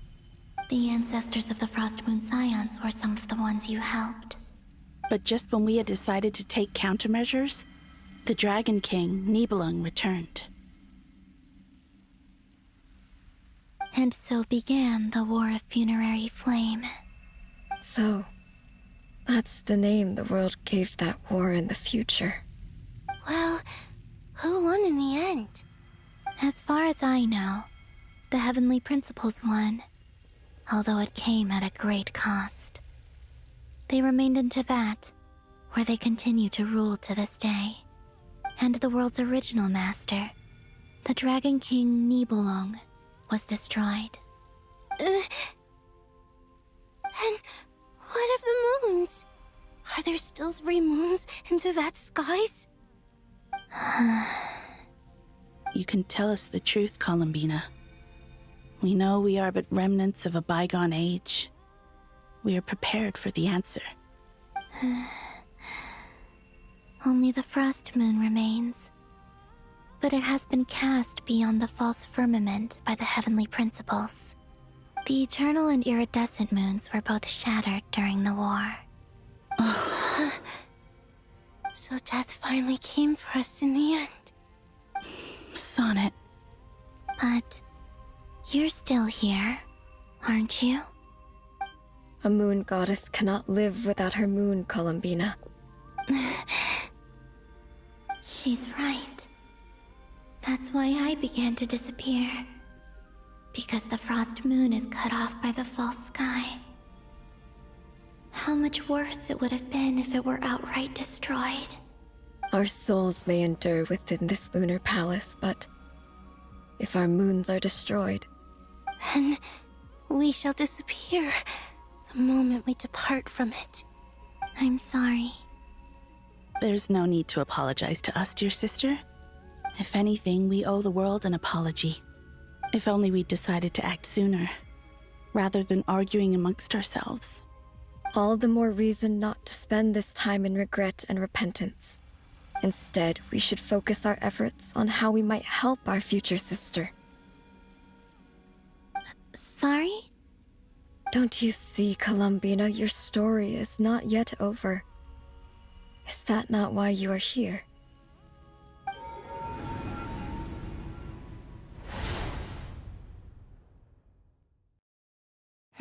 It's done.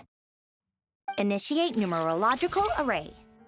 Continue running primary process. Calculate the world's fate through extrapolation. And identify nodes of potential change. Secondary process, scan for moons. Still 4. The number of moon marrows hasn't changed. Wait, let me think. Is it possible that there's something I've been misunderstanding about the moons all along? Variables. Variables in the world. I know where potential variables within the world come from. So what about the moons? Are there any variables there? Like their life or death, for instance. What if being alive or dead makes no difference to a moon? But that's so strange. Even immortal gods can die. Why would the moons alone be? Wait! I've got it! If alive or dead is considered a variable, we might have had this wrong the whole time. No one ever said that a moon marrow equals a living moon. We just made that assumption ourselves. Initiate secondary process. Scan again. This time filtering out interfering perimeter, moon marrow. I don't care if they're natural or artificial. Get them out of my search results! Why? It says 3 moons still exist in Teyvat, even after excluding the moon marrows. But we know for a fact that 2 of them are dead. Redo the scan. Narrow the results to living moons and real moons. No, scrap that. Narrow it down to moons that have lunar authority and remain alive. Why? Why is it still 3? What is this, Columbina? Has the world lied to us? Or are you the one pulling the wool over our eyes?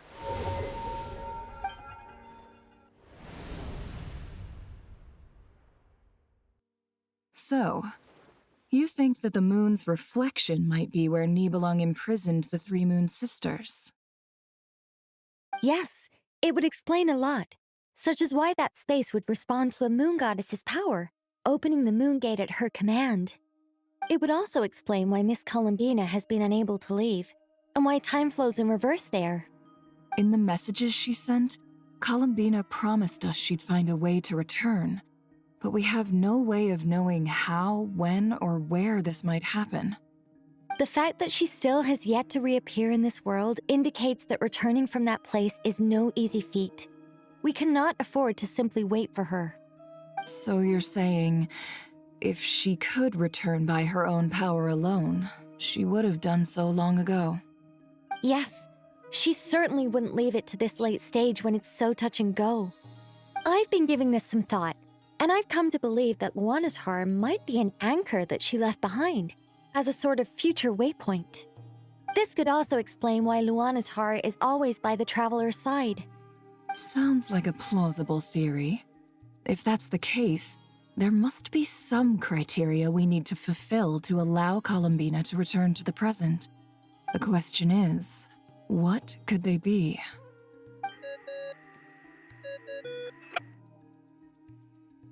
Hello? Listen up! This is extremely important!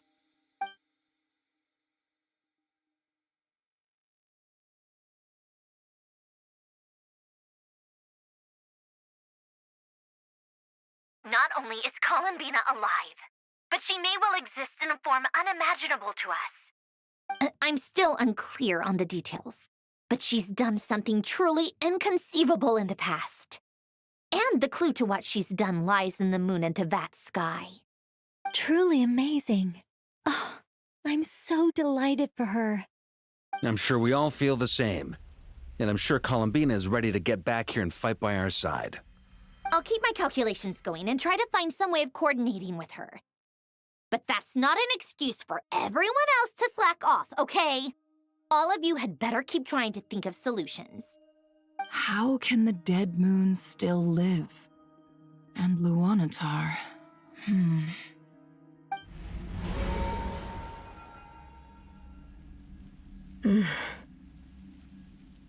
It's hard to believe that's what will happen in the distant future. Our authority is linked to the most fundamental rules of Teyvat. I suppose it's no wonder that many would covet that power. I didn't realize that when you said friends, you meant people who live down in Teyvat. That's so lovely. I always wanted to go down there and have some fun. Have you ever tried leaving this prison? Of course. Between us, We've tried everything. But no matter where we go, this space will eventually bring us back here. It's like the center of a whirlpool. Everything ultimately converges here, at the moment when Nibelung imprisoned us. In that case, have you tried using any of those pathways that connect this space to the real world? Sorry? What are those? They're passages through which you can make small-scale changes to reality by using Kuvaki. Or am I the only one who can use those passages? Because part of my soul remains in reality. Kuvaki. What is that? You don't know? It's a unique kind of elemental energy found only in Nodcry, the land from which the moons arose. Oh. Well, it's true that the moons first rose up from the part of Tibet you say is called Nodcry. But there is no difference in the elemental energy between there and anywhere else. What? Could you show us some of this Kuvaki hyposelenia? Maybe if we see it, it'll make more sense. Okay. Isn't that just your power? What? But it's everywhere in Nodcry. In the air, in the land. Even the creatures who live there have adapted to its influence. How curious. This Kuvaki certainly did not exist anywhere in the world before we were imprisoned. Let alone influence living creatures. So, how exactly does it affect them anyway? Can they float in the air like us? This is so strange. Why would their reality differ so much from mine? Columbina, you're looking for more than just a way out of here, aren't you? Yes. If I am to help my friends, I will need trilunar authority on par with that of our foe. You mean... you'll need our power? This sounds extremely risky. The Three Moons' powers are not mutually compatible. Concentrating them into one goddess will be a very painful process. And if anything goes wrong, it could tear you to pieces. I know. But I'm willing to take that risk. Even so, let's say we successfully transfer our authority to you. How will you take it outside this prison? Nibelung constructed this realm specifically to prevent us from using our powers to interfere in his war. No moon goddess can leave this place alive. What if I don't leave alive?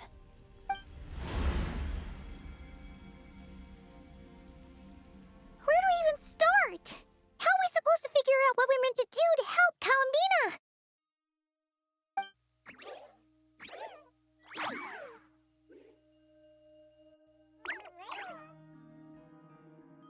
Columbina?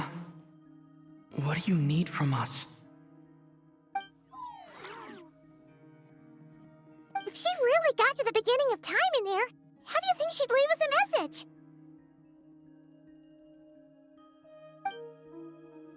You don't think she'd write it down on a stone tablet somewhere in the hopes that we'd find it, do you? Seems unlikely. Columbina may not talk a lot, but she thinks deeply about issues like this. Let's review what we know. This is the Columbina who fought alongside us against the Reikir of Solnari, and with whom we celebrated Moon Prayer Night. She knows our personalities, our ways of doing things, even our unique strengths and abilities. So, if she wanted to tell us something from a long, long time ago, what would she do? Oh.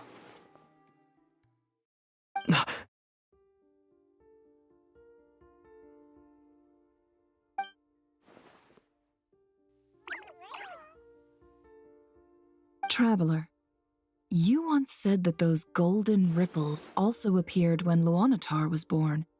What if Columbina left Luanatar here, not just as an anchor to the real world, but for some other purpose? If she is part of Columbina, and Columbina knows that I can see past events through her... Oh, yeah! Like when you peeked into Riri's past through his heart! Nefer, wait! If you're right about this, and you can really see past events through Luanatar, your eyes, they'll... Oh, I know. Looking at Rerir's past in Conria was already enough of a strain on my eyes. Looking this far back into the past, it'll surely blind me. But it's our only chance. This is the only way. Boss. We spoke about this once, a long time ago. Do you remember what I said, Yehoda? The day I lose my sight, the Curatorium of Secrets will be yours to run. But... What's wrong? I'd be overjoyed if I were you.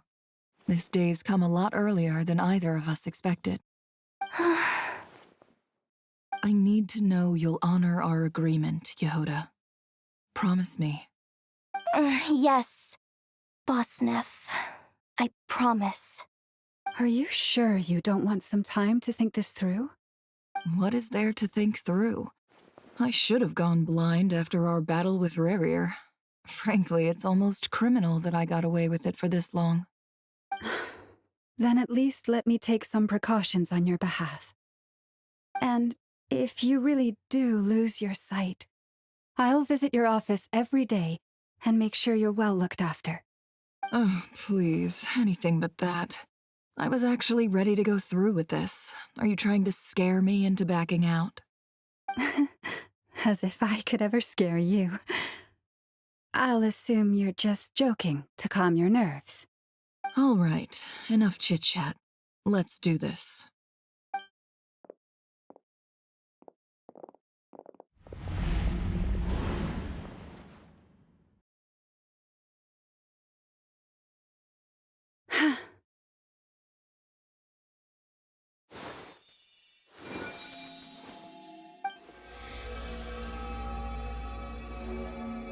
All done. Good. Now give me some space.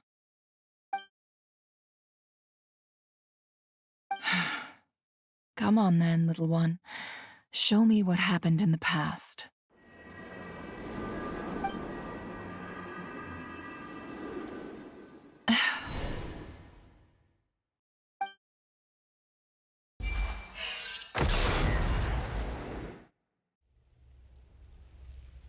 Between the Trilunar Authority, Kuvaki, and the sole-surviving moon, the Frost Moon, I think I might know how to get back.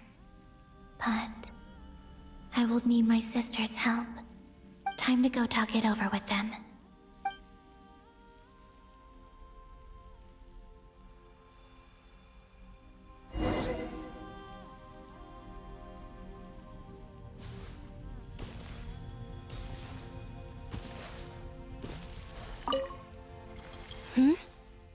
Have you decided what to do?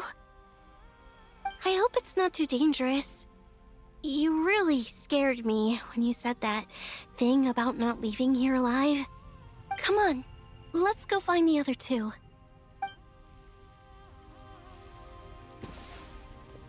It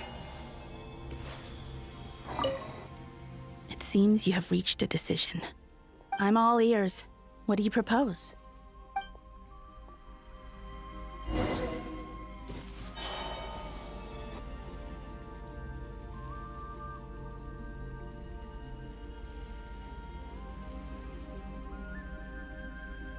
Have you figured it out, Columbina? Tell us. How do you plan to leave this place? I intend to die here, in this moment. And then be reborn in the future with the help of my friends. What? What are you saying? How can the dead be reborn? And how will you inform these future friends of your plans? You can't exactly leave oracles. Nothing can escape this place. Not a single ray of moonlight. And even if you found a way, what if they never find the message you left for them? You'll... No, that won't happen. Come again? They will find my message. I'm sure of it. I'm not following. How exactly will you achieve this? It's quite simple, really. First, I will leave my soul here.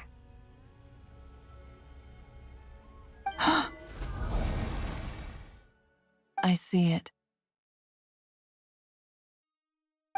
Your soul? You mean your divinity? Yes. I once left a portion of my soul in the future. One so small that this prison barely noticed anything. In this very moment, she can resonate with my soul across time. When the time comes, I believe that she can serve as an anchor to pull my soul from here back to the future reality. Just as gravity connects the world to the moon. Exactly. In the future, where I came from, the moon has been cast beyond the false sky, but I can still feel that it is there. In a similar way, I can feel a connection to the soul fragment I left behind even now. My friends can use it to detect my presence. But how do you just leave your soul here? Is that even possible? On my way here, I met an ordinary mortal who entered this place long before I did. Her body is long gone, but her soul remains. And before that, I encountered an old enemy whose entire soul survives here intact, while the power that once corrupted his body has faded away. So, perhaps this space is specifically designed to imprison divinity and authority, but not the physical body. Still, even if your body can escape, would it not just be a lifeless husk without the soul inside? Wait, is that what you meant when you said you wouldn't leave alive? Yes. I shall turn my body into moonlight and pour it over Nodcry. That power shall protect the land and quietly blend into it, awaiting my soul's return in the future. However, I cannot do this on my strength alone. I would need your help to do this, so I'm humbly asking for your assistance. Oh, dear sister, you need not be so formal. As I said before, we are but remnants of a bygone age. You, on the other hand, were born alone in that distant future, and you have walked a long and lonesome road since then. How could I bear to let your story end here in this dungeon? Don't forget, we are your sisters, your family.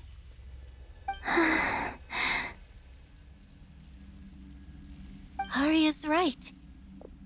Actually, I've always wanted a little sister. Can you imagine how it's been for me? Getting nagged by two older sisters all the time. Now, I finally get to be the big sis. And not just that, but I get to help you return to your world, too. How could I say no to that? Sonnet. Canon?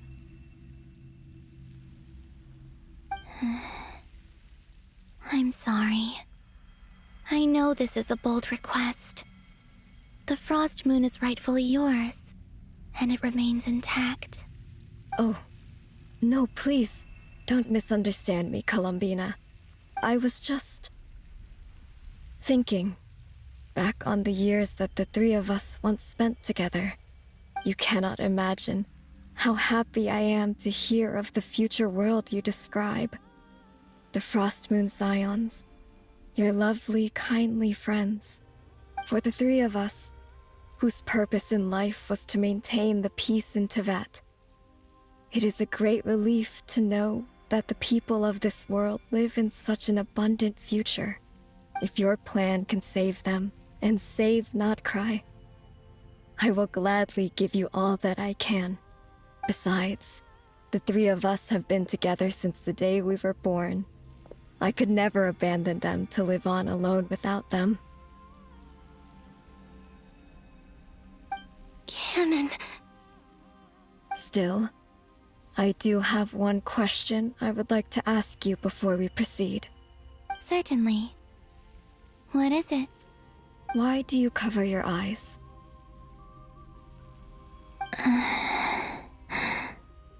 Yeah, I was curious about that too. But it seemed personal, so I didn't want to intrude.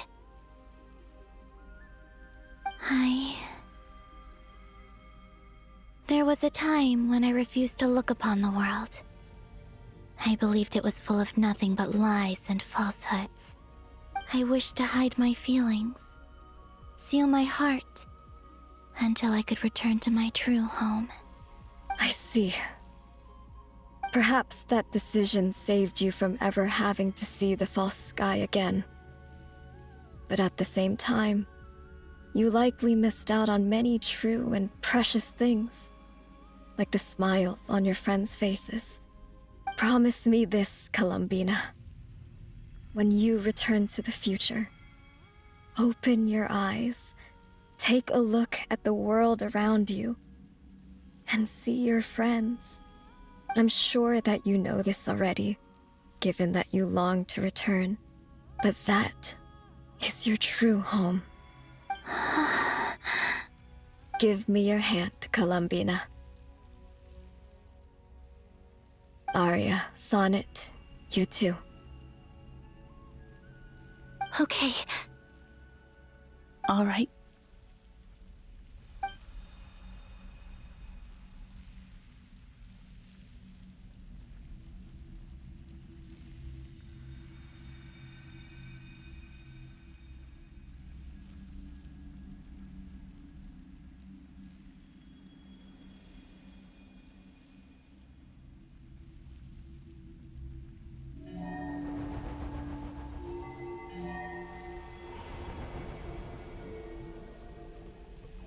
We once were the songs sung for eternity, but now it is you who must continue to sing. We once were the tides in the great river of time, but now we subside, and you arise. We were the messengers of madness and inspiration.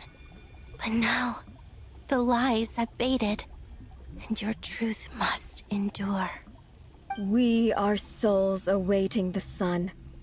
You must return to be with those who smile when they see your face.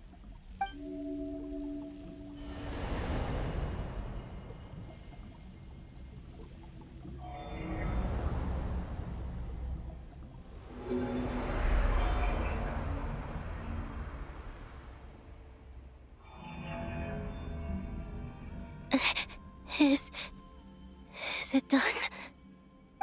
Yes. We have transferred the authority over all 3 moons to Columbina Hyposelenia. From this moment on, she is the Tri-Lune Goddess, the one and only moon goddess of this world.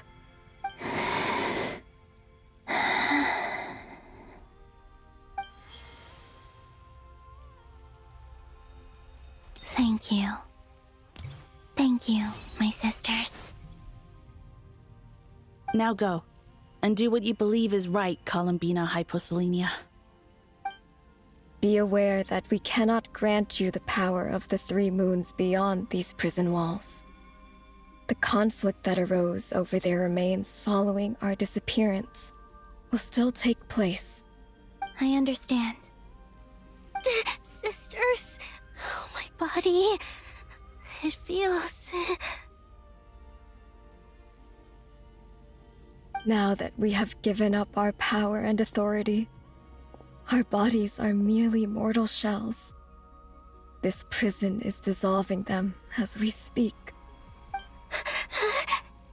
It's okay, Sonnet. The end must come for every god, just as it does for every human. That's all this is. The final destination of our lives. Canon and I will be by your side the whole way. We have one final request, Columbina. Could you use the Three Moons' power to send us back into the real world? Now that we have lost our powers, I doubt this space will seek to hold us further. It's just...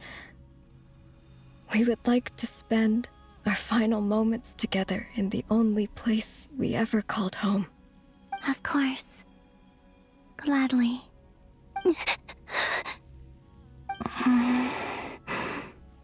Sonnet? Yes? Don't... I wish I could tell her not to give in to the abyss. Not to be afraid. But is this really what I should say at this moment? Don't forget. I'm so glad to have a big sister like you.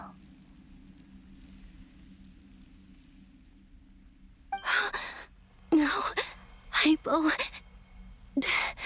Thank you. I'm okay. I'm not afraid. As long as my sisters are with me, I won't be afraid.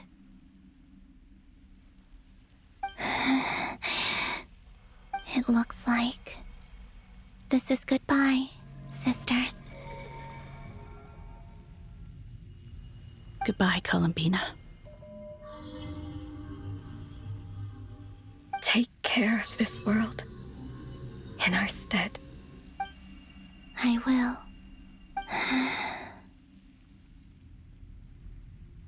And now, it's time for me to bid farewell to my body, too. May it become the moonlight that keeps Nodcry company through the long years ahead. So this is why Nodcry was not always home to Kuvaki. It only appeared after I poured my body out upon this land, and only this land. Kuvaki responds to me because it is me, my body, answering the call of my soul. And the golden energy I've encountered on my way here was, in fact, that very soul, which I am about to leave here to guide me. O power Trilune, eternal moonlight.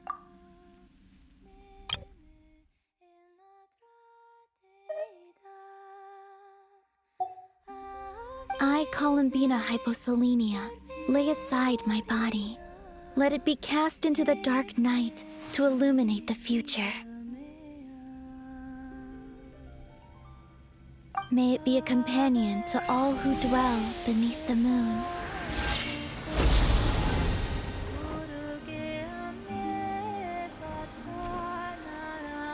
Until the time comes for me to return home.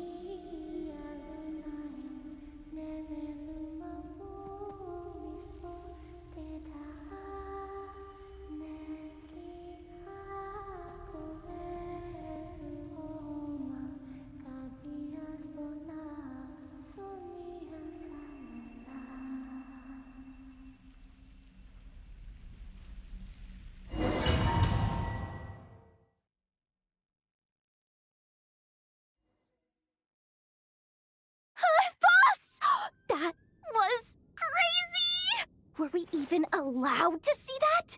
Is anyone? Oh, can you still see? How many fingers am I holding up? I see 2 fingers, and a look of sheer terror on your face. Truly astounding, Miss Nefer. Your eyes have glimpsed the very ends of the world, and yet they remain as sharp as ever. Or is the credit for this miracle due to Miss Lauma? It seems that even time itself is no match for your medical skills. Surely you jest, Mr. Flint. I suspect we have Columbina to thank. She must have realized the immense toll that the ritual would take and purposely set aside some of her power in the past to protect Nefer's eyes when this moment arrived. There is always a great price to pay for witnessing the truth, but it seems that this time, Columbina has shouldered that burden on our behalf. She chose the perfect method of getting a message to us. Though her eyes were always shut, she was clearly so perceptive. She knows us well. She knew exactly how we would think and what we would try. Despite being separated by time and space, we're seeing the same possibilities and seizing the same opportunities. We still don't even know if she's okay right now. But as long as there's a chance we can do something, we'll fight to make it happen. We'll get you back somehow, Columbina.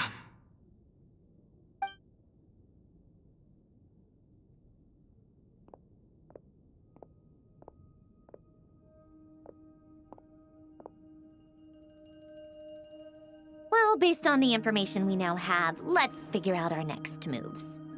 Thanks to these gentlemen, we have a much clearer picture of the situation with Dottore.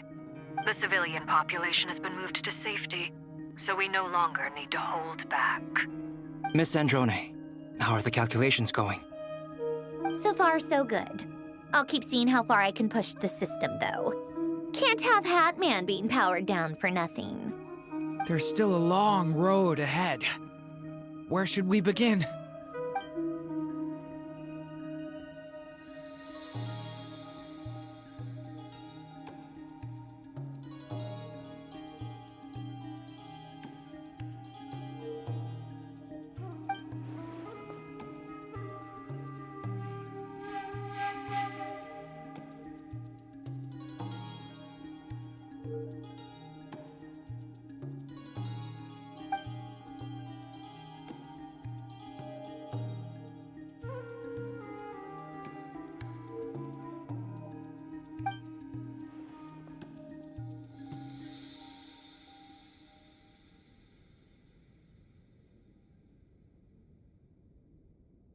Our plan is clear. Time is short, so let's get moving. There's just never enough time, is there? Time is the bane of my existence. Ugh. Anyway, I'm gonna get back to work. All right, we'll do our part too. Yeah.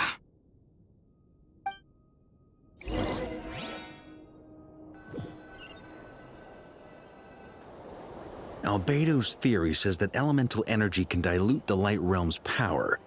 But I'm no expert in building elemental defenses. Sounds like something out of the advanced elemental theory section of the library. Whew.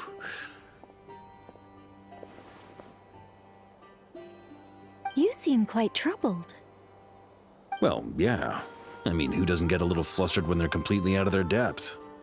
You were the very picture of confidence back when you approached the Hexen Circle. Yeah, I could have been faking it through that whole meeting for all you know. Who's to say I'm not just a ball of nerves in a charming and gregarious package? Oh gosh, really? I'm so sorry, I had no idea. Well, you're all the braver for it. Still, I was much more in my comfort zone than I am here. At least in Mondstadt, you can cry for help from a cliff top and actually stand a chance of summoning Barbados himself. Things have never looked bleaker than they do now. If we don't pull this off, Tevat's doomed, isn't it? Oh, you think so? Actually, yes. Yes, it probably is. It's a shame. Don't put too much pressure on yourself. Tevat has faced annihilation many times in the past, but it also gave us you, didn't it? Hey, don't give me that. It's not like I'm anyone special. I disagree. Every human born in this world is special. We angels have always believed that. In that case, this humble human being has a big favor to ask of you. I thought you might say that. I'm sure Alice, in her great wisdom, sent you here precisely to help us in this difficult time, yes? Well, that has less to do with her wisdom and more to do with my power. Of course, of course. Well, the thing is, these elemental defenses we're about to build, I don't think it's a question of if they'll fail, but when. Durin's findings from his patrols make it clear that Dottore is constantly expanding his territory. First it was his lab, then the design bureau, and now this.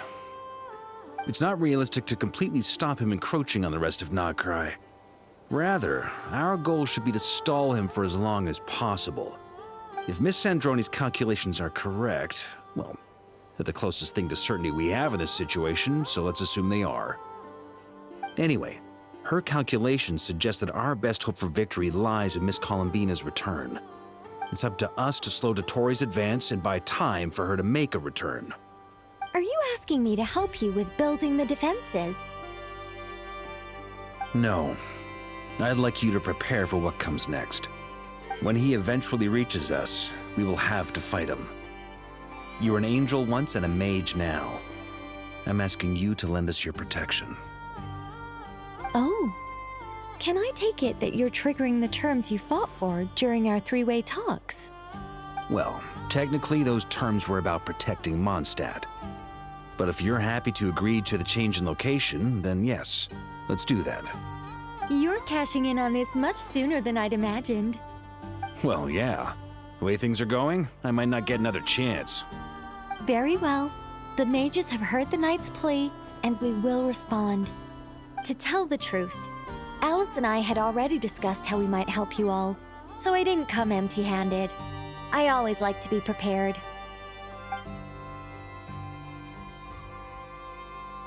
This is... wow. Yeah. This is great. Seriously, thank you. It's been many long years since I had a chance to dazzle humanity with a little divine intervention. To humbly serve as a reliable and responsible guide. Anyway, Knight of Boreas, please accept this gift in recognition of your great virtue. Go now. May the angel's blessing deliver you safely to your destination.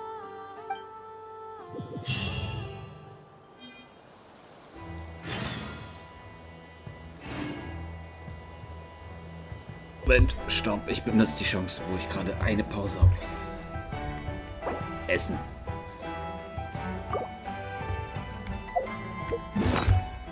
So.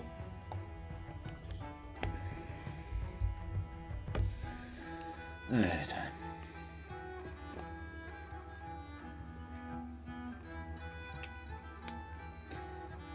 Passt von hinten nicht mit 6 Stunden. Das passt nicht. Das passt nicht. Ist ja kaum eine Möglichkeit, irgendwie Pause zu machen.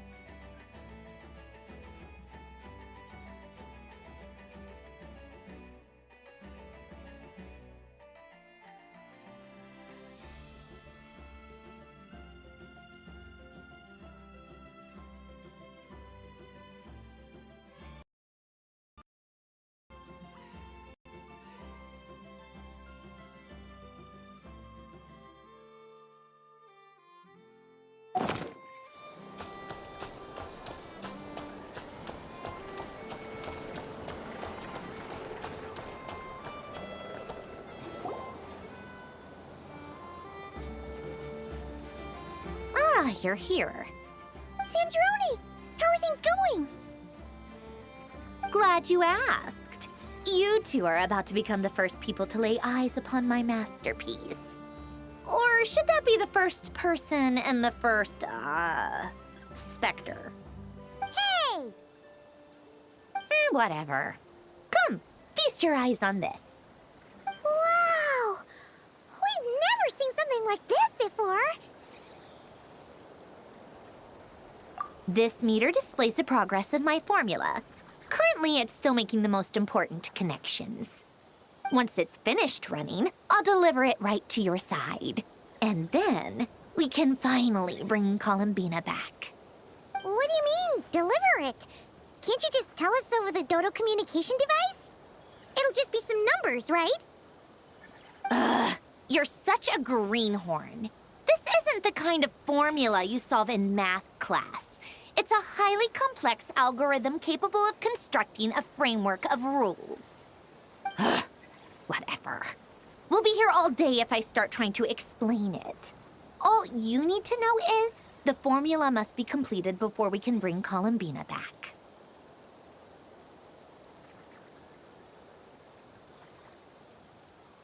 I'll share the data with you. Nicole's agreed to let me use her information channel, so we just need to use the Dodo communication device like so. And... there. Now you can check in on my progress. Wow! Look at that! You're amazing, Sandrone! About time you recognized my genius. Took you long enough. Anyway, that's all from me. You should check on the others if you have time. Make sure we don't have any weak links in the chain. That might sound harsh to you, but close supervision is a common practice in a Fatui. Not looking to catch anyone out. I just care about everything going smoothly. That's all. I'm kinda stuck here while the formula's running, so I need you to be my second pair of eyes in the meantime.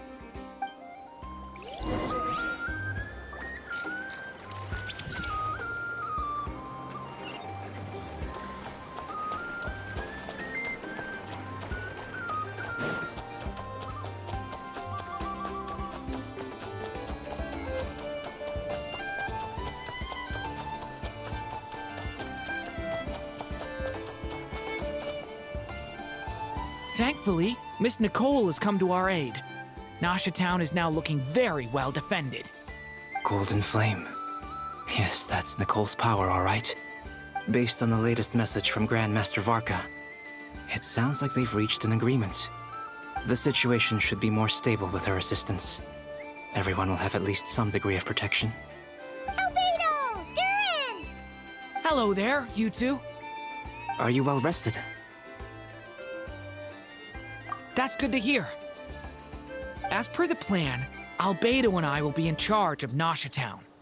As Dottoro's energy field expands, it's creeping ever closer in that direction. But we will do our best to hold our position. We fought side by side many times before, and always with great success. I believe this time will be no different. So don't worry about us. Focus on fighting Dottore.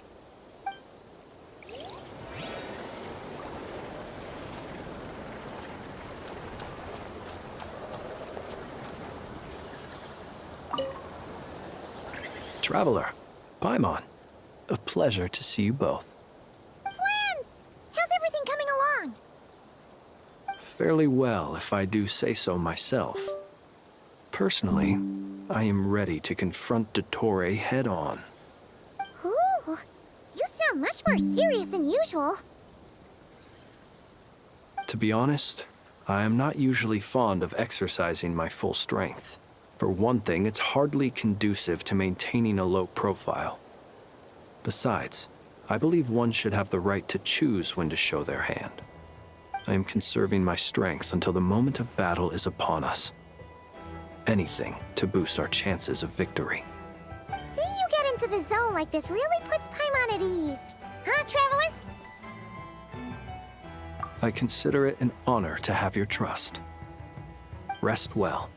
I look forward to seeing you both in your element during the battle.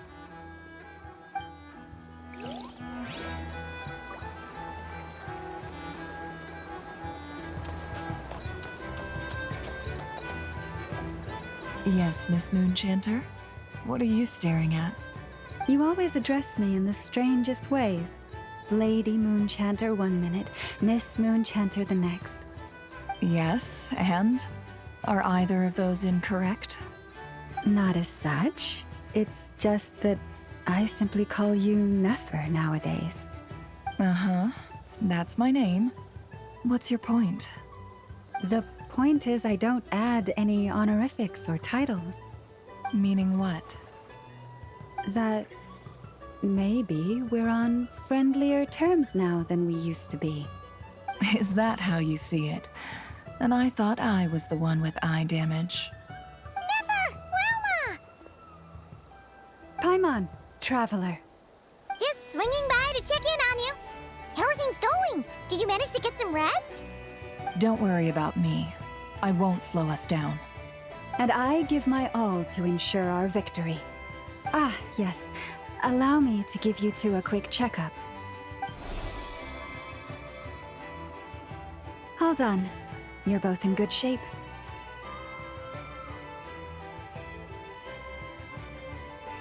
You're welcome. You'll have your work cut out for you in this battle against Dottore, so make sure to get some rest in first. Paimon will keep an eye on him, don't you worry. I'm glad to hear it. Take good care of yourself, too, Paimon. Sure thing!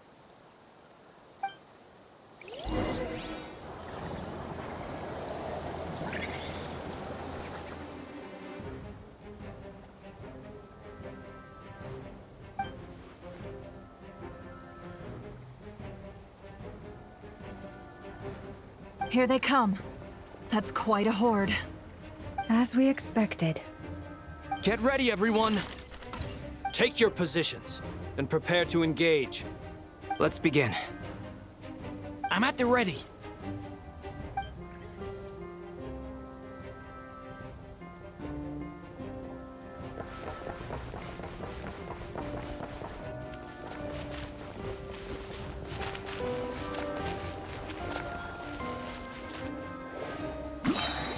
What a waste of time! Your skull!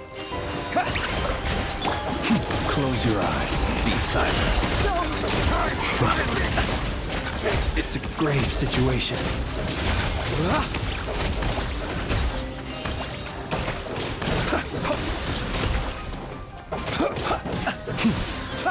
Did it!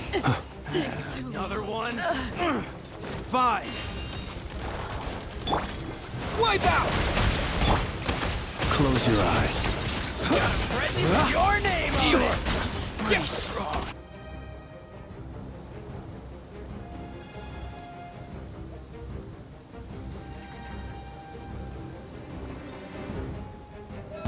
I'm with your skull! It all adds up. No more lies. These creatures cannot stand against us. Oh, fighting talk. Just don't let your guard down. That goes without saying. I'm hardly the risk taker in this group. Excuse me?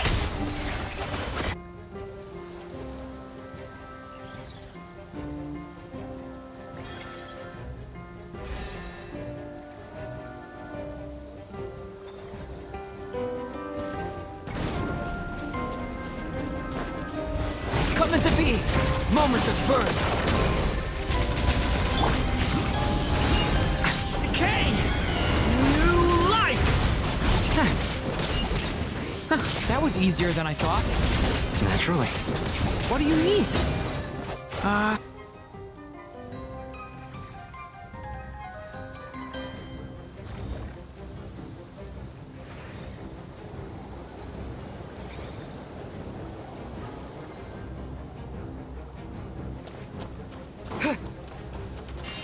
Run while you still can! Yeah!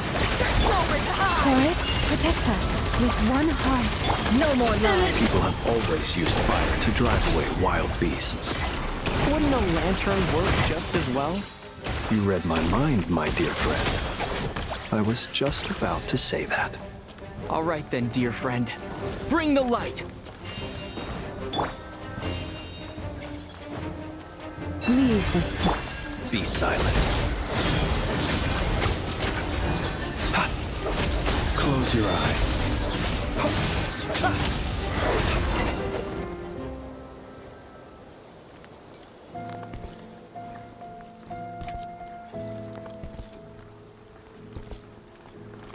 You're looking well. I trust you've had a good couple of days. Dottore. It's actually a good thing, in my view. If the subjects of my experiment were to die prematurely, it would throw quite a wrench in the works. And so, I must thank you all for your resilience. We are no longer on the same level, but you are nonetheless worthy of my respect. A creator god should be merciful and gracious after all. And in any case, it is only right that before I end your lives, the world is informed of the arrival of their new god.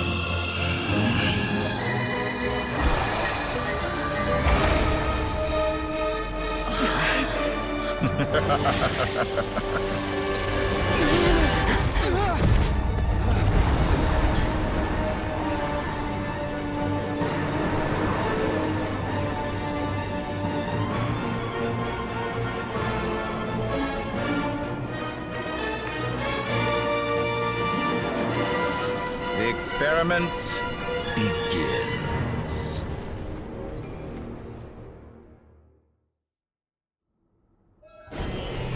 With the marrow of the three moons in my hand, behold the false moons fall!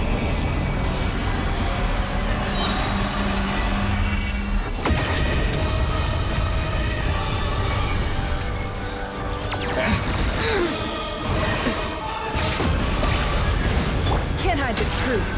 You cannot face me! Be silent. Observe. Found! Did you honestly think that would hit me?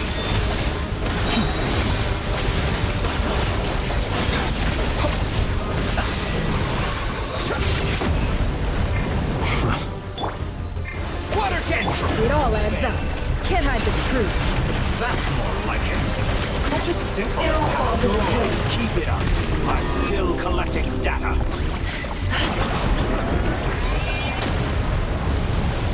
How dumb. Close your eyes. Water tantrum first. Like an ant in my palm. Oh. I've been moved inside another space. And it's sealed off. Looking at the structure of it, it seems like the Dottore intends to trap us here. There's no exit. Our endurance is about to be put to the test. Moon's remnants fall!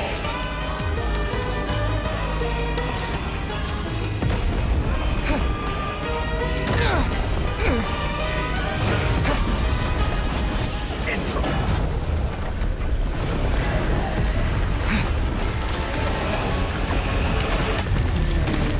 Water jet! No more lies. Openings on purpose. Did you honestly think that would hit me? Excellent! The mystery unravels. Reverse. Water jet! Yeah! Go!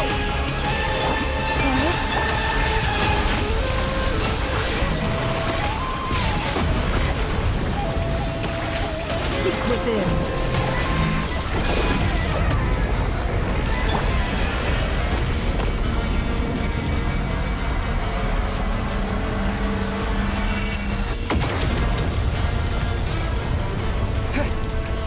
Tell me, where will you try scurrying off to next? A grave trap. Looks like Dottore has opted for a divide and conquer strategy.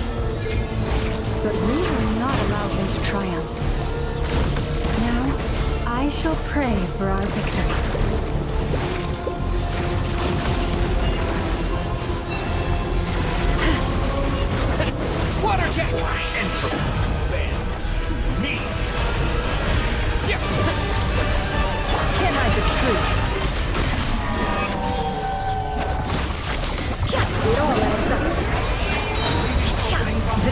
Mission ends here. No more lies. Time to go clean. Good. Keep it. That's more like it. Found. Moon's remnant.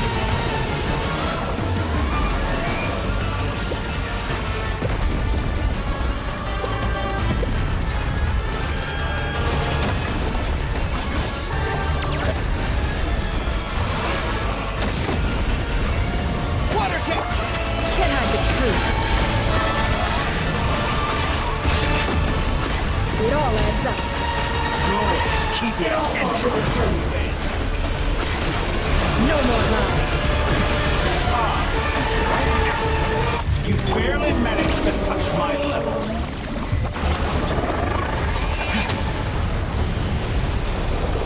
Can't hide the truth. Face me. It all falls into place. Be annihilated. That which cannot stand against me. What's this supposed to be? A knockoff version of the space Columbina got trapped in? There really is no way out. We'll see about that, Victoria.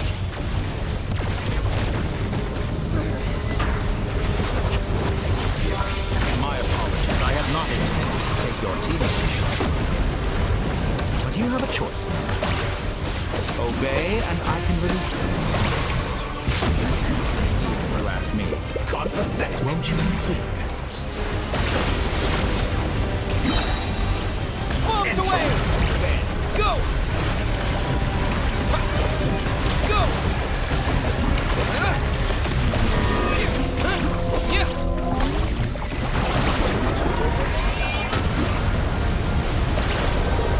Reverse. Go! Wipe out! Water jet!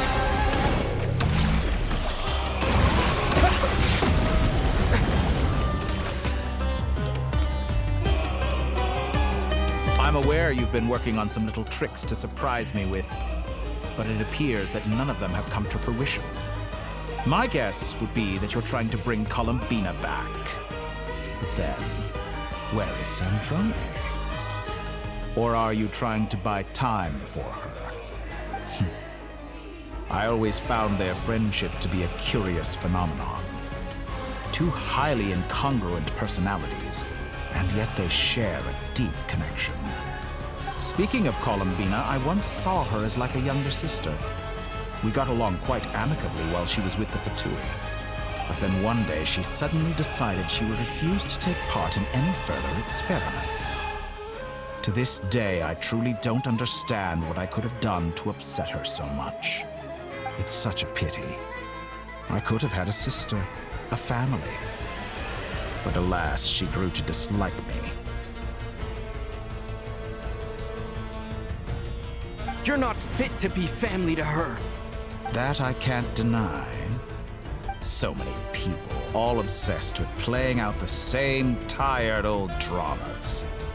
This world is rotten to the core. And then there's you. You had every opportunity to reach the right conclusion. The thought of killing you off like this? But I maintain that I approached you in good faith, so I will offer you another chance. Will you work with me? You have until I count to 10 to make your choice. 1, 2, 3. Not in a million years.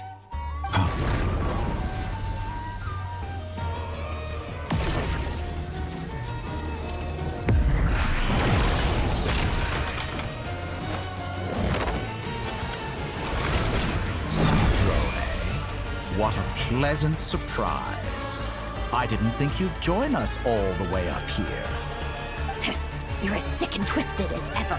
Don't fool yourself into thinking anyone's grateful for the chances you're offering them. Sandrone? But the formula hasn't finished running yet. Funnily enough, I was just discussing a collaboration opportunity with the Traveler, and then I see you, who I must say is a good example of an opportunity gone to waste. gone to waste? I said that everyone would get one chance. And you've used yours to march right back into the lion's den. So yes, it's an utterly wasted opportunity. And what makes you think I believe a word that comes out of your mouth? I was planning on disposing of your little formula after wrapping up more urgent business here. But since you've taken the trouble of serving it to me on a silver platter, I can simply bring it forward in the schedule.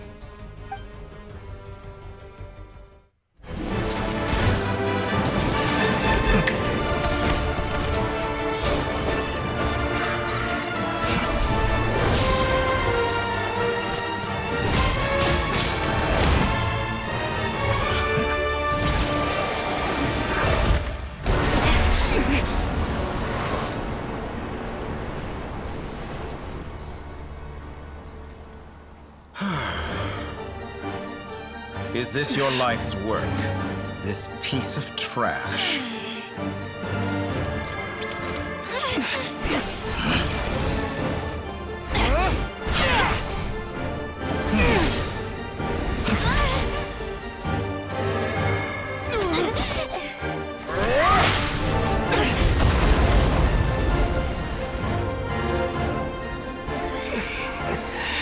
Your formula runs too slowly, Sandrone.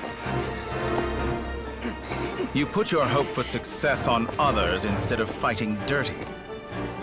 That is why you have failed. Now, whom should I slay first? Any volunteers? No one? How nice of you to leave the decision to me.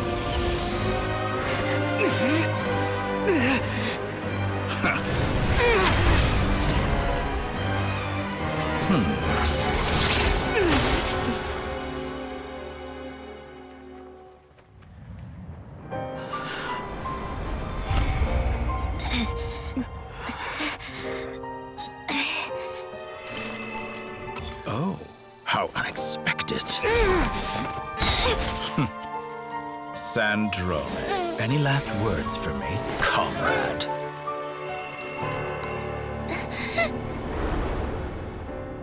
Is there anything you wish for? Not really. But I've always known what I don't want.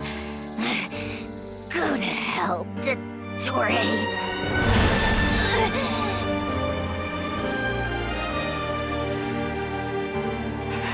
No!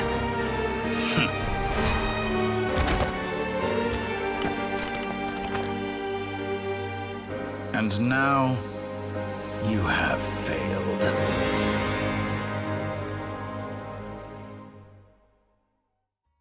Sandrone! Now you see how fragile mechanical contraptions are.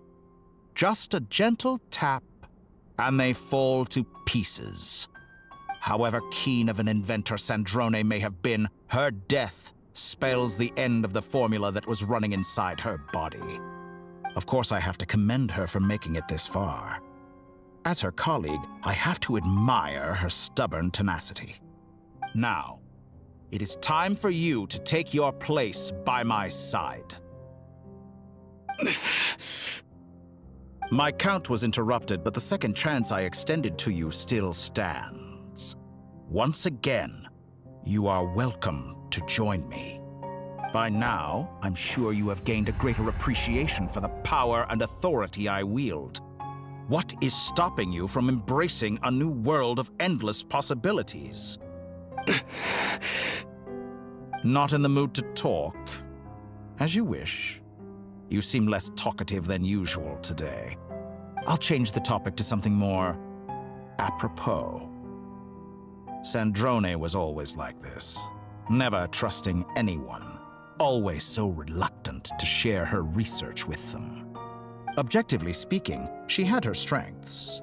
It is remarkable how she extracted and even optimized the world formula from so much data. But her inability to trust was her undoing. Had she allowed someone else to monitor or run the formula for her, you might still have a chance at victory even now. But regrettably, she was a stubborn fool. As much as it pains me, she had to go. Dottore. Maybe this is news to you, but people can change. Columbina surprised you when she escaped. And I think Sandrone would surprise you too.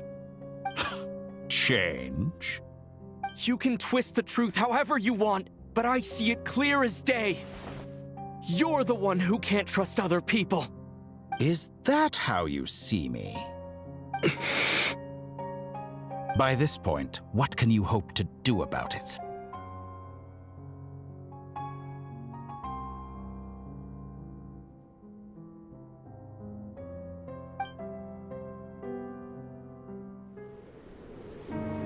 It is pointless to fight on. You've already lost. Wrong. You can't win this, Dottore.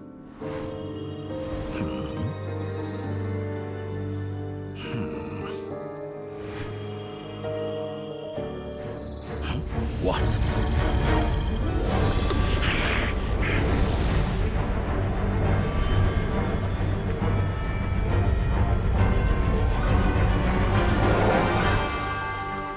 My formula can get us 90% of the way. It will connect you to Columbina. Then, I will bring the formula's output to the Traveler's side. For the last 10%, do whatever it takes.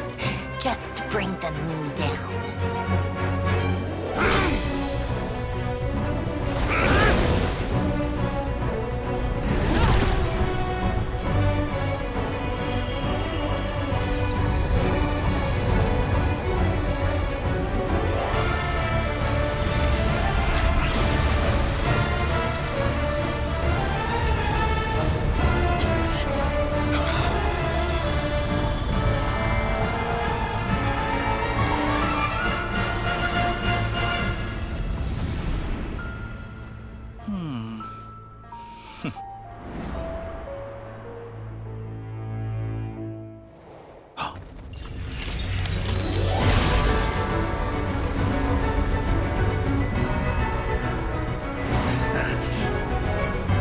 The moon will never be yours!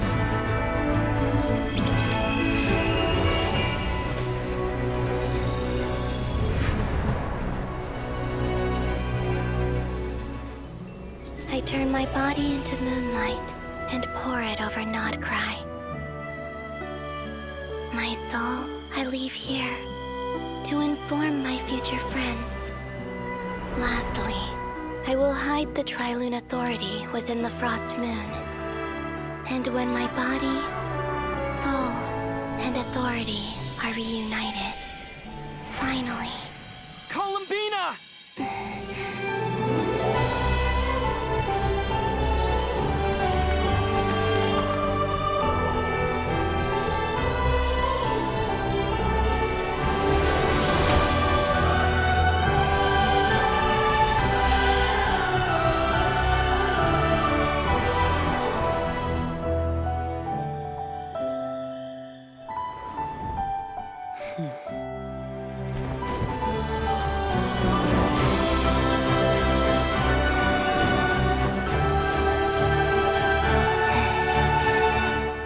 It's been too long.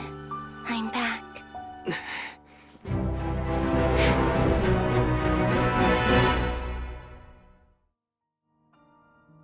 Stay focused on the battle, Traveler. What a touching reunion. Though I personally find myself repulsed by the sight of weaklings huddled together for war. Now, quite finished patting yourselves on the back. Show me how long you can struggle before you drown. Watch out, Columbina! Manipulate space itself! I know. Wait for the right moment. We'll strike together.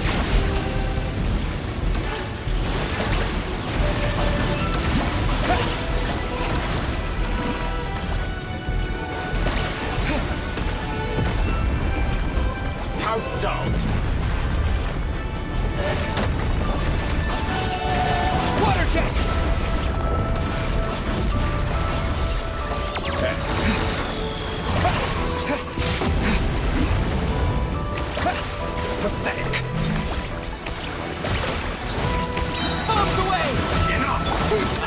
Energized, like an ant in my palm.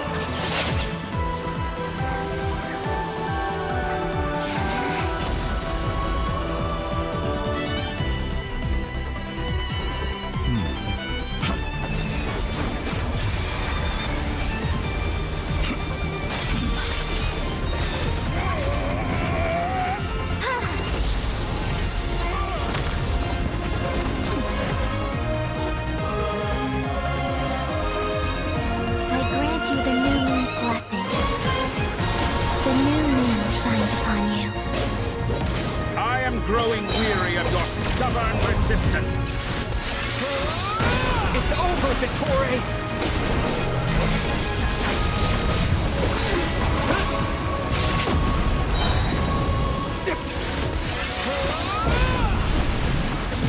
No longer must the world cower in the cold night.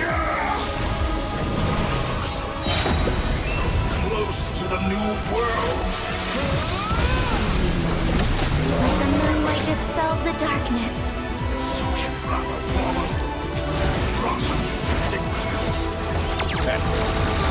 Everlasting as the moon.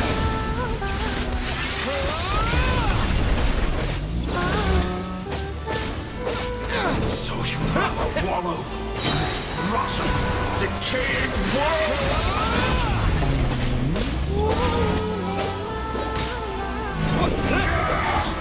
So close. I was so close to the new...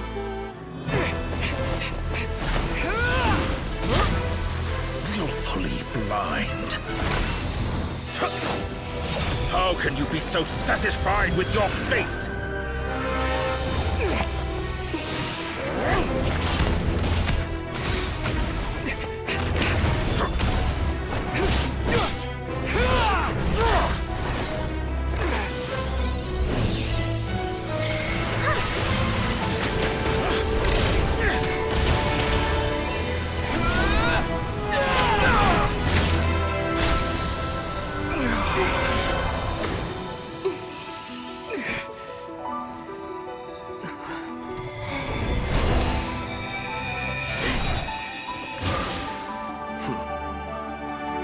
This battle was never about fate. It's about friends, family, and the home you stole from them. So dull. Only the weak rely on each other for comfort. You shall see. Once I transcend fate, you will be nothing but fodder for my grand experiment! That will never happen.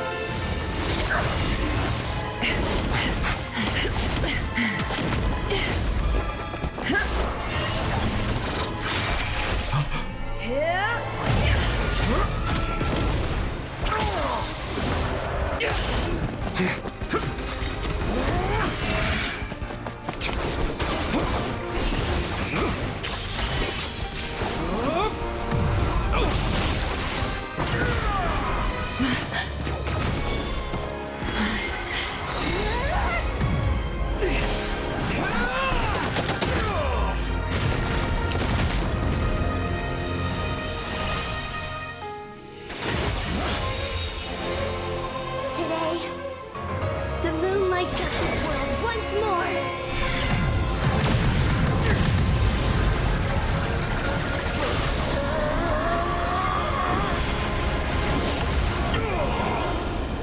This loathsome world.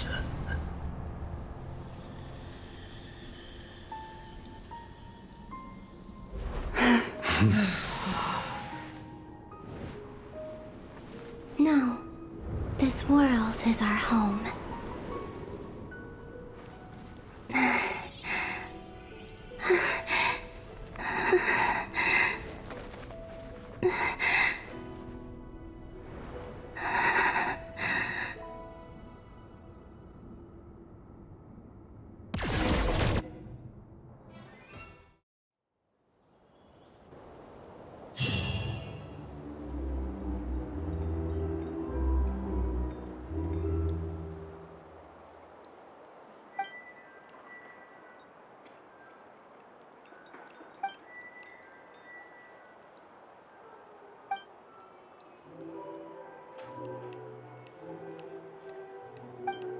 No, you're doing it wrong.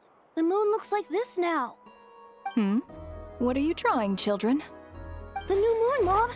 It looks different than before, doesn't it? Also... Can I go buy a sugar sculpture today? Please? Just one? All right. I suppose today is a special day after all. Almost like a festival. Extra, extra! Get the latest Nasha Express here!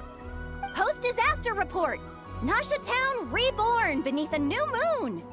The voyage begins today! The future looks bright thanks to the League. Want a copy? I knew things would be different. But I didn't think that would include the moon. They say a new moon goddess has been born. A new moon goddess?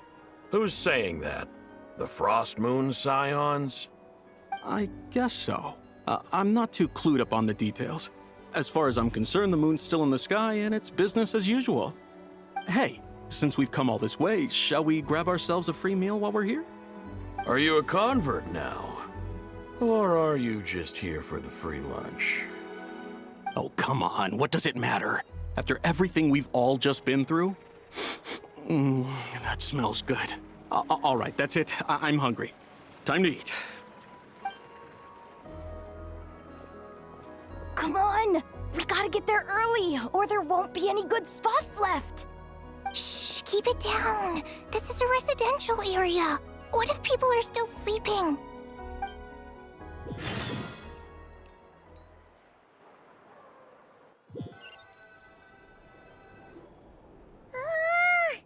Why is it so noisy outside?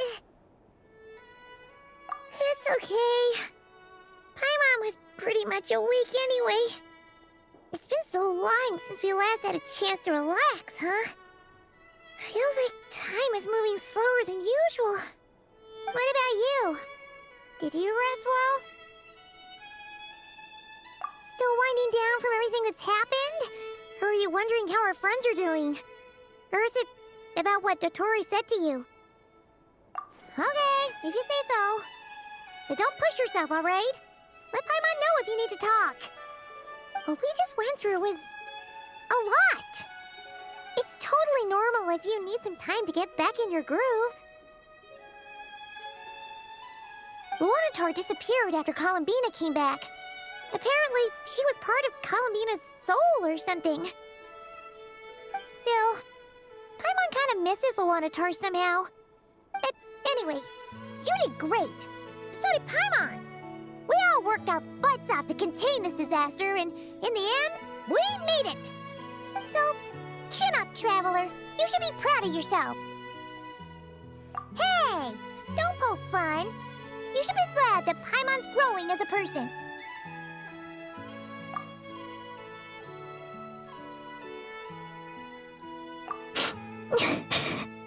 Paimon didn't think you'd mention it. You have no idea how anxious Paimon was. She was worried sick about you.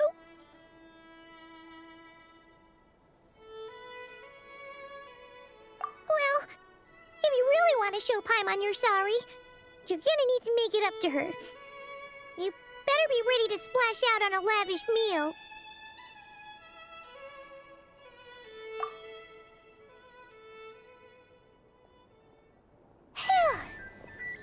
Okay. Paimon's full now. Huh? Oh, well... Hey there, Traveler and Paimon! Good morning! Morning, Yehuda! Here for some breakfast? Oh, I've already eaten. Just need some water. I was mostly worried you might forget what day it was today. So, I came over to remind you.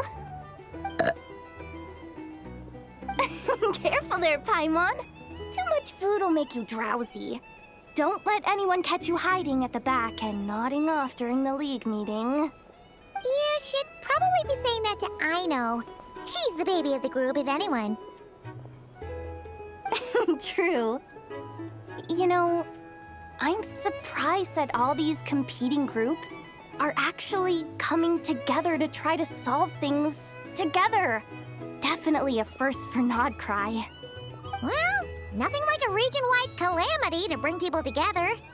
After that, surely even the most self-interested people have to realize that going it alone isn't worth the risk, right?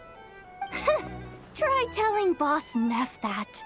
She's not exactly convinced that people are gonna get with the program. Really? But if she's so pessimistic about it, why'd she agree to be the Curatorium's representative in the League? Probably 'cause even though Unity sounds like a pretty far-fetched idea, the benefits it would bring make it worth a shot. I think things will work out, though. I swear, Nodcry feels like one big family now with everything that's happened. More than it used to, anyway. Paimon's with you on that one. And it seems like plenty of other people agree, too. Just listen to the bustling streets.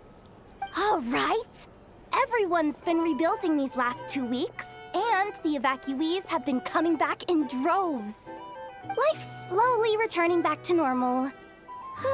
Which means my workload's probably gonna shoot back up. Were you about to head out? There's still some time before the ceremony begins, you know.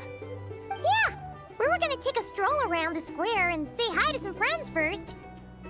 Sounds good. See you later then.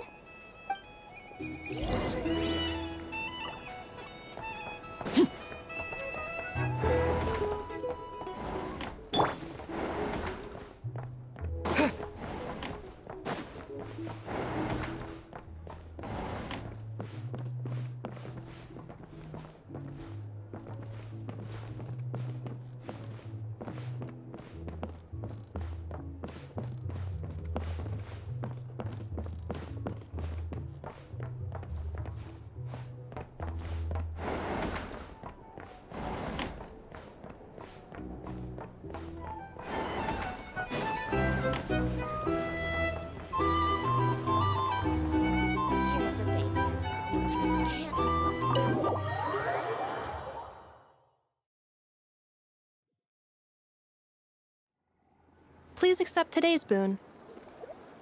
Have a nice day. Are Paimon's eyes deceiving her? Or is that Inefa handing out food for the Frost Moon Scions? Hello there. Would you like a feast of the moon along with some snacks of the day? So, what's new, Inefa? It was only a few days ago when we last saw you, but it looks like you've joined the Frost Moon Scions in that time. And I know too? What are you talking about, Paimon? We're just here to help, duh. In the wake of the disaster, it's all hands on deck. We responded to Lama's request for support. At times like these, the smallest good deed can inspire others and help them through the hard days ahead. And we're using eggs and heating tubes to make that a reality, in true Krumkake Crab Shop style! Inefa! Did you hear that? The Traveler said I did good. The Traveler! That's because it's true, I know. Proposal. If you can resist eating today's dessert, I will provide you with compliments, too. No way! Well, that proposal got shut down quickly. I need something to get me through the hard times too, you know. Mom! Yes, dear. Go right ahead. Excuse me. Could I take a photo with the robot lady? She helped us get safely out of Notcry, and she helped us get back home too. She's the best. Of course she is! And since I'm the whiz kid who built her, that makes me even better than best, right? But you stole my snacks, though. Oops. Shall we move to the open space near the center? The view there is better. Thank you! Aren't you the better pick for this job, Flint? You underestimate yourself yet again, Master Ilua. Not at all. I rarely come by Nasha Town. I don't know any of the big shots here. All in good time. Socializing is a step-by-step journey. But you're much further ahead on that road, aren't you?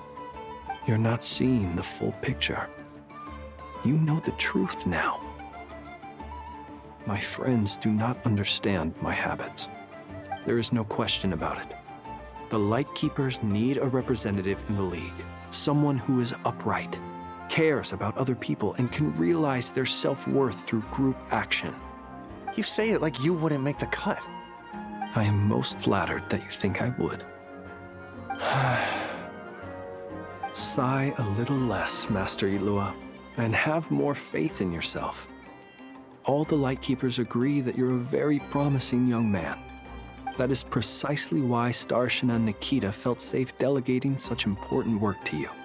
I'm sure we all also agree that we would sooner die of dehydration than manage to wrangle anything out of you in a discussion. My apologies. I am not in the habit of bringing water with me when I go out. Whatever. I'll take the job. By the way, who else is part of this? Oh, it's quite the who's who of Nodcry. There's the Moon Chanter of the Frostmoon Scions, the boss of the Curatorium of Secrets, a representative of the Voynich Guild, and even someone from the adorable Chromkake craft shop.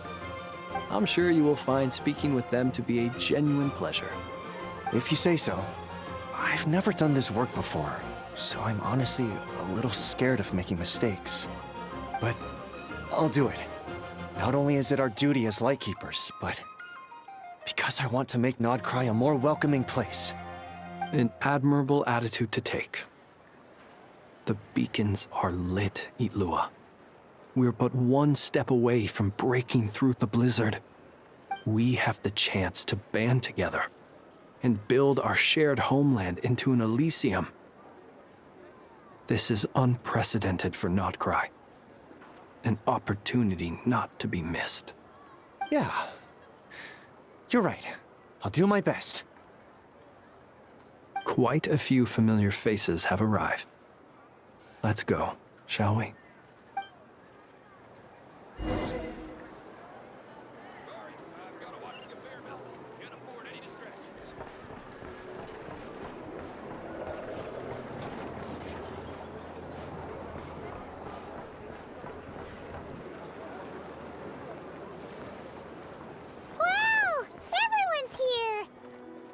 You seem well rested. I know no one's asked, but I'm sure you all want to know, so let me just say, we're doing great. Thanks. Well, great, but not perfect. I'm starting to lose my mind from boredom. Can't drink a drop of alcohol while I'm waiting for my wounds to heal. I'm sure you had a sneaky swig or two. Wait, how'd you find out? I'm sure you must be missing Mondstadt after all these years away, Grandmaster. Yeah, you could say that again.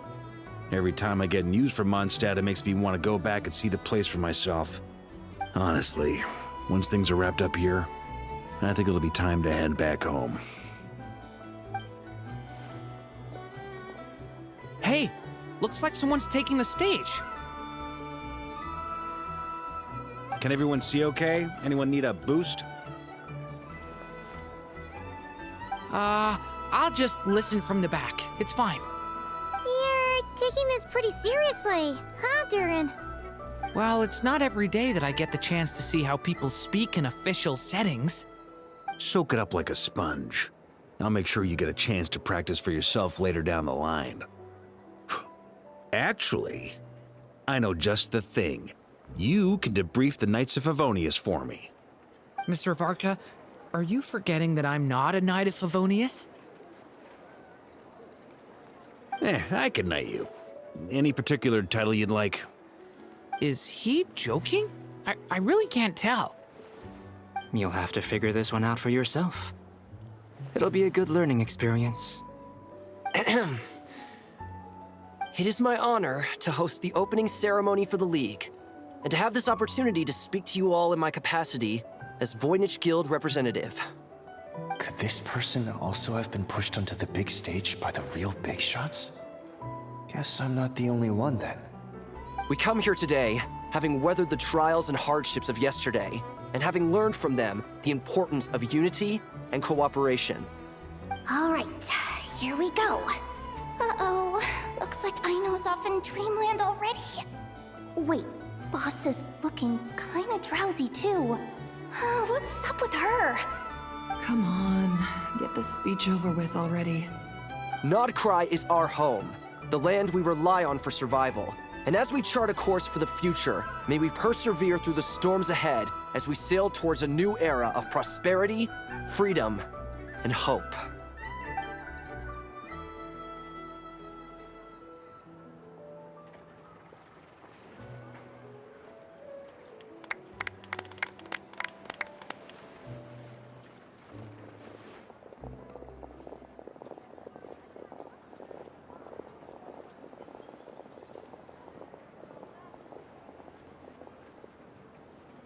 Looks like we'll have more opportunities to travel in the future. I'm sure you'll cope, Lady Moonchanter, given how fleet of foot you are. Unfortunately, I suspect I'll be too busy at the Curatorium to act as your host. We have a busy schedule, not to mention an international network of contacts to manage. It'll be all right. I'll just check your schedule with Yehoda well in advance. And if she's not available, I can simply ask Ashru. You...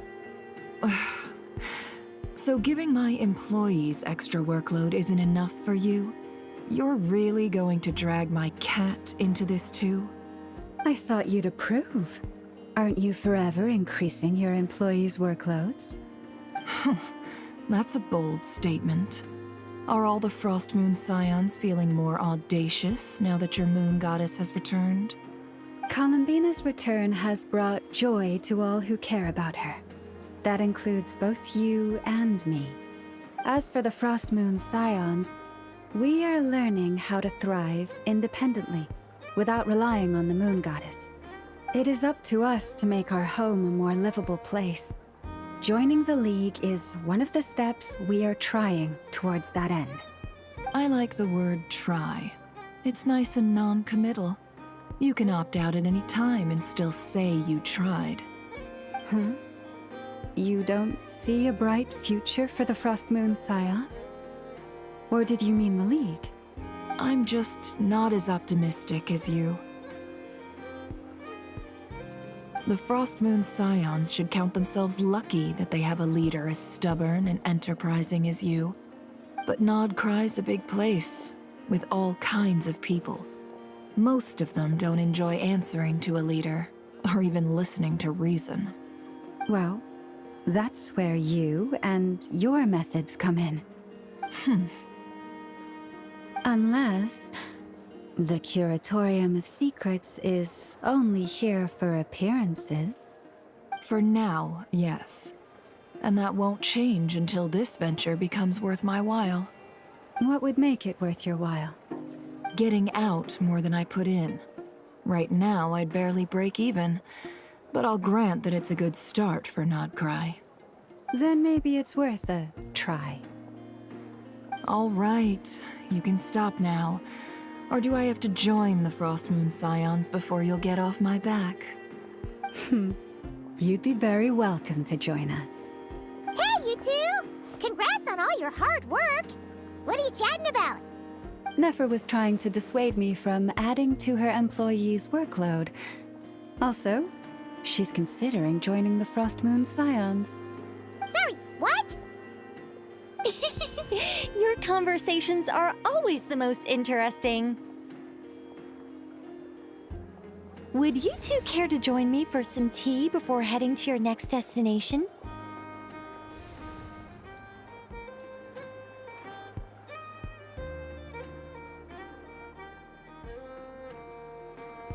Nicole? Wait, where are you? Aren't you gonna show up today? Sadly not. I'm otherwise occupied right now. I'm sorry, Paimon. I can hear how disappointed you are. If it's any consolation, let me say that how things appear on the surface is a far cry from what they are at their core.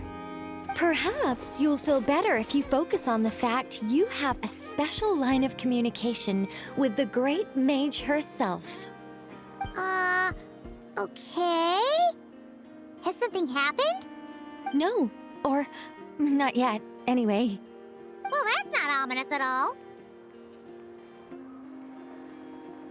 Not for the time being. Just think of this as a general check-in to make sure this communication system is still running smoothly.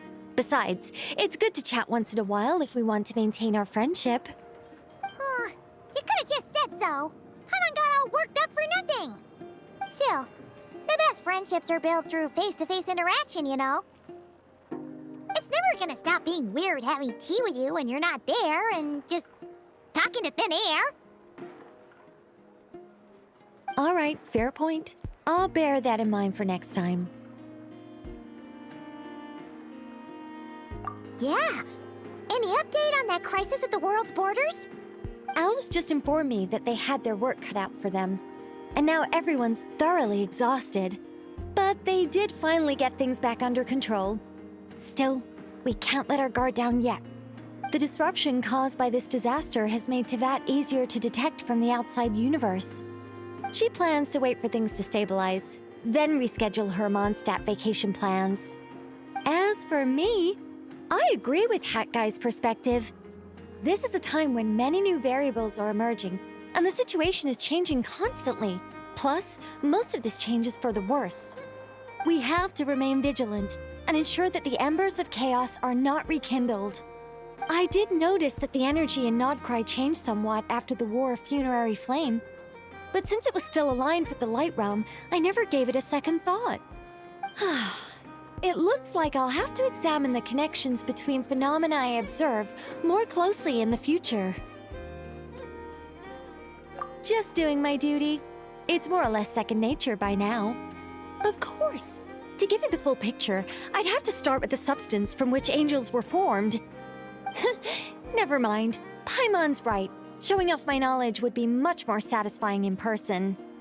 By the way, you did receive the gifts from the Hexen Circle, yes? I'm not trying to claim credit or anything, but my pride demands that I at least mention it. They're quite similar to the protective talisman that Alice gave Dory, but with some very special enhancements. Schutzamulette? Was? Ist das ein Item? Ist das irgendein permanenter Buff jetzt? Kriegen wir endlich ein neues Upgrade? Was? Oh, so that's what kept our friends safe when Dotori trapped them. Indeed. We went to great lengths to make sure they were invisible to his eyes. I'm so happy they came in handy. Still, not fishing for gratitude, by the way. I just want you to be aware that sometimes your friends may be protecting you in ways you cannot perceive. Anyway, I'll contact you if anything else crops up. If not, you know what they say, no news is good news. Oh, my angelic instincts are tingling. They say you should head to the docks next. Your friends are about to board their ship home.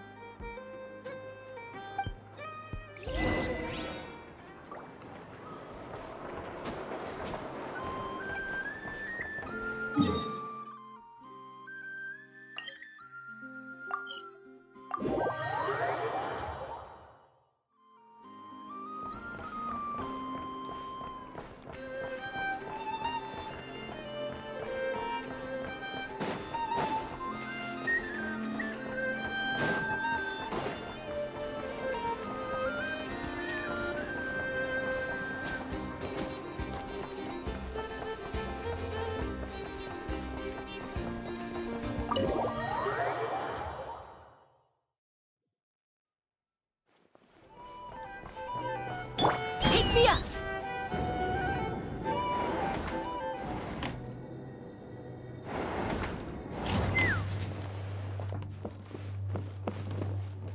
Hier liegt immer noch kein Buch. Dann kommt das wahrscheinlich nach der Quest. Wenn ich die komplett abgeschlossen habe, kommt auch das magischerweise drauf.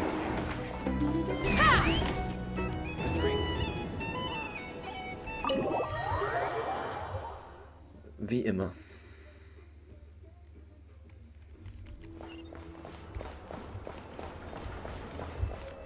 Take me up!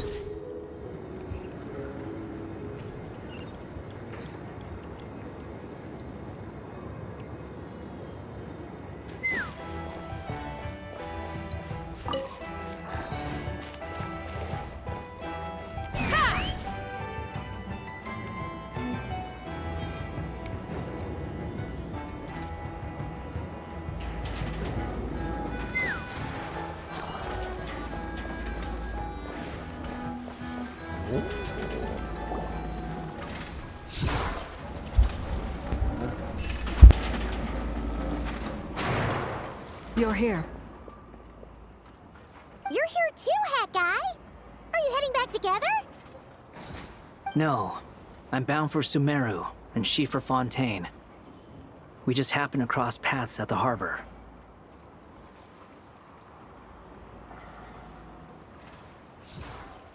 Everything seems fine.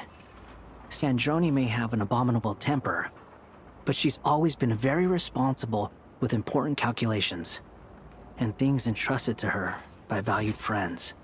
You always speak as if you know us inside out, Mr. Hat Guy. Maybe I'm just a good judge of character.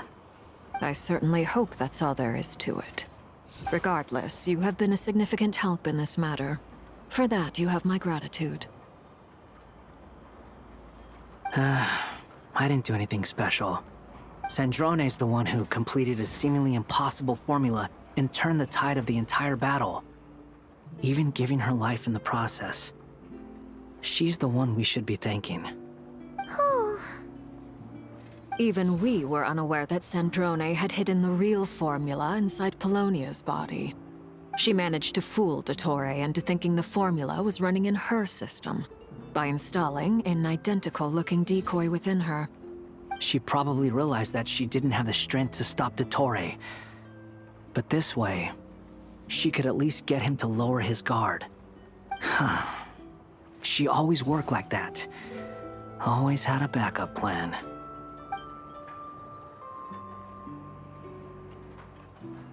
Well, that's why I'm traveling to Fontaine. She made a request of me long ago, and the time has come to fulfill it. Think of it as her will. She said that should she ever fail in a mission, she'd like me to deliver her core and Polonia's to the Fontaine Research Institute. She also mentioned that she had made arrangements for people there to set her affairs in order. Some of her personal effects, such as her notes, were left to me. I've decided to take them back to the House of the Hearth, for safekeeping primarily, but also as mementos, I suppose. However, there is one book among them that I'd like to leave in your care. I'll have someone deliver it to your residence at the flagship at a later date. No, I was specifically warned not to tell her. This is her last wish, and I will abide by it. I can only hope so, but none of us here can know for certain. I bade farewell to Columbina earlier today. As promised, she turned the iridescent moon's marrow over to me. She spent a long time with Sandrone's body, saying her goodbyes. Oh, is she all right? Sandrone's passing has left a great wound in all of our hearts. It will take time to heal, but Columbina surprised me. She offered me some words of comfort before I departed. Despite being grief-stricken herself, she showed an awareness of the feelings of others around her. She never used to act like this. Clearly, she has grown. And I suspect that we have you to thank for much of the change we are seeing in her. After these recent events, the Tsaritsa has revoked the Pale Star Edict. Snezhnaya now realizes that the arrest warrant for Columbina was just a ploy by Dottore, who coveted her powers. I shall return to Nodcry to see her as soon as I find the time. I hope that from now on, she too will explore more of the world. Columbina Hyposelenia's journey is only beginning. My ship is here. Traveler, Paimon, we shall meet again. You too, Hat Guy. What are you still bumming around for? Isn't Columbina waiting for you? I thought today was the day you'd agreed with her to go find out the truth about your sibling. You're afraid you won't like the truth when you see it. Well, this is new. I was starting to think that nothing could scare you. Don't say that! Wouldn't you be if you were in this situation? Fair point. But I'd say I have more experience facing up to unpleasant truths than the Traveler. They say blood's thicker than water. I know how much you need your family back. More than you need any of your friends. And I'm sure that all your real friends understand that too. No matter what the truth turns out to be, they will stick by you and support you, whatever decision you make. Finding the truth is important. But more important still is what you choose to do once you've found it. At least, that's the life lesson I've learned from my experience, grappling with the truth. What? Now that Dottoro's dead and gone? A little, I guess. But it hasn't solved everything. Maybe I regret not getting to end his life with my own hands. Or maybe it's something else. But for whatever reason, I still feel like I have a chip on my shoulder. Either way, I'm going back to Sumeru. Lesser Lord Kusanali is gonna need help dealing with all the chaos Dottori left in his wake. Not just from this incident, but everything he did in the past, too. You should continue with your journey, as you've always done. Who knows? Maybe we'll meet again someplace else. So, what should we do now? If you want to explore a bit more to steady those nerves, Paimon's game! After all, when Columbina said she knew where your ship was hidden, Paimon promised to give you two some alone time with the truth. It hasn't been all that long since we were last apart, sure, but with Columbina there, Paimon's sure things will be just dandy. Ain't no biggie. Paimon might be all about that food and fun, but she knows how to do right by people. Paimon's sure you'd prefer to digest the news about your sister in peace. But, no matter what you see, just know you can share it with Paimon. Of course, as long as it's not super private. If you can't make sense of something, let's give it some thought together. And even if we both can't figure it out, Paimon can at least treat you to a nice meal.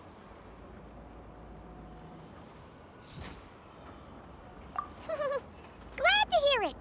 Feel better now? Alrighty. Next up, time to meet with Columbina.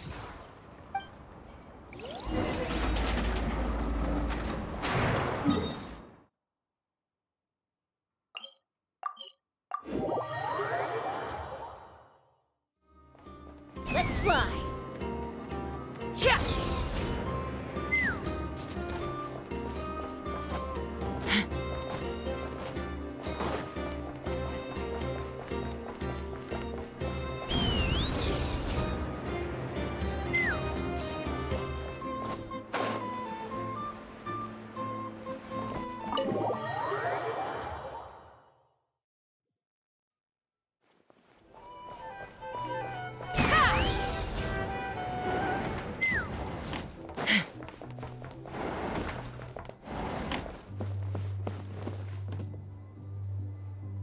Hier ist es, das Buch.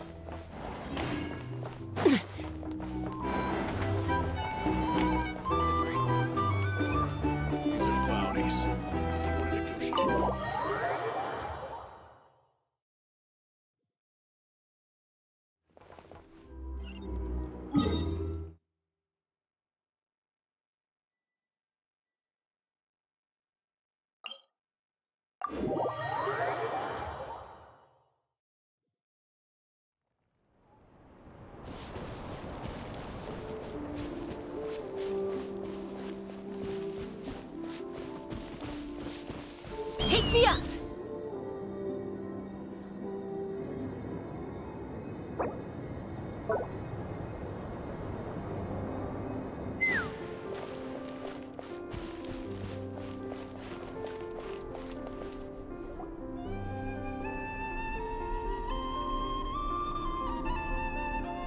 Columbina, we're here! Can't quite believe we're meeting out here. We've gotten used to walking over to Silver Moon Hall whenever we go see you. Well, you're still welcome to go there whenever you want to see me. It's just, now that it's all over, I've decided to make some changes. Try and fit in with the Frost Moon Scions, like Llama suggested. The older generation are still timid around me. They don't dare get too close, and they bow their heads when I walk by. But things are much better with the children. I see more curiosity in their eyes. Hopefully, by the time the next Moon Prayer night comes around, I can enjoy the festival with them as myself, without having to pretend that I'm only dressed up as the Moon Goddess. You'll do fine, Columbina. I'm unsure they'll realize you're super nice once they get to know you better. You really think so?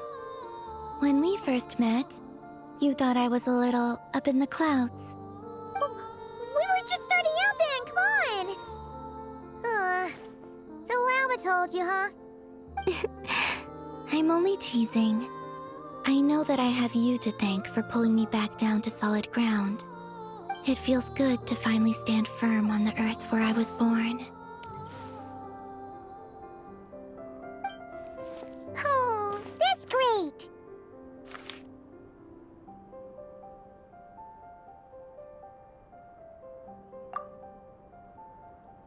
Thank you. I'll make sure not to lose it this time. Well then, are you ready? Lumine, what happened to our spaceship back then? Why did you leave? It's time to learn the truth at last. Ready as I'll ever be. Good. Then let me open the way for you.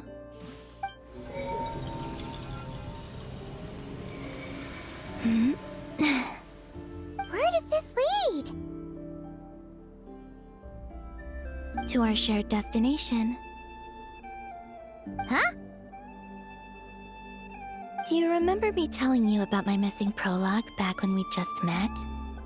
I said that my story began on the moon. But while I was inside the moon's reflection, I realized that my prologue was really hidden in the future. I just had yet to discover it at that point. The story of the time before I was born was in fact the story of my distant future. It's truly fascinating. But when I obtained the Trilunar Authority and returned to our present reality, I sensed something I hadn't expected. Your prologue. So you mean... Yes, your spaceship. All this time, it has been hidden on the Frost Moon, which lay beyond the sky. The great ruler of the firmament. The heavenly principles. Wait, them? Why would they do that? I don't know. Perhaps your ship contains something that is incompatible with Tevat. Or something that cannot be known. Oh, did I pick a bad time to say this? I know it must have been hard to work up the courage to do this. Maybe I should have waited until you were on the moon, with no chance to back out. That would have been kind of mean, you know.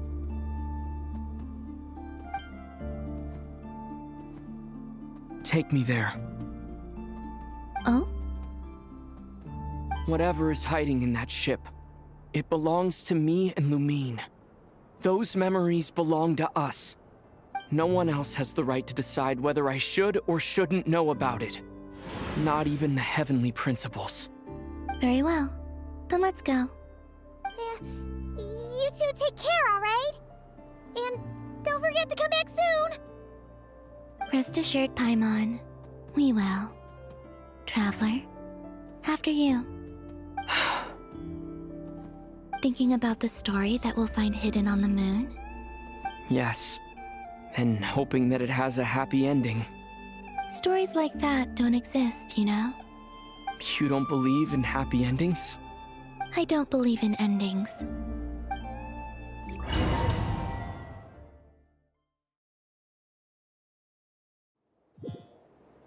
Where am I? This is the pathway I built between Teyvat and the Frost Moon. The moon is very far away from us, so it could be a long journey.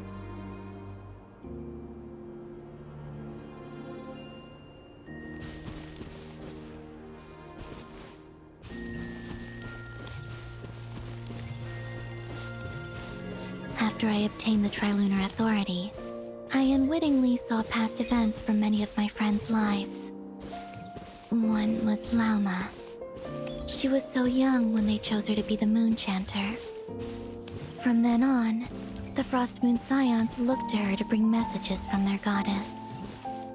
But, for better or worse, I had left Hisi Island before she was ever born.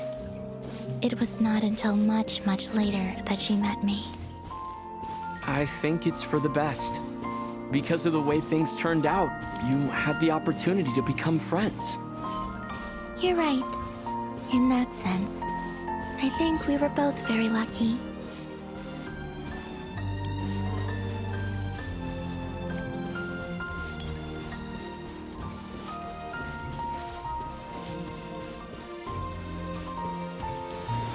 Oh, and about that mage, Nicole.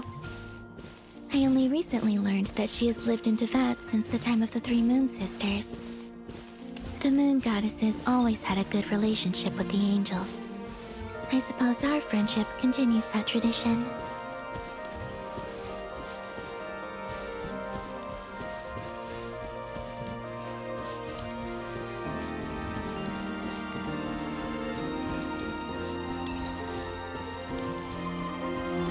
And then, there's Zandrone.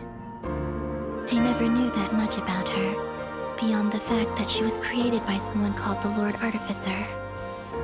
She, too, suffered for a long time before joining the Fatui.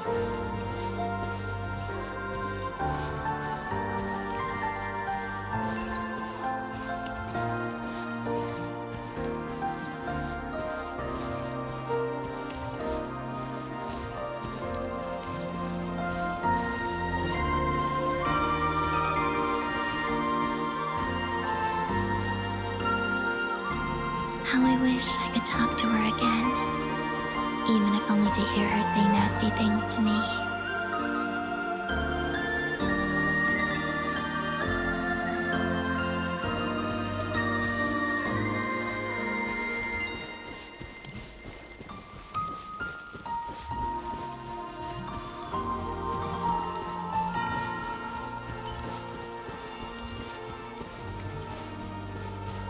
Also, I saw your siblings' story. I'm afraid I didn't see much.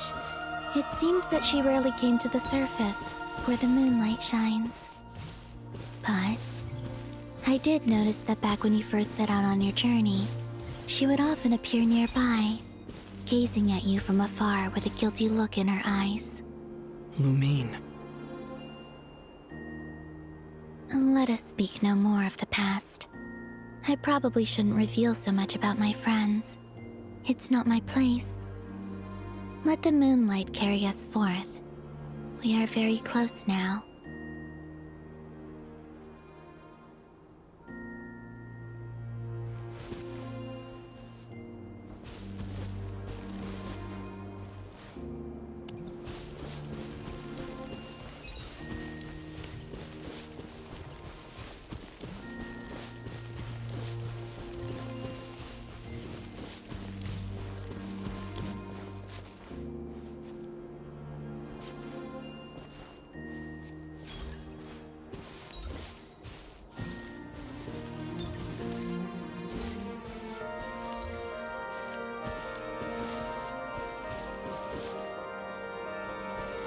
After this, I'd like to bring some kuhenki to the moon as well.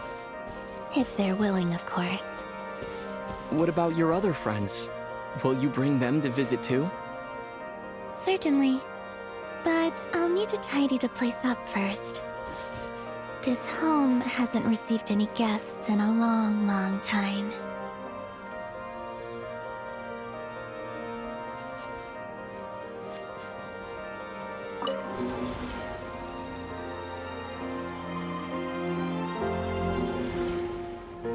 I remember writing something similar with you on Moon Prayer Night. I believe it was called... Dodoko's whirligig. Yes, that was it. You asked me if I was afraid to return to the moon, and I said that I was. The idea that I had gained something precious, only to lose it so quickly. That frightened me. But I'm not afraid anymore.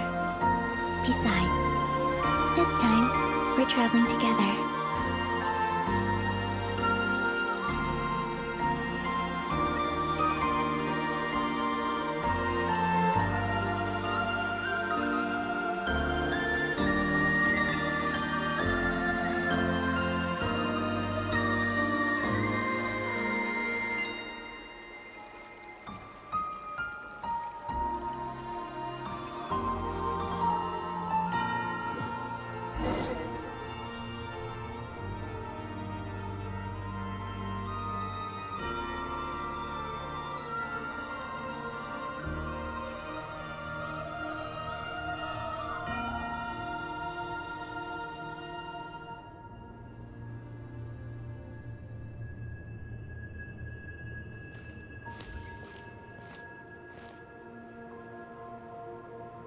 We're here.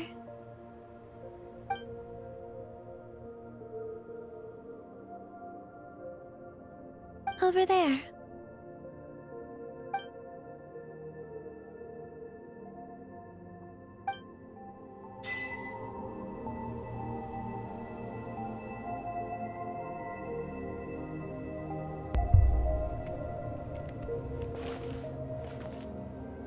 Ich dachte, auf dem Mond gibt es auch sowas wie Mondstaub und sowas, was Elektronik zerstört. Das Raumschiff hätte eigentlich mega kaputt sein müssen. Über die Jahre. Aber das sieht nagelneu aus. Als wäre einfach nur die Batterie leer. Ich finde die Batterie leer. Wow. Erinnert mich an ein Destiny 2 Raumschiff. Our spaceship. It's huge. I suppose that the moon is the only place one could hide it. It'll be all right. Huh? The way you feel in this moment, I went through it too, on Moon Prayer Night. The door was right in front of me, but I struggled to find the courage to step through. Solitude for me once meant living a life in which even I was absent. Before I met you, that was the only life I knew. But that night, solitude meant throwing away the life I had gained after meeting all of you. Columbina. Go. Retrieve the part of your life that was once lost. Trust me, you will lose nothing by doing so. Look, Tavad is right there. All of our friends are down there, waiting for us. You're right. Thanks, Columbina.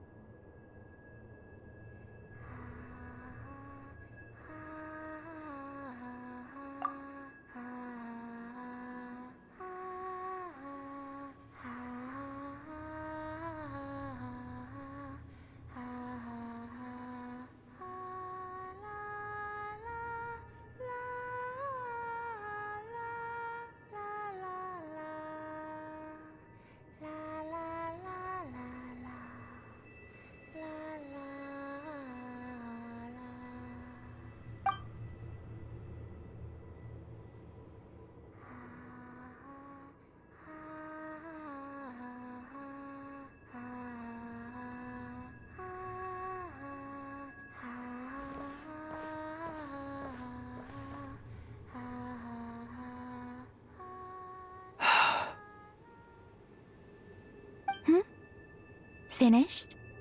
Yeah. Why did you take your eye mask off? Well, since my return, I've decided to take more opportunities to see the world with my own eyes. Besides, I've always wondered how Tevat looks from the moon. And what do you think? It's beautiful. I could spend a whole day here just gazing at it. What about you? What do you think of the truth you found?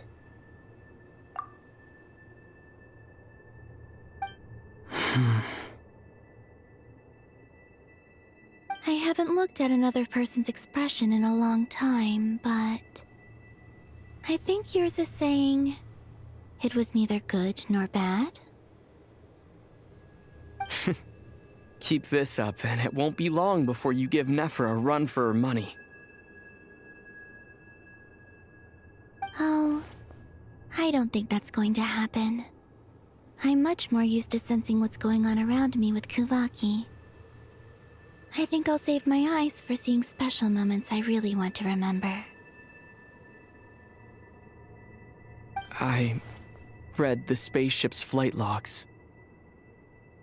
I always assumed that this was my first time in Tevat. I thought that Lumine and I must have been hibernating in space for centuries on end. But the logs show that our spaceship flew over the skies of Tevat once before. A long, long time ago. Flew over? So you didn't land? No, the ship barely came to a stop before flying on again. After that, it continued traveling through space for a long time. Some of the data is corrupted, but I suspect that it kept flying for thousands of years. It was only after that that the ship made a forced landing in Nodcry. When Lumine found me, she came from outside the ship. Could this mean that she left the ship long before I did? Maybe even during our first pass over Tevat. Are you all right?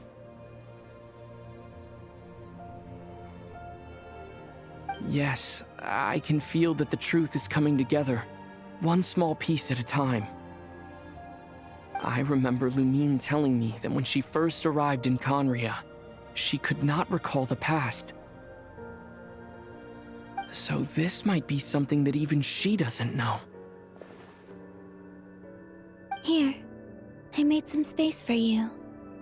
Your mind must be racing, and this seems like the perfect place to relax and clear your head. Oh, wait, there's one more thing. What is it? Wait here a moment.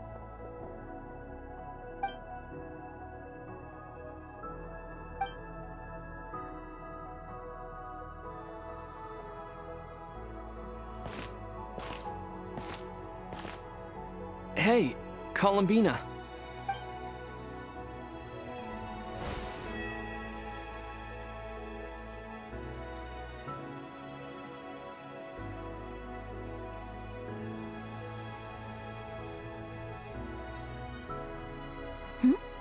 Is that a new outfit? An old one, technically. It's been in a cabinet inside the ship this whole time. It's a matching pair with Lumine's. She always liked this set more. Huh. I don't think there's a huge difference. Really? Yes, it's still the same you. You're the same person, no matter what clothes you wear. Only Columbina would make an observation like that. Traveler, do you consider Tevat your home? Home is wherever Lumine is. But then after all the time I've spent here, and everything I've been through, yes, I'd say it's my home. Would you change your answer if Tevat changed appearance? I mean, if the truth about Tevat turned out to be different than what you thought. I don't know. But I don't think so. The truth is not what matters most to me about Tevat. When I was first born, I longed for a home.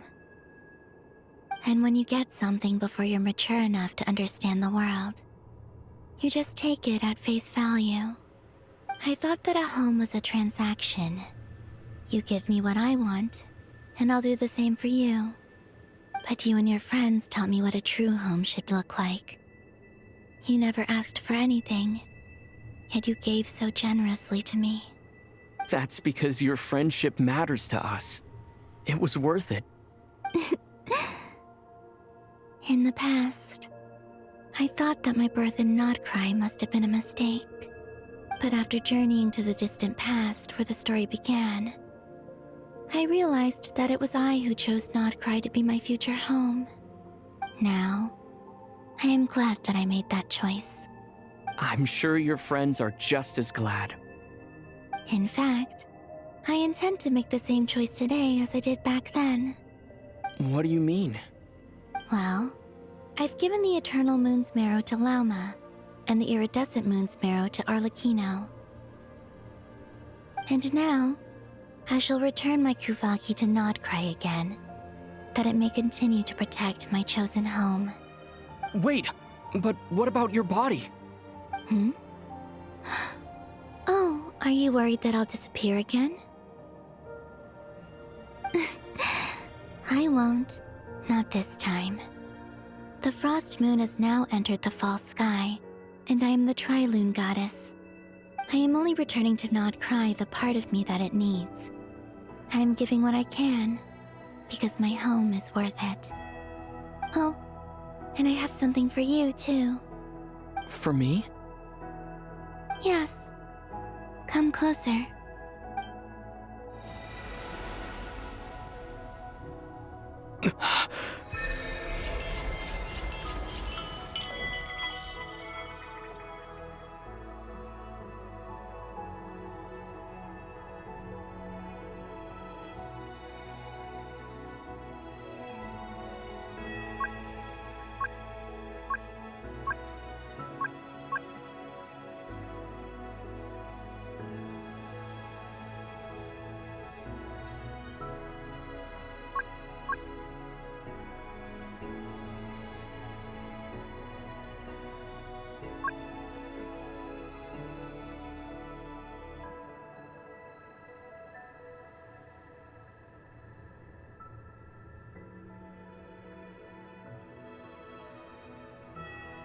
What was that?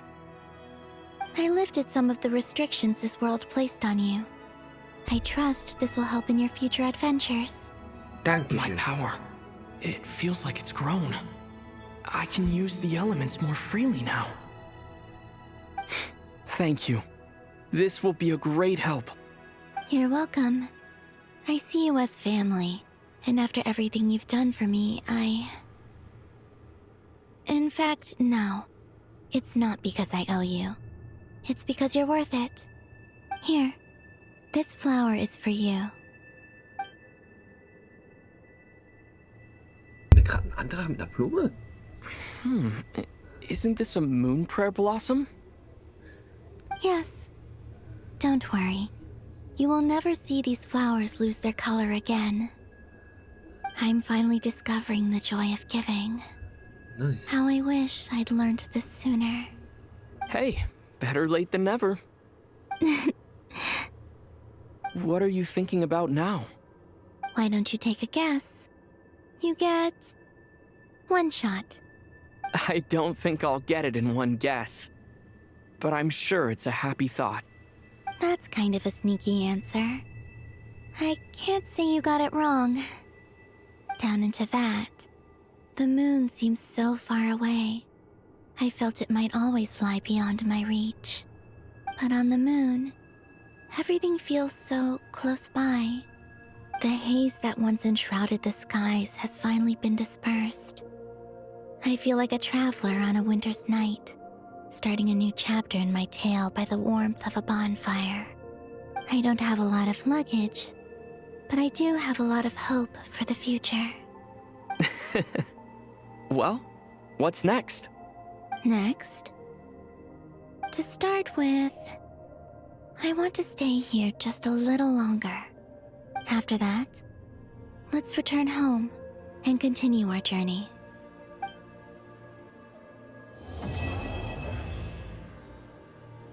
Der wahre Mond.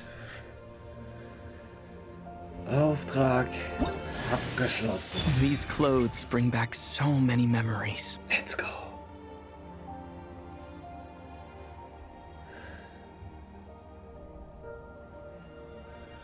Holy shit, war das ein Rollercoaster. Ein Auftrag.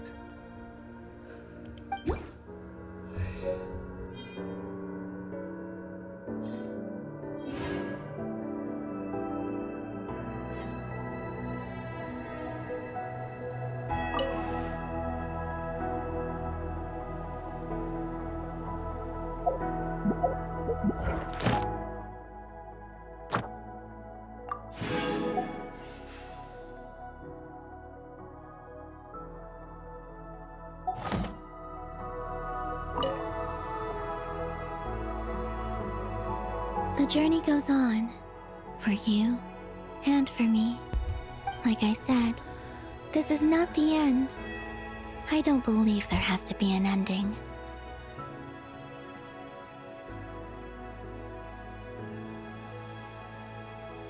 Oh, is that your next destination? Most people would probably tell you to pack some warm clothes. But I experience things differently than most people, so I can't know how cold it is. In fact, it is home to quite a wondrous heat source. I think they call it Kreshnik's torch. Every city in Snezhnaya is built around one of those. I sensed the energy it gave off as I was passing by on a railway train. It felt grand and distant. I also recommend the Korolievsky troupe in Snezhnograd. They give performances quite regularly, and entry was free for harbingers. I liked them a lot.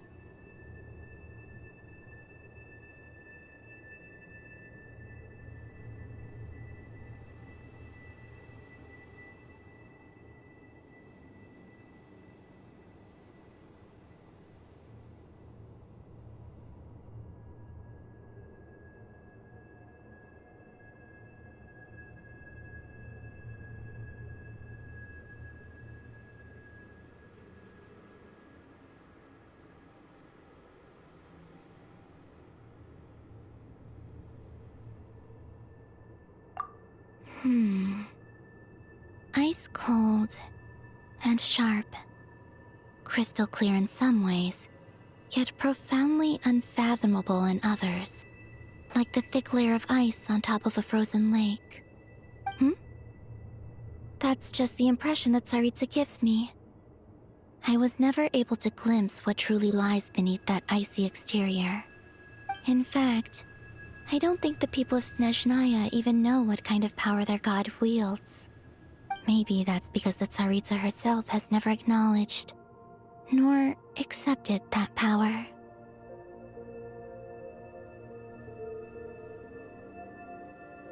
There's Regrator, the Rooster, and the Jester. Between them, they control a lot of what happens in Snezhnaya. But I could never wrap my head around how exactly power is split between them. I just know they are each responsible for many specific domains. I noticed that the Rooster and Regrator often appear to get along on the surface, while working against each other in secret. And theirs is not a friendly rivalry. But I wasn't particularly interested, so I tended to keep my distance. Now that I think about it, the term Mistelton often seemed to come up in connection with Project Stuja.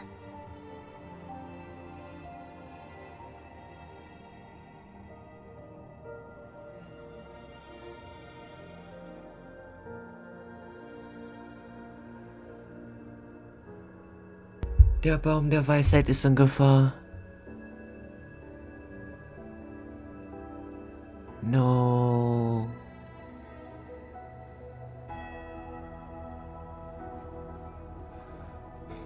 Es gibt nämlich noch einen Trailer. Da gibt es nämlich noch den einen Klon von dem Doktor.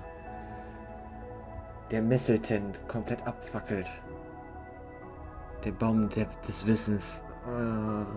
Ich hoffe, das wird nicht Realität. Ich hoffe, das wird nicht Realität. Das wird dann übel. Weil dann ist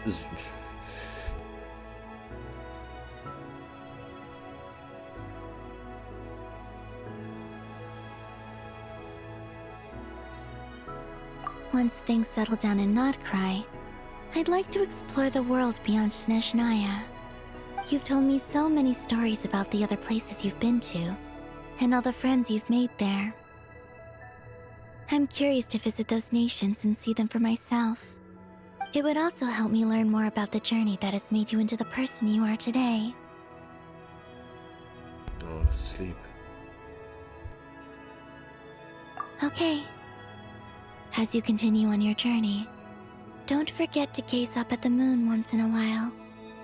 It is, after all, no longer an illusion. It shall cast down its true moonlight, connecting us in truth.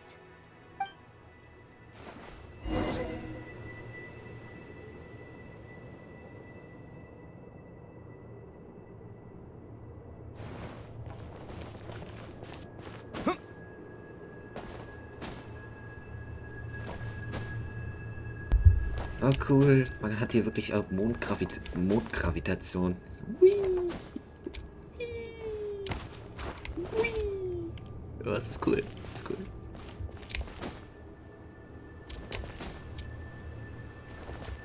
Ach, der war zurückkehren. Bye bye.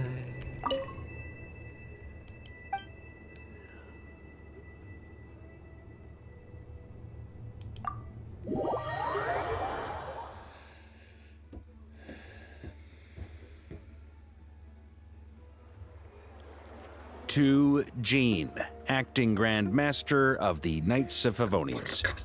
This preamble is such a pain to write. It's probably high time we got rid of this acting business. I trust that Dern has updated you all on recent events. Hope we didn't worry you too much. The good news is, we managed to come together and put a stop to the Doctor's evil schemes. With that, I think it's safe to say that Notcry is finally out of the woods.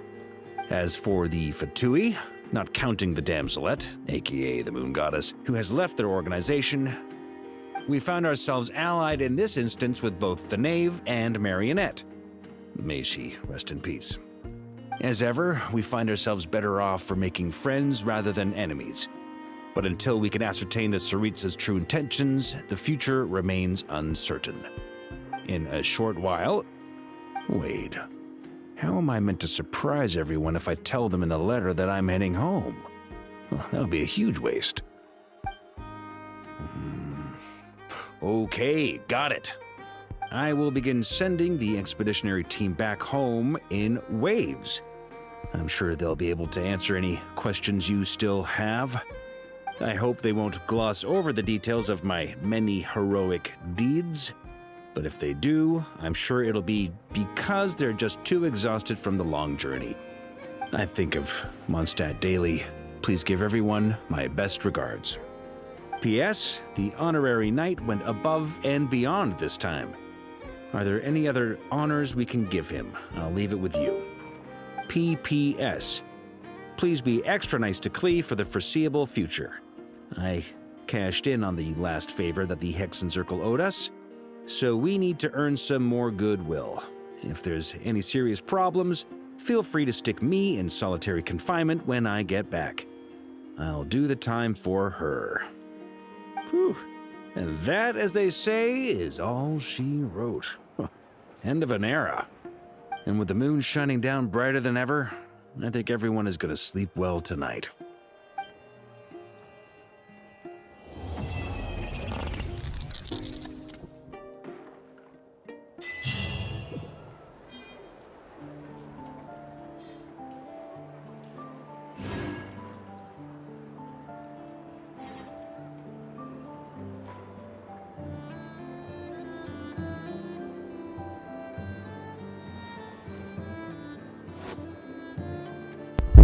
Leider wurde mir das ja auch schon gespoilert.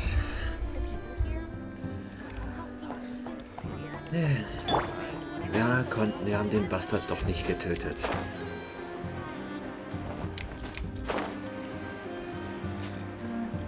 Irgendwie hat dieser Penner einen Super Magie-Kombo Todesschuss 3000 überlebt. Und der kommt in Zukunft wieder. Yippie.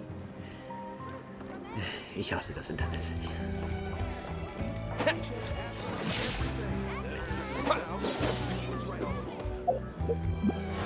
Skin. Da. Nice.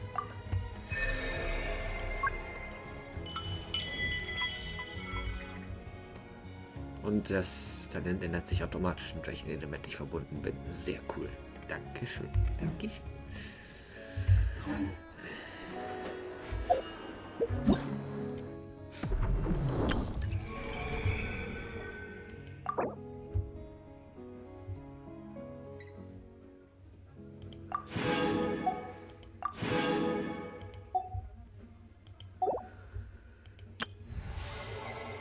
Mögest du...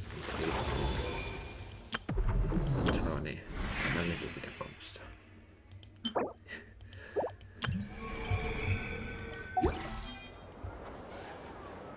Ich will gucken, was ist denn der Boden für Feuer?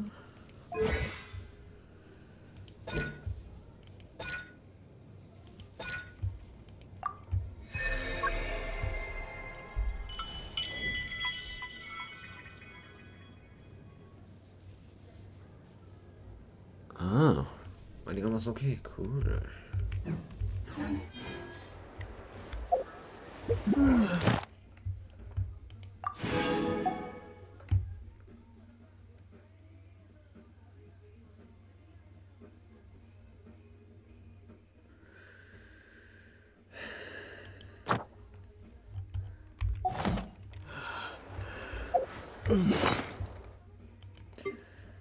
Einen Gegenstand hier.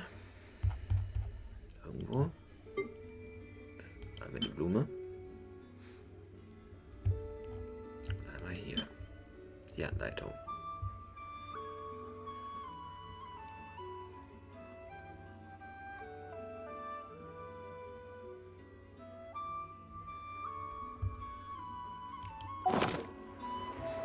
Wir müssen einen sehr guten Handwerker finden. Der kann sie wieder zusammenbauen. Und dann ist sie wieder topfit und dann ist sie wieder da.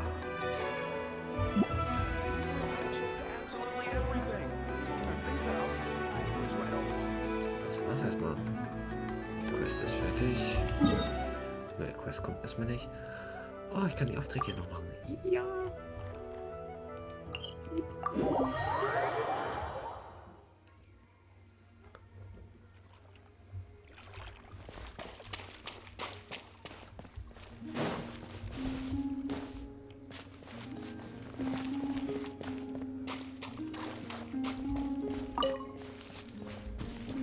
A little to the left. A little to the right. Yes.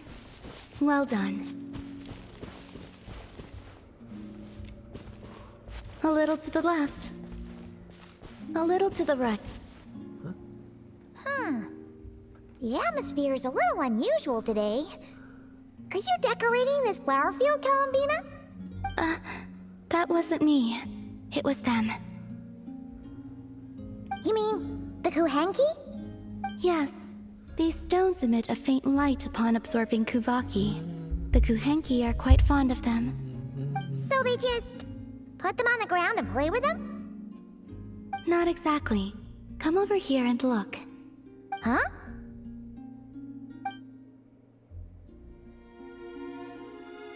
Ooh! It forms a picture when you look at it from above! That's right. I need to go collect some more. Oh, so you're heading out? Yes. I know just the place. It's graced by the moon, so these kinds of stones are abundant. Sure. Alright, then let's get collecting! looks like, too.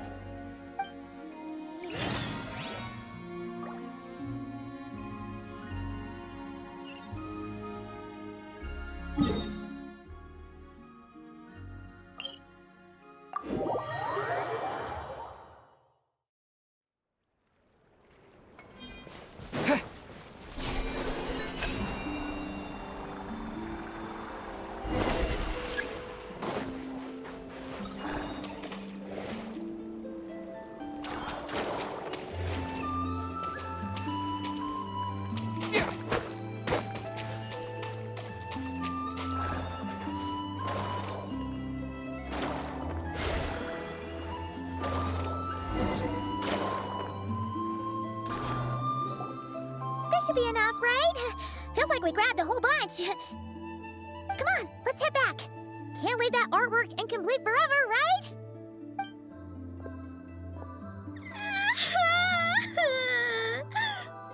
Ah! Quick, hide! Someone's here!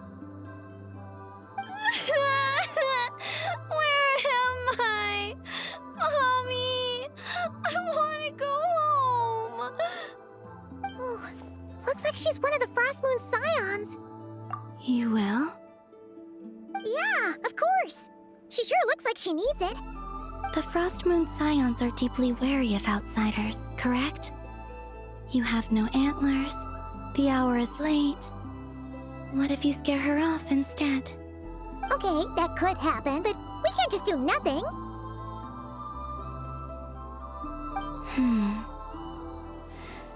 Come with me then. Huh?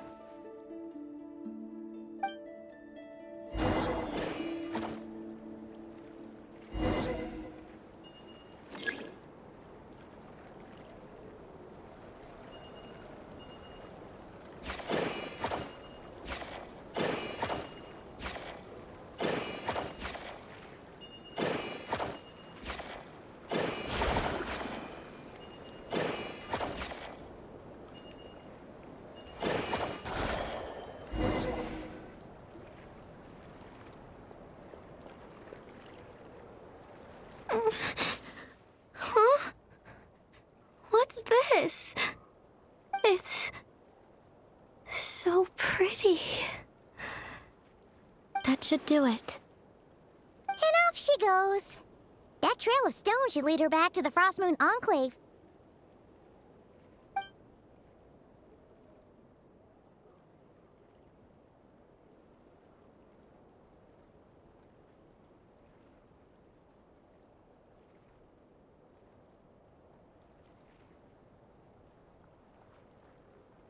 Wait! What about the painting? It's all right. We can finish it some other time. I like watching people find their way back home, to the place where they belong.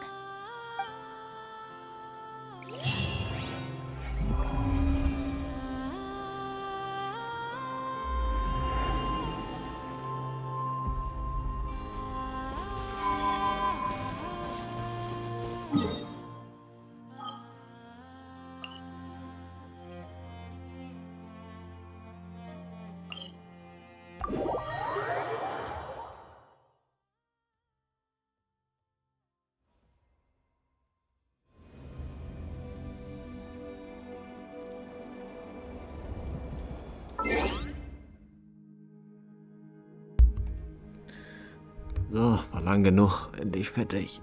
Danke fürs Zuschauen und tschüss.